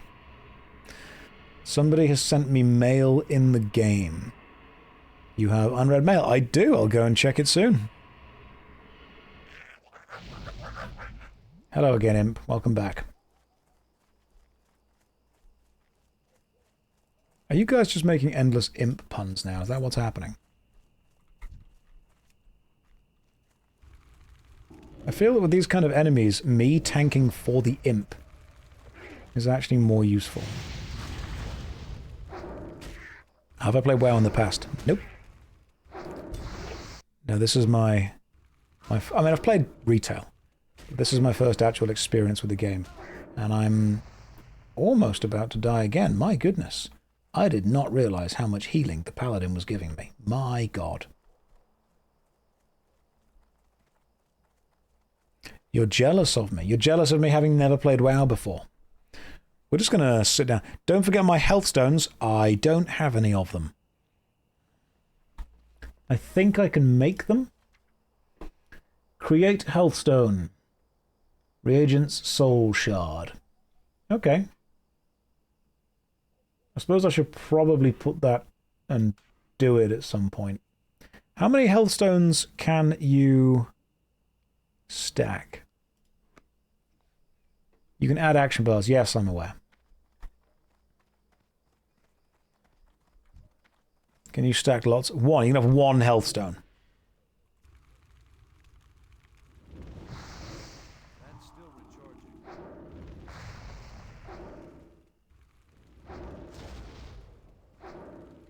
That's better. So do that to kill it, then create the health stone.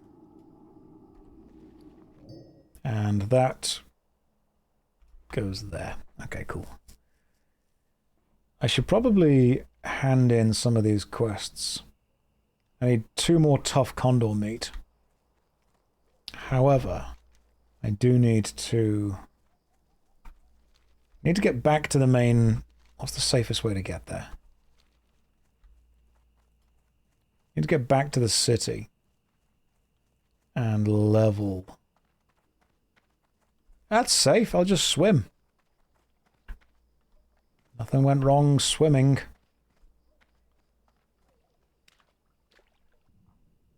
Beautiful. This is the safe way.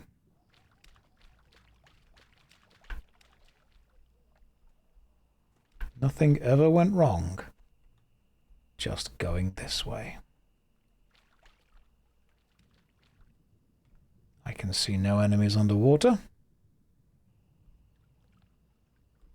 And, yep, that'll get me into here, and that'll get me through the lake. This is fine.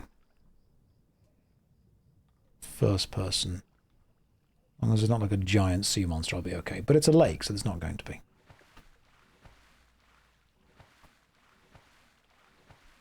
Cool.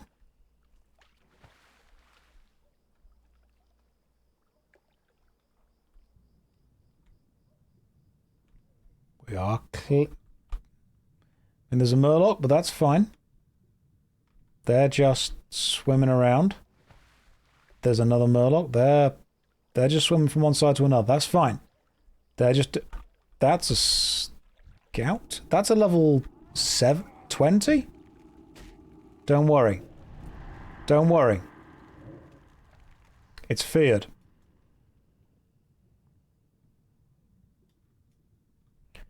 That lake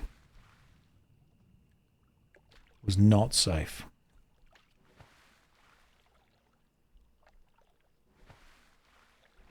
Does he know? He doesn't know about the Loch Ness Easter egg. I don't. No way it could possibly get feared into more of them. I mean, potentially. I can't believe that they resisted the first fear. And now we are safe. The first fear was indeed resisted.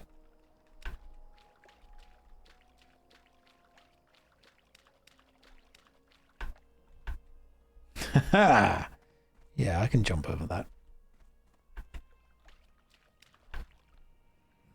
Fool of Hearts, welcome to the stream. Hopefully you're having a lovely day. Rip Imp. Don't worry about the Imp. The Imp's fine. That lake was not safe. Enemies higher level will resist easier. Well, I'm level 17, you know. I'm pretty good at this by now. I'm pretty experienced. What I want to do is find a way to not get... How do I get home? Hang on, I'm just going to use the Soul Stone. The Hearthstone. The thing. We're going back to Ironforge. The Imp's dead. Forget about the Imp. Don't boo me.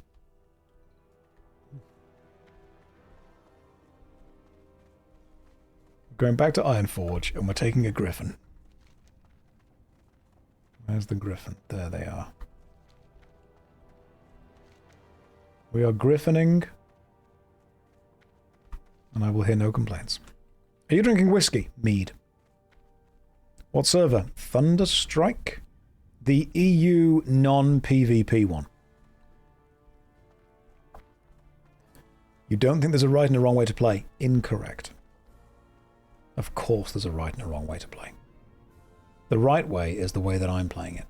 The wrong way is the way that people tell me to play it. No boost. No, it's... I had this really crazy idea that I would just play a video game the way it's meant to be played. Insanity, I know. Turns out they were actually designed for that. Right. Okay, we are Griffin mastering to Red Ridge. Let's go. You're in the minority on Classic. Yeah, probably. But I don't mind that. I don't mind that at all. Because right now, I'm kind of enjoying it. The world opens up to you pretty quickly. The mechanics become complex fast enough. The enemies become difficult just fast enough. It's that perfect line between you can do this solo, but someone else will help a great deal. The Bob Ross of gaming. Thanks, I'll take that. That's a lovely compliment. I was saying this earlier. This is a very chilled out, relaxed stream now. On Saturday and Sunday, the energy might come back, but on Saturday and Sunday, we do the high energy, old school RuneScape streams.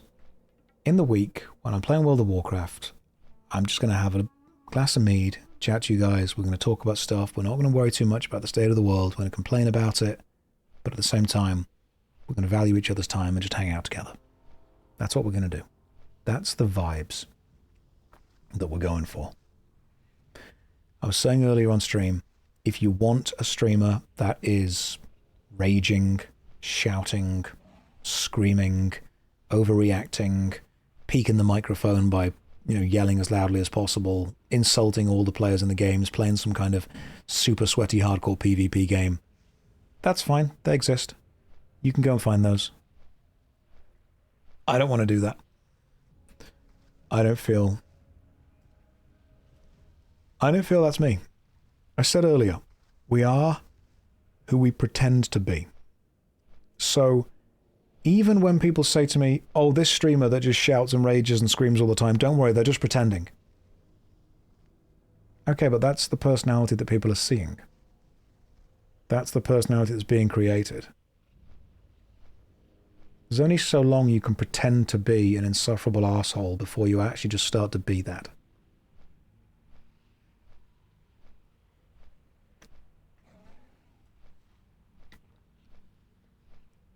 Performer and performance do meld.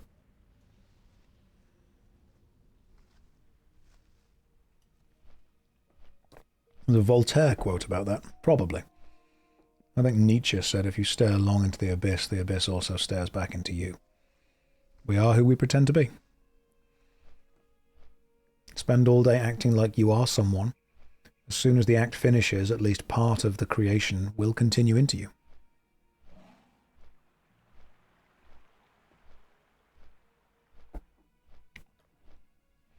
It is the dark side of fake it till you make it. Because what happens if you keep faking it and the fake becomes real and you don't make it?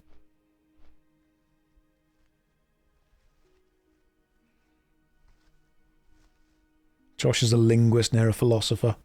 It's a guy playing video games on Twitch. The only reason I sound anywhere near smart is that I've met many people that are far smarter than me and listened to what they had to say. And tried to conglomerate all that together. If you speak, you can only say what you know, but if you listen, you can find out what other people know, which is normally far greater.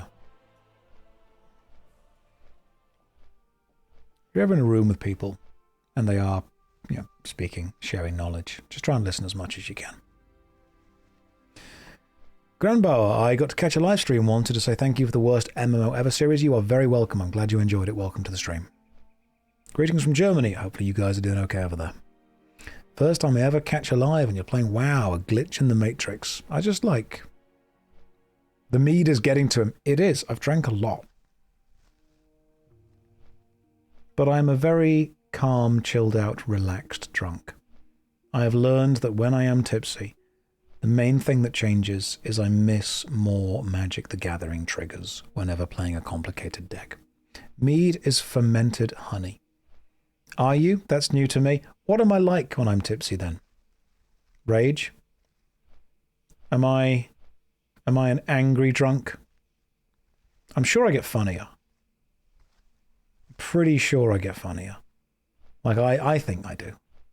But I laugh at my jokes all the time. And you find you're loud and you find lots of things very funny. Yeah, that's probably true.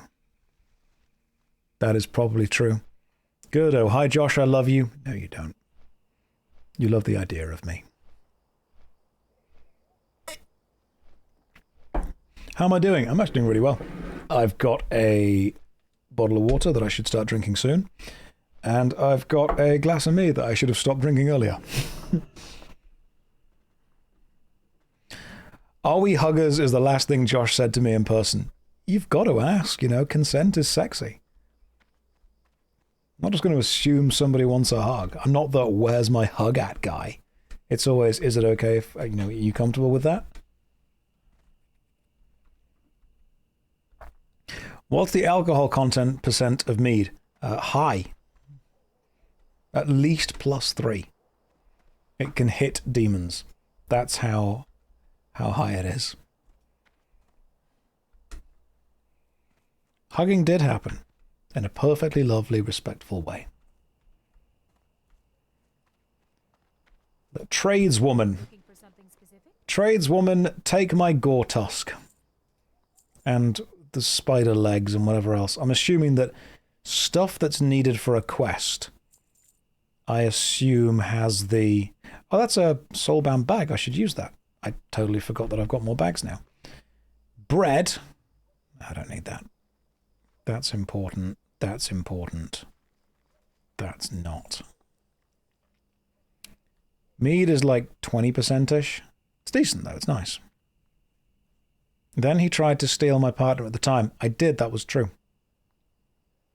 That was 100% true. That happened. Tried to bundle them into the truck. Didn't work. They ran away. Don't need Westfall stew. You've got liquid bread, don't need the solid form. Do you mean restores health? Oh yeah, I suppose I can just use the beer. Casual stream with cam. I know, we're getting crazy. Going way beyond what I should be able to do. Said all the stuff that I'm just straight up never going to use. That is important. These are quest items. Excellent. Right, I've got more bags now. This is great. See you later. There's probably a warlock trainer somewhere. Found your channel on Twitch by chance a couple of days ago. Oh, welcome. Hopefully you are having a lovely day. It's a much more calm and relaxed stream. I'm glad to know that I find many things funny. This is good.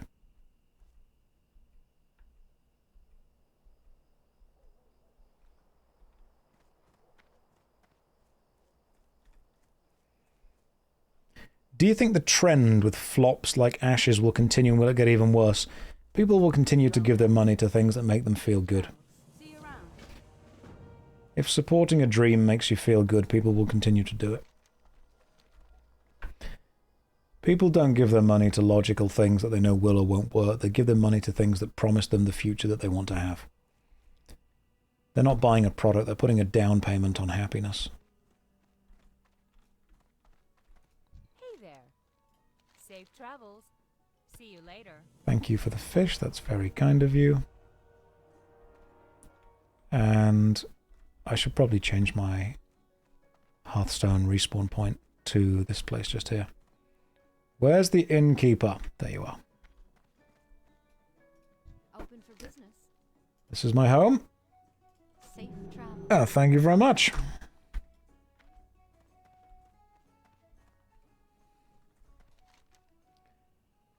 Okay, that's a level 23 quest. I don't know if I'm quite ready for that yet. Is there a warlock trainer where I currently am? Because I don't think there is. In fact, I'm starting to think what I should probably do is take the Griffin back to Stormwind, purchase some new equipment from the auction house, and then continue. I feel this is probably a good idea, because that gets me better armor. Someone should take Josh to the Argent Dawn EU Goldshire Inn. Is that where all of the ERP takes place? I'll be good. Trainer first. Okay, cool, we'll do that. How often do I stream? Is there a schedule? Saturdays and Sundays I have the dedicated days. Every other day is kind of as and when, to be honest. Take me to Stormwind, please. Farewell. Let's go. Saturdays at 7, Sundays at 4. Weekdays are not guaranteed because I'm editing videos mostly, but what I tend to do on the weekdays is if I've got 2 or 3 hours in the evening when I would just be relaxing, painting, playing games anyway, I'll do those on stream.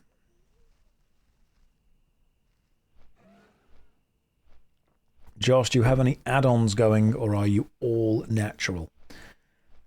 Well, I mean, I use a bit of makeup every now and again, but I've not had to dye my hair yet. But apart from that, it's all me. Curse you, I started another Morrowind playthrough. Well done, Enwar. What am I painting at the moment? An absolute ton of Imperial Guard troops. Are you able to relax on stream, or do you deny yourself relaxation time? This is a relaxed stream. This is me just, I'm popping the collar. This is me just hanging out, relaxing, maxing all cool, shooting some b-ball outside of the school when a couple of guys, they were up to no good. They started making trouble in the neighborhood. I only got in one little fight, but my mum, she got scared. And she said, you got to move to your auntie and your uncle in Bel Air. That's what happened. Casual Josh is giving me British Jimmy with the hoodie. I could go and grab a hoodie from somewhere else. Do you want to see Little Josh on stream? I can get Little Josh. What's the last book I read? Astra Militarum Codex.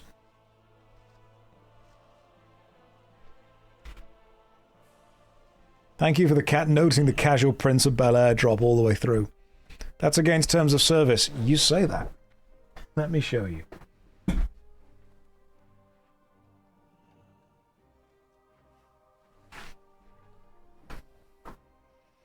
Some of you, if you were lucky enough to catch the extremely limited edition U2s, were able to bag yourself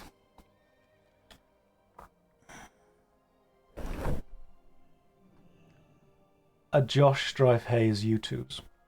This is an official U2s. You can type in JoshStrifeHayes U2s. U2s are like the premier thing that just make the plastic and plushy models of YouTubers. And I'll tell you what, nothing has ever humbled you quite as much as Googling your own U2s and seeing the first result being an eBay auction that's reduced. That puts things into perspective. I'm like, oh my god, finally I'm a toy. This is amazing. I've achieved a life dream. Yeah, but you're being resold by resellers who are not getting their money back on you. In a way, I suppose in my own magical way, I've done my bit to fuck over the scalpers by just being awful to resell. You're all welcome.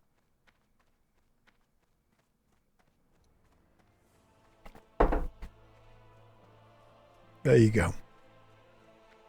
If I pay you £2, you could take one. Oh, paying for optics. Fantastic.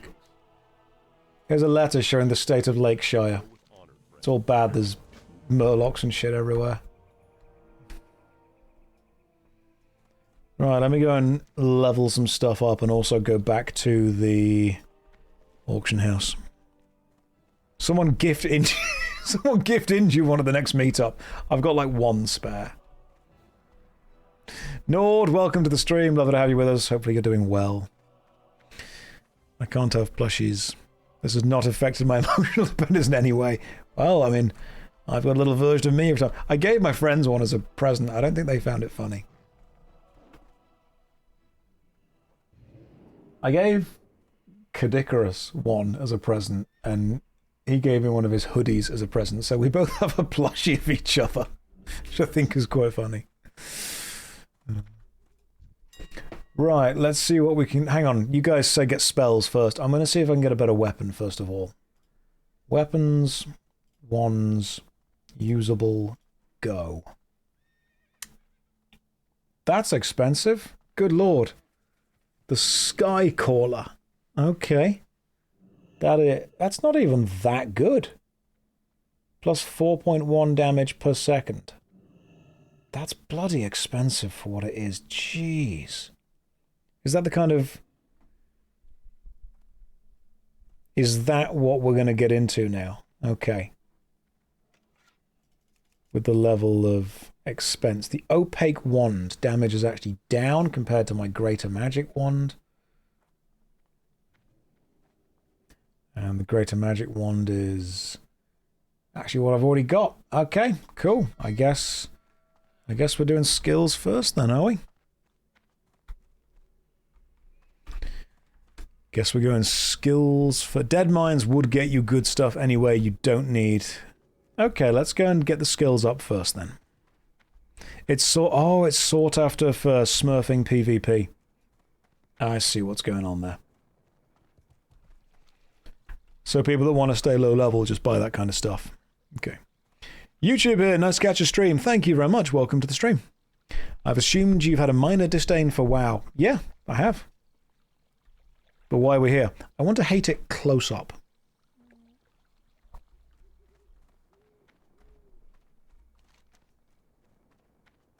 I want to really know why I don't like it. Why do I hate it? It's a good question. We're going to figure that out together. That's what we're here for. We're going to keep playing. We're going to get to the end game. We're going to grind. We're going to do some raids, get some equipment, and then I'll know. Aren't you having fun, though? Yes, I am. I'm enjoying it quite a lot. Having a good time.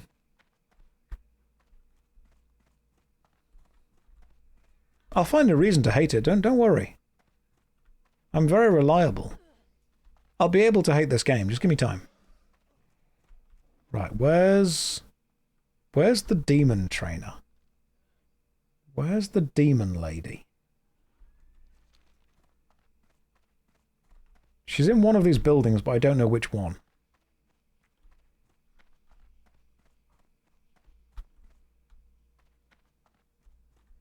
Ask a guard. Oh yeah, because guards actually guide you to places, don't they? Which I think is a really cool design.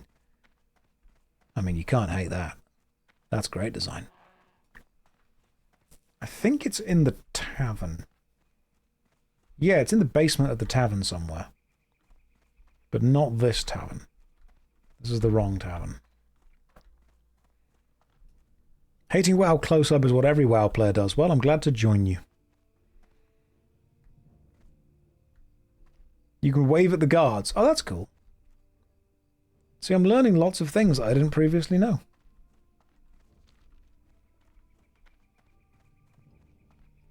I'm curious, what are your critiques so far?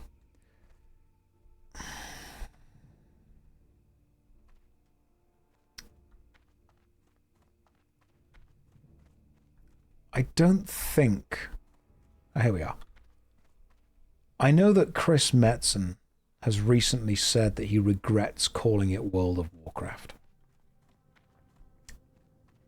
And I think my main critique so far is that that's a really stupid thing to say. Hey there. Right, let's go with training. Don't bother showing the unavailable stuff. I think Chris was being sarcastic. I think Chris was being an idiot. Because he doesn't understand that sarcasm doesn't translate well over the internet.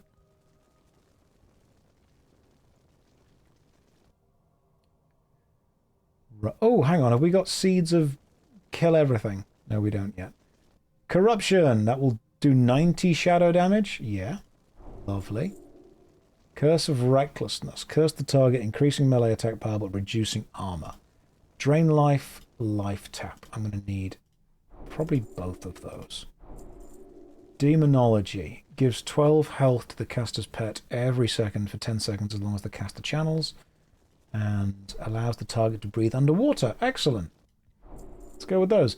I probably don't need Affliction or Demonology. Where's the Destruction Trainer, though? Well met. Is there... Oh, there we go. Oh.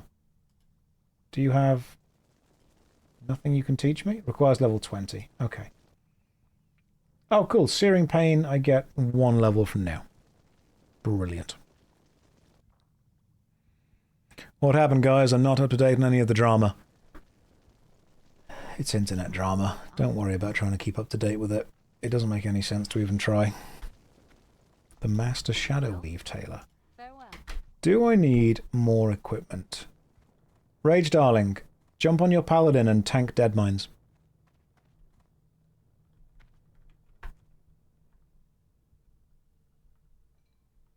Learn all the spells. We don't need them all. You're level 10. Well, good luck. Goodness, it's always an excuse, isn't there? There's always an excuse.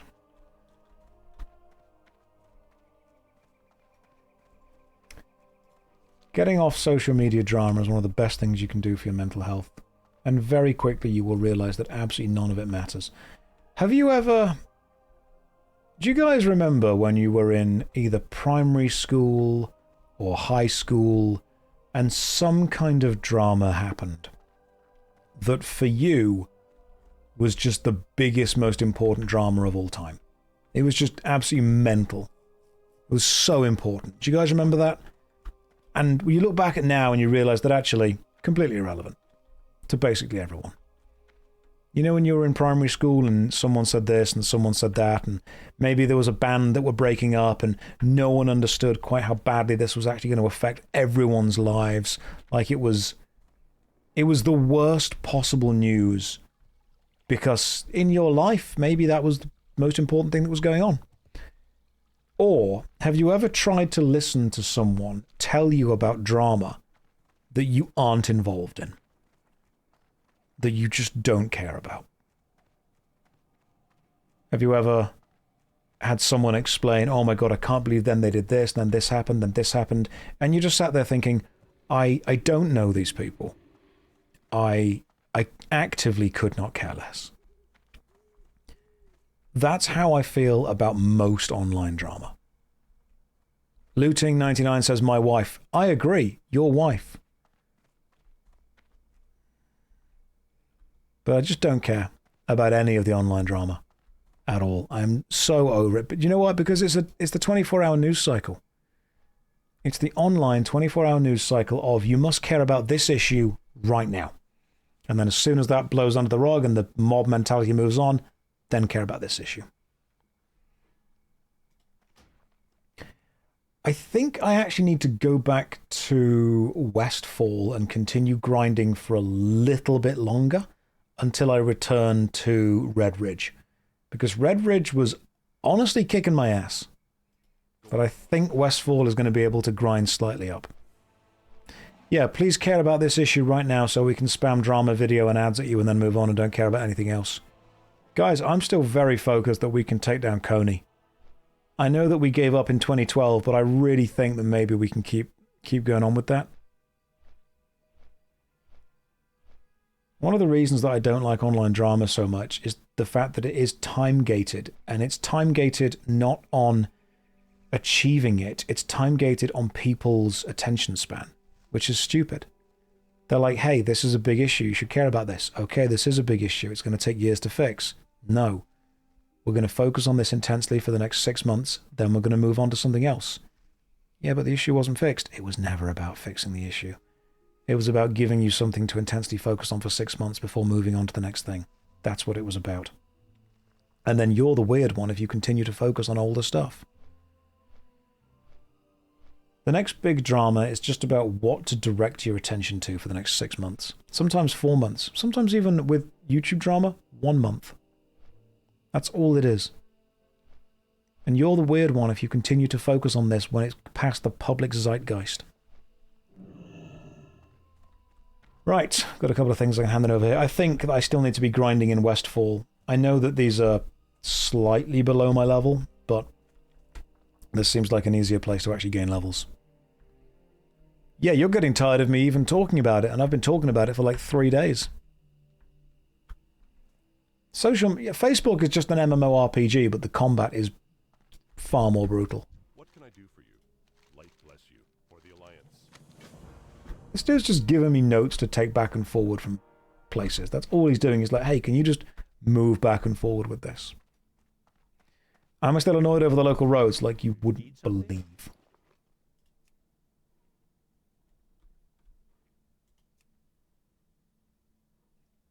That's an 8-slot bag. I could buy that. I've bought that. See you around. Right, where's the bag I just bought? 8868. Okay. We've now got bags. That is phenomenal. Glorified magic mail, man. That's what this is. It's what you are. Right, let's get little impy dude back and go and kill some of these guys over here. Auction house, you can get a bigger bag for cheaper. Yeah, we'll do that in the future. Josh, you seem really relaxed today. This is a new type of tea. This is how I normally am. When I don't have to worry about businessy stuff or dealing with people. This is the normal vibes. And it's only 10:30. To be fair, I didn't realize I've been streaming for nearly 5 hours. Right, what am I... I've still not got all the great gore tusk snouts. Oh my goodness.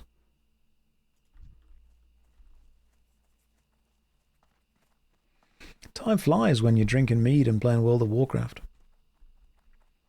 Can you be upset and care about something right now? I could try, but that would be a lot of energy and effort on everyone's part. And I don't think any of us want that.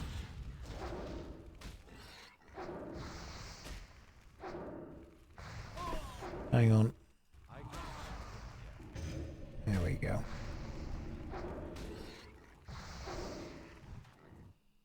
Hey, there we go. We got the thing.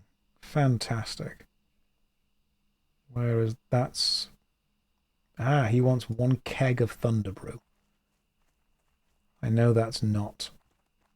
Elwyn Forest is the... Good lord, I've got loads of quests to hand in.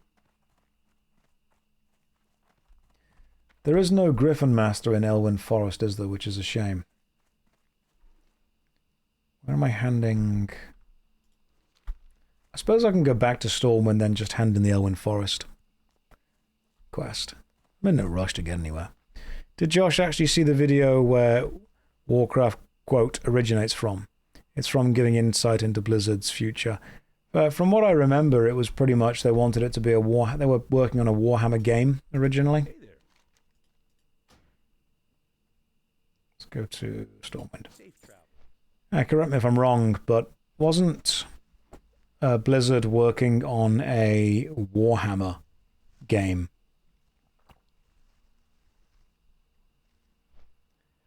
And then they lost the Warhammer tactical license, and so they changed it around to be Warcraft, and then they were meant to be again working on a Warhammer 40k game, which was that StarCraft?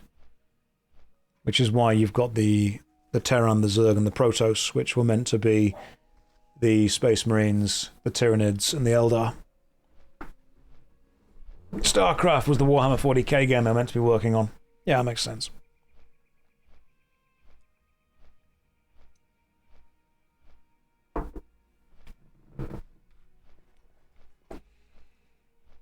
Crest doesn't like the war, though, does he? World of Craft.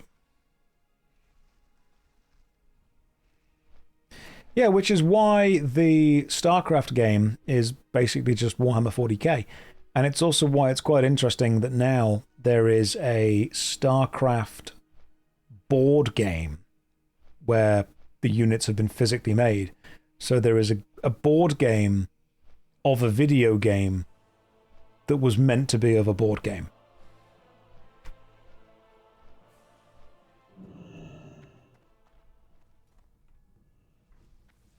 Let's just go and hand in these quests and make some progress, you know.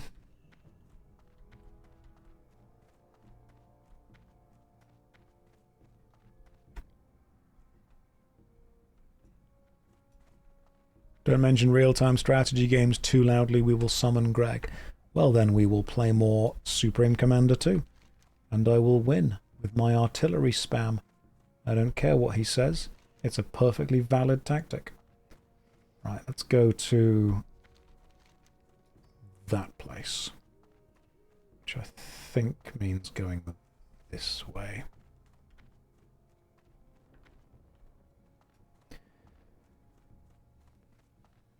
Like the video game version of the game Battleship, which was based on the movie Battleship, which was based on the...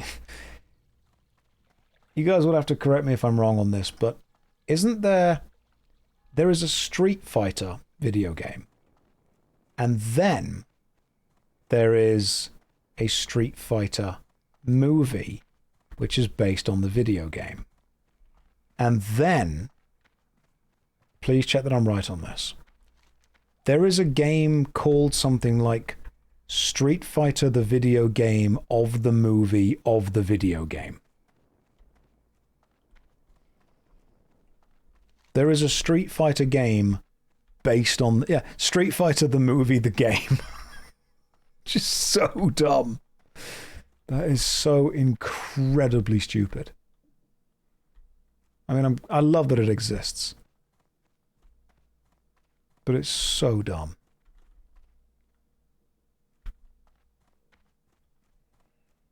Hello, Matthias Shaw. Light be with you.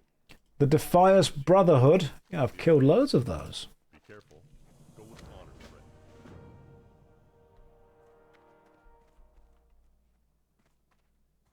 That gives me another quest, I think, in Stormwind. Nope. Yeah, humble beginnings. Let's go complete that now. We've reached level 15.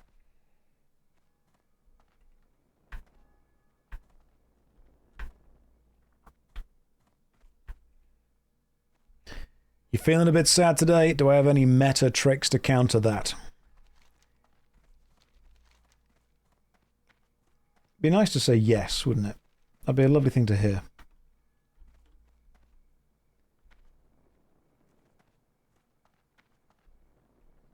Some days are going to suck. Doesn't matter why. Sometimes you can fix it, sometimes you can't, but some days are just going to suck. And it sucks to hear that. But I think it's also nice to have a little bit of honesty that jumps into it. I am sorry if you're going through some difficult stuff, but some days are going to suck. Some days are going to be okay. Be pretty good. Some days will be great. But sometimes it's okay, it's fully okay to wake up and think, today sucks. Tomorrow might not. And that's okay. All you've got to do is get through the day.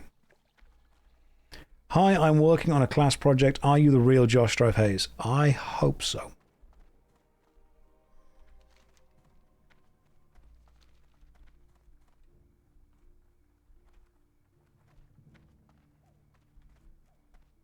This is cute. Little orphanage.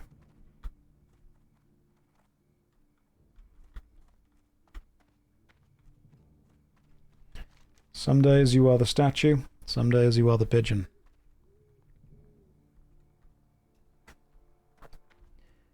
So do I have any tips to get through it? The only tips that you'll need to get through it are things that you'll be able to experience and understand for yourself. But in order to experience and understand those things, you have to just keep going while it sucks. Ah, there you are. City architect. You need something? A compass. Have a good one. There you go. See you around. Nice little experience boost. Hand that in.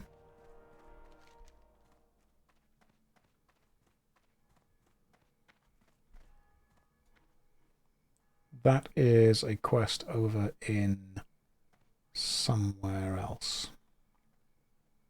Can't do any of those. They are way past my level. That is the daily PvP, which I would not be very good at.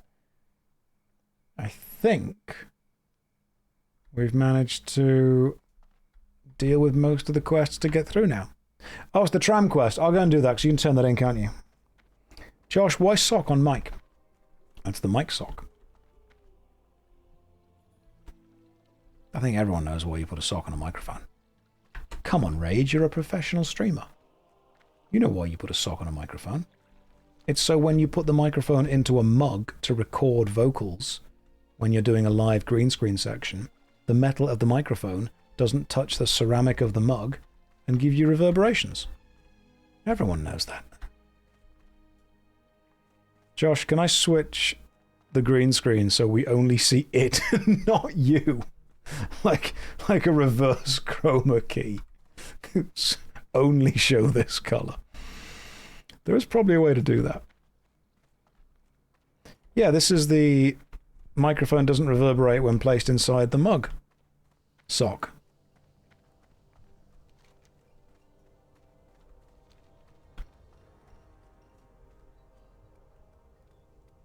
Wear one of the green screen hoodies. I've got a green shirt I can go and get. That could work.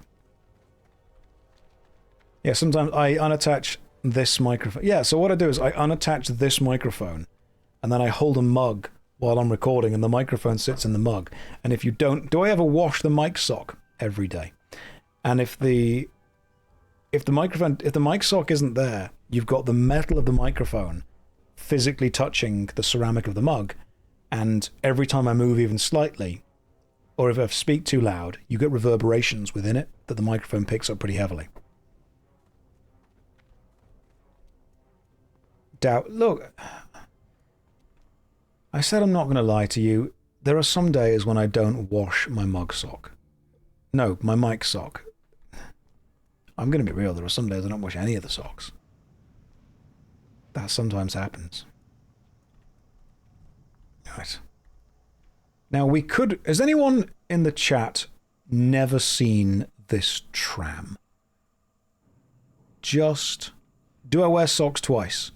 No, I throw them away immediately after wearing them. If anyone's not seen this tram, it's super cool because it physically travels all the way from Stormwind to Ironforge.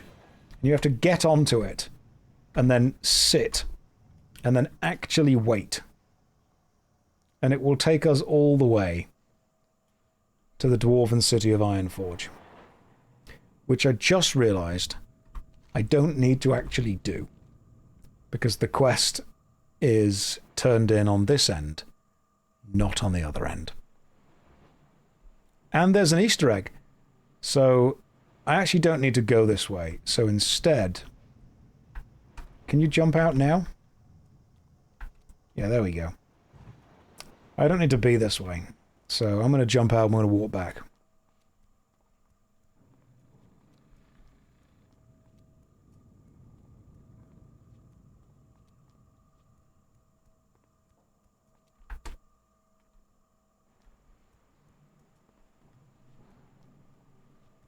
Now this is gaming.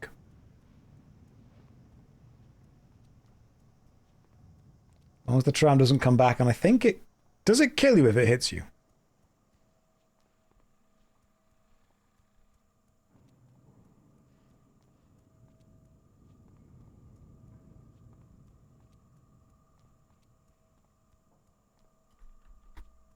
No. Okay, cool. It's not going to be able to hit me because these lights are taller than I am, and the tram obviously doesn't hit those things.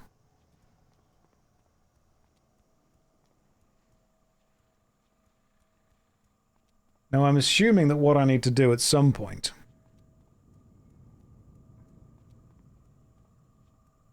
is find a way off the track. Because the tram is probably going to come back pretty soon. I mean, this is like a little mid-station that I could possibly jump on at. And there we go. Just jump back on the tram. Easy peasy. Now we go hand the quest in. Which is... There was an NPC that had it.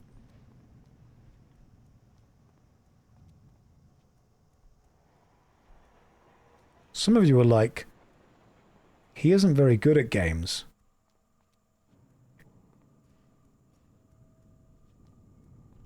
Hi, how are you? Alrighty then. Off and away. Very well then.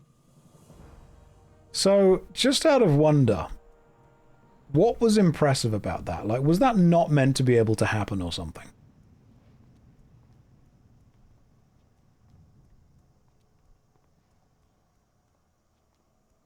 Look at what the gnome cell... Timing. Okay, no, it wasn't meant to happen. Excellent. I appreciate that. Look at what the gnome cells... I missed it. That was skillful time precision jumping. I would have figured you would have just ragdolled. If it hits you, do you die? I've never been hit by it, so I actually don't know.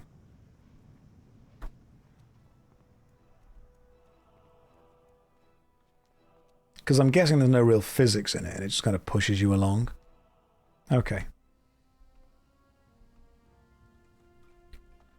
Practicing that jump for days, you guys have no idea. All I do... I don't even edit my own videos. All I do off stream is just grind that one jump. This city feels a bit like... What was that city that Arthas killed everyone in? Feels like that.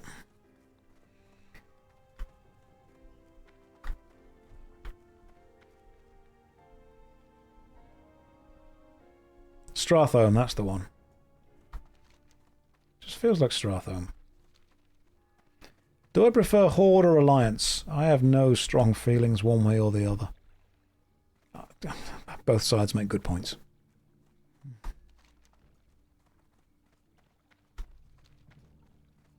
Josh, please turn on music. It's on. It's just massively reduced.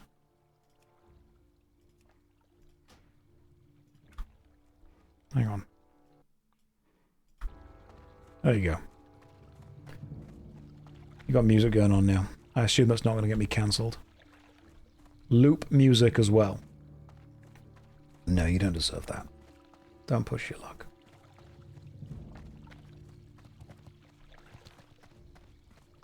Now, what we ideally need is a group of people who can attempt to take on the Dread Mines. And ideally, those people would be from the stream. The reason I say that is because I just think this would be one of the nicest ways that we can bring the level of community back. But I don't want overpowered people. I want people who are, you know, I mean, bad at the game would be great, which is why Rage is going to be here with us.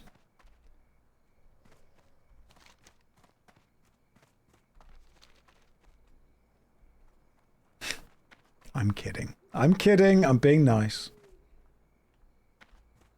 But if any of you guys are playing on the EU server on Thunderstrike,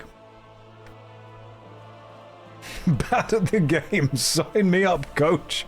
Put me in, I'll be terrible.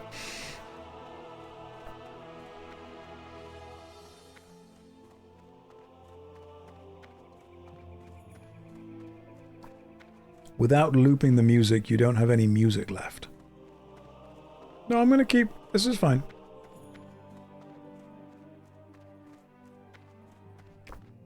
I'm level 17. You could probably catch up with that in... what, like a week? In future dungeons, yeah, you guys join us. Timo Sham says, I'd love to join, a level 16 and new to Classic. You know what, Timo Sham? I will copy character name and add you as a player. Add friend. Timo Sham Thunderstrike.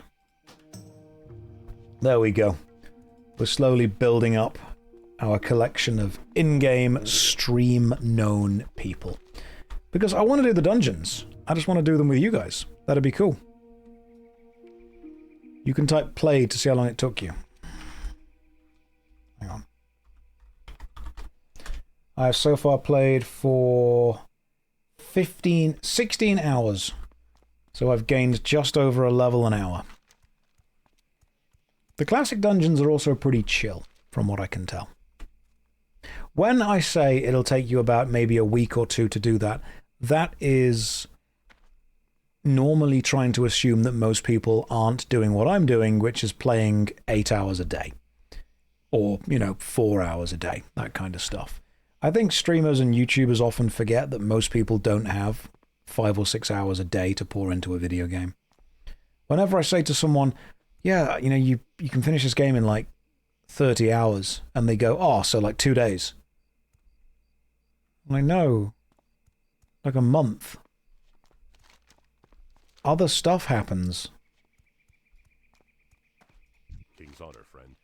For the Hey, Marshall, have this ring. And I'll sell whatever you give me. I appreciate it. Yeah, like if you're not doing anything else, then fine. For the Alliance. See you later. Have a good one. Gain some experience. And I think we are finally out of quests in Goldshire. Well, Goldshire Inn, which is lovely. Which means we can actually go back to Westfall and continue grinding for a bit. Good night, chat. Take care of yourself, Mike. Or Mickle. Holy crap, was that Argus? Who's Argus? Am I meant to have... Is that like in the chat or in the game? Is he planning on going to 70? I mean, eventually, sure. Take me some time to get there. Can you lazy man in WoW? I'm playing pretty lazily right now, to be fair. I'm going to have to reread the kind of WoW history book. I'm sure I had it at some point. Didn't I lend it to you, Rage? I'm sure you've got one of the books that I had that was just like the big bumper book of WoW stuff. WoW is cozy vibes. World of Warcraft is gamified mac and cheese. It's Saturday morning cartoons. It's snuggling up with a blanket when it's snowing outside and watching Lord of the Rings. It is the coziest vibe that you can get in a game. What is the leveling add-on being used? I am using the Rested XP leveling add-on and the Questy quest locator. I'm going to have to leave this chat. I'm so used to being the rage, it throws me off. Take care, Rage of Voices. Can't believe that Rage Darling has made someone leave the chat. I mean, the optional is to refer to Rage Darling as Darling, and I mean, she hasn't earned that yet. Name is Alan. Josh praising WoW. What the hell happened? What happened was that I'm not parasocially attached enough to a game to care whether someone does or doesn't praise it, and I'll say the good things about it when they're good.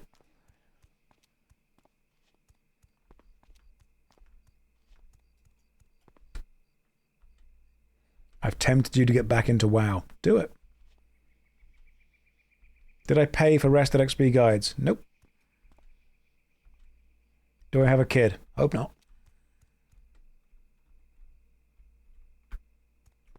Don't worry, I'll find the bad things as well. I'll find the bad things. We'll all have a good time at hating whatever we need to hate, don't worry.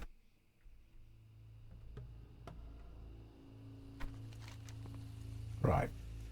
I'm going to get this Captain Sanders hidden treasure. I don't care how long it takes. We're doing this quest. Not killing the coyote because there's no point.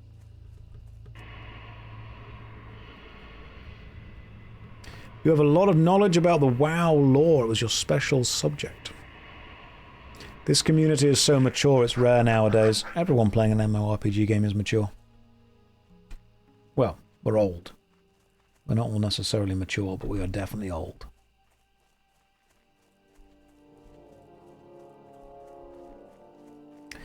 It's a good point. I realized that I purchased the better versions of spells, and yet didn't actually put them on my hotbar. Right, Drain Life transfers 10 health every second from target to caster. Interesting. Okay, so 50 life, basically give me 50 life back. That's interesting. So you can go there. Onto a button I will never use. Thank you. I also hope the Dead Mine runs go well. Josh, what is my opinion on McVitie's biscuits caramel flavor? I'm trying to be super healthy right now, so I'm actually not eating almost anything that's bad for me. That spell isn't ready yet.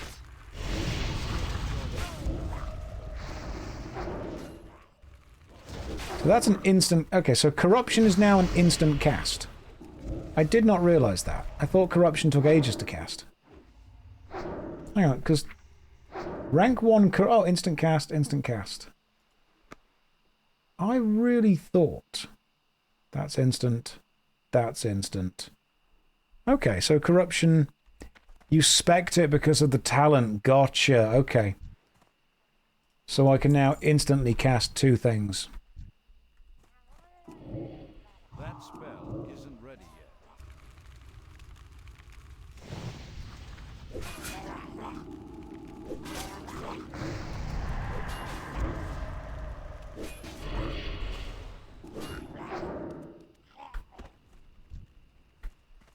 Beautiful. That works. So we just instant cast 2 dots onto them, then fear them, then kill this guy. That works quite well.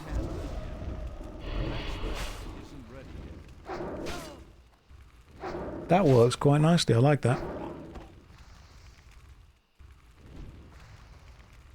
Rough wooden staff, Murloc eye. Don't need either of those things. But I do need to find whatever the hell drops this quest. Josh, can I end the stream so you can go to sleep? I'll think about it. I've thought about it. The answer is no. I'm sorry. Am I playing this to cure my insomnia? It's 11 o'clock at night. That's not insomnia territory, not yet. We'll get there, I'm sure. I'm out of range.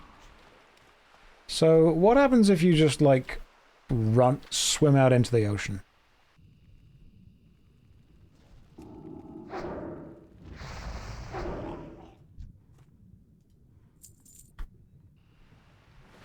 Do you get eaten by a massive fish?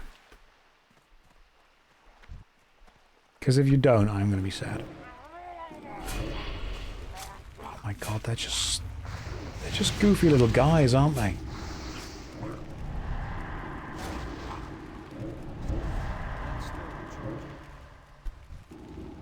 They are just goofy little guys.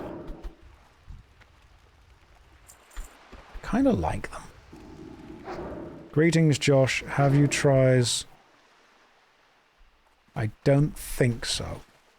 Hey, the treasure map. That was fast.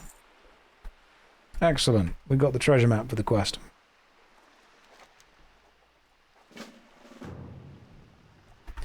That was actually remarkably quick. And we go and grab the treasure chest from over there. Cool. Josh, look at your whisper in-game, please. Scroll to the tippy top. Hello, Mr. Hayes. It is your humble mod Inju. I will add you as a friend.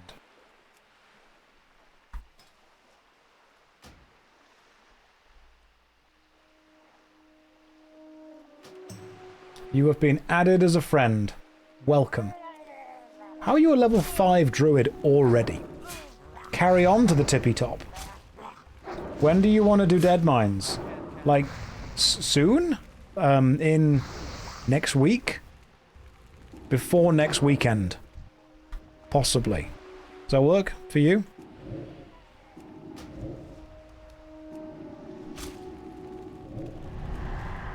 I need to get closer. We're not doing it tonight. Were you thinking that it was, like, soon? Oh god, no. Like, in the next 90... Rage, you're not going to be able to get to the level that we need to get to in the next, like, hour. We can't do it tonight. I've been streaming for 5 hours. Well, yeah, you might outlevel it. It's a level 20 dungeon. Dead Mines, level 24. I'm not outleveling the Dead Mines. It's level 24. We're going to finish this quest, and then... Outleveling isn't... Yeah, it's... I'm not going to hit level 24 anytime soon. A real gamer would do it tonight. I'm not doing it tonight. Is it 20? Can you... Do you outlevel Dead Mines at 20? Going in at 22 plus is considered late. Well, I'm only level 17 and a half right now, so let's just give it some time. Right now I'm going to try and finish this Murloc quest by walking all the way down to there. Which is just insane. Some people are saying level 17 is too early. I mean, the game says that you can do it from level 16. Or is it 15? No, Rage is the professional. This is a long shoreline. It's too long.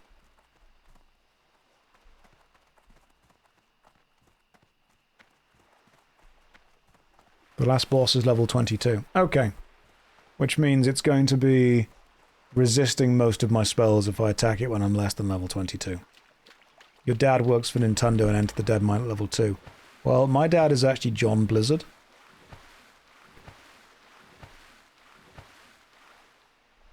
So, show a bit of respect.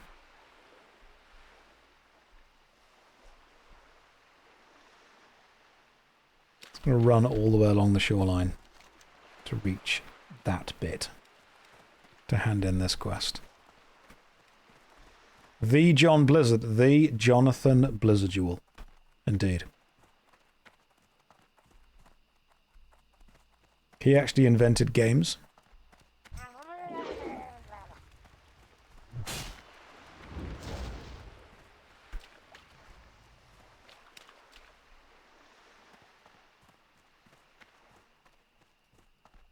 Is the plan to stream WoW or OSRS tomorrow? OSRS.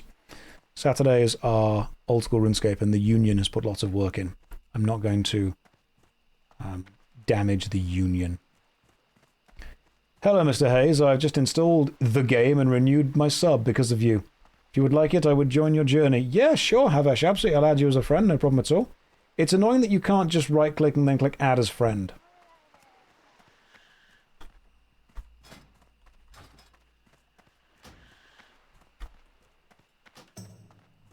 But yeah, if people are online, if people are happy to play, we're happy to take you. No problem at all. I'm just going to run past... These Murlocs definitely make a noise. Yeah, we'll need people for dungeons and raids in the future, without a doubt. I also did not realise how much damage they do in one hit. So... I'm gonna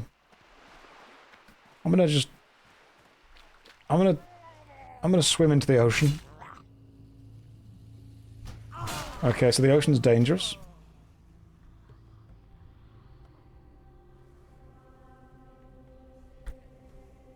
What happens if you just revive?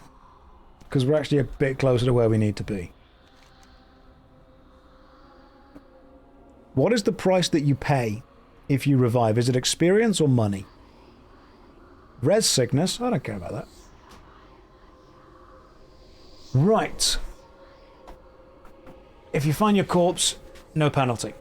If the penalty is 25% durability damage and you'll be effective for 7 minutes. Yeah, that's fine. I can deal with that.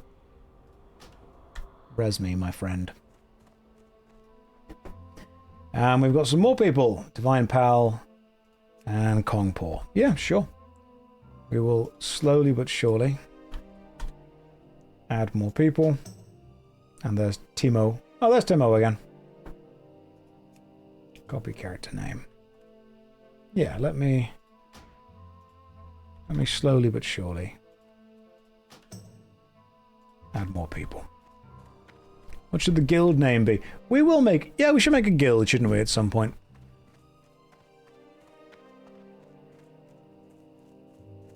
Res sickness is a massive stat debuff. Timo, I'm not going to be online much longer, but I appreciate the invite to the group. Who am I rooting for at the Olympics, Mr. Hayes? I just hope they all have fun. Well met. Be careful. Light bless you.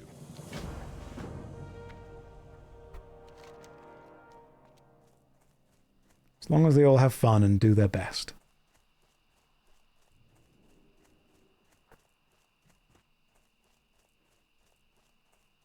Ah, this is the quest where you have to find the messenger that's somewhere on this road. Yeah, we'll work it out. But for now, I have been streaming for 5 hours. 5.25 hours, actually, which is quite the amount of time. So no fighting. We just sit down, relax, and I go to bed.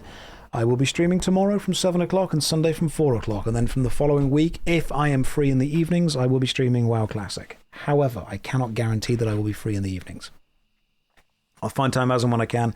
These are much more relaxed, downplayed, chilled out streams. The Saturday and the Sunday, high energy old school RuneScape. The rest of the week, chilled out, relaxed WoW Classic. For now, take care of yourself, guys. Have a good week. Enjoy your weekend. And I will see you tomorrow. Take care. Good night. And God bless.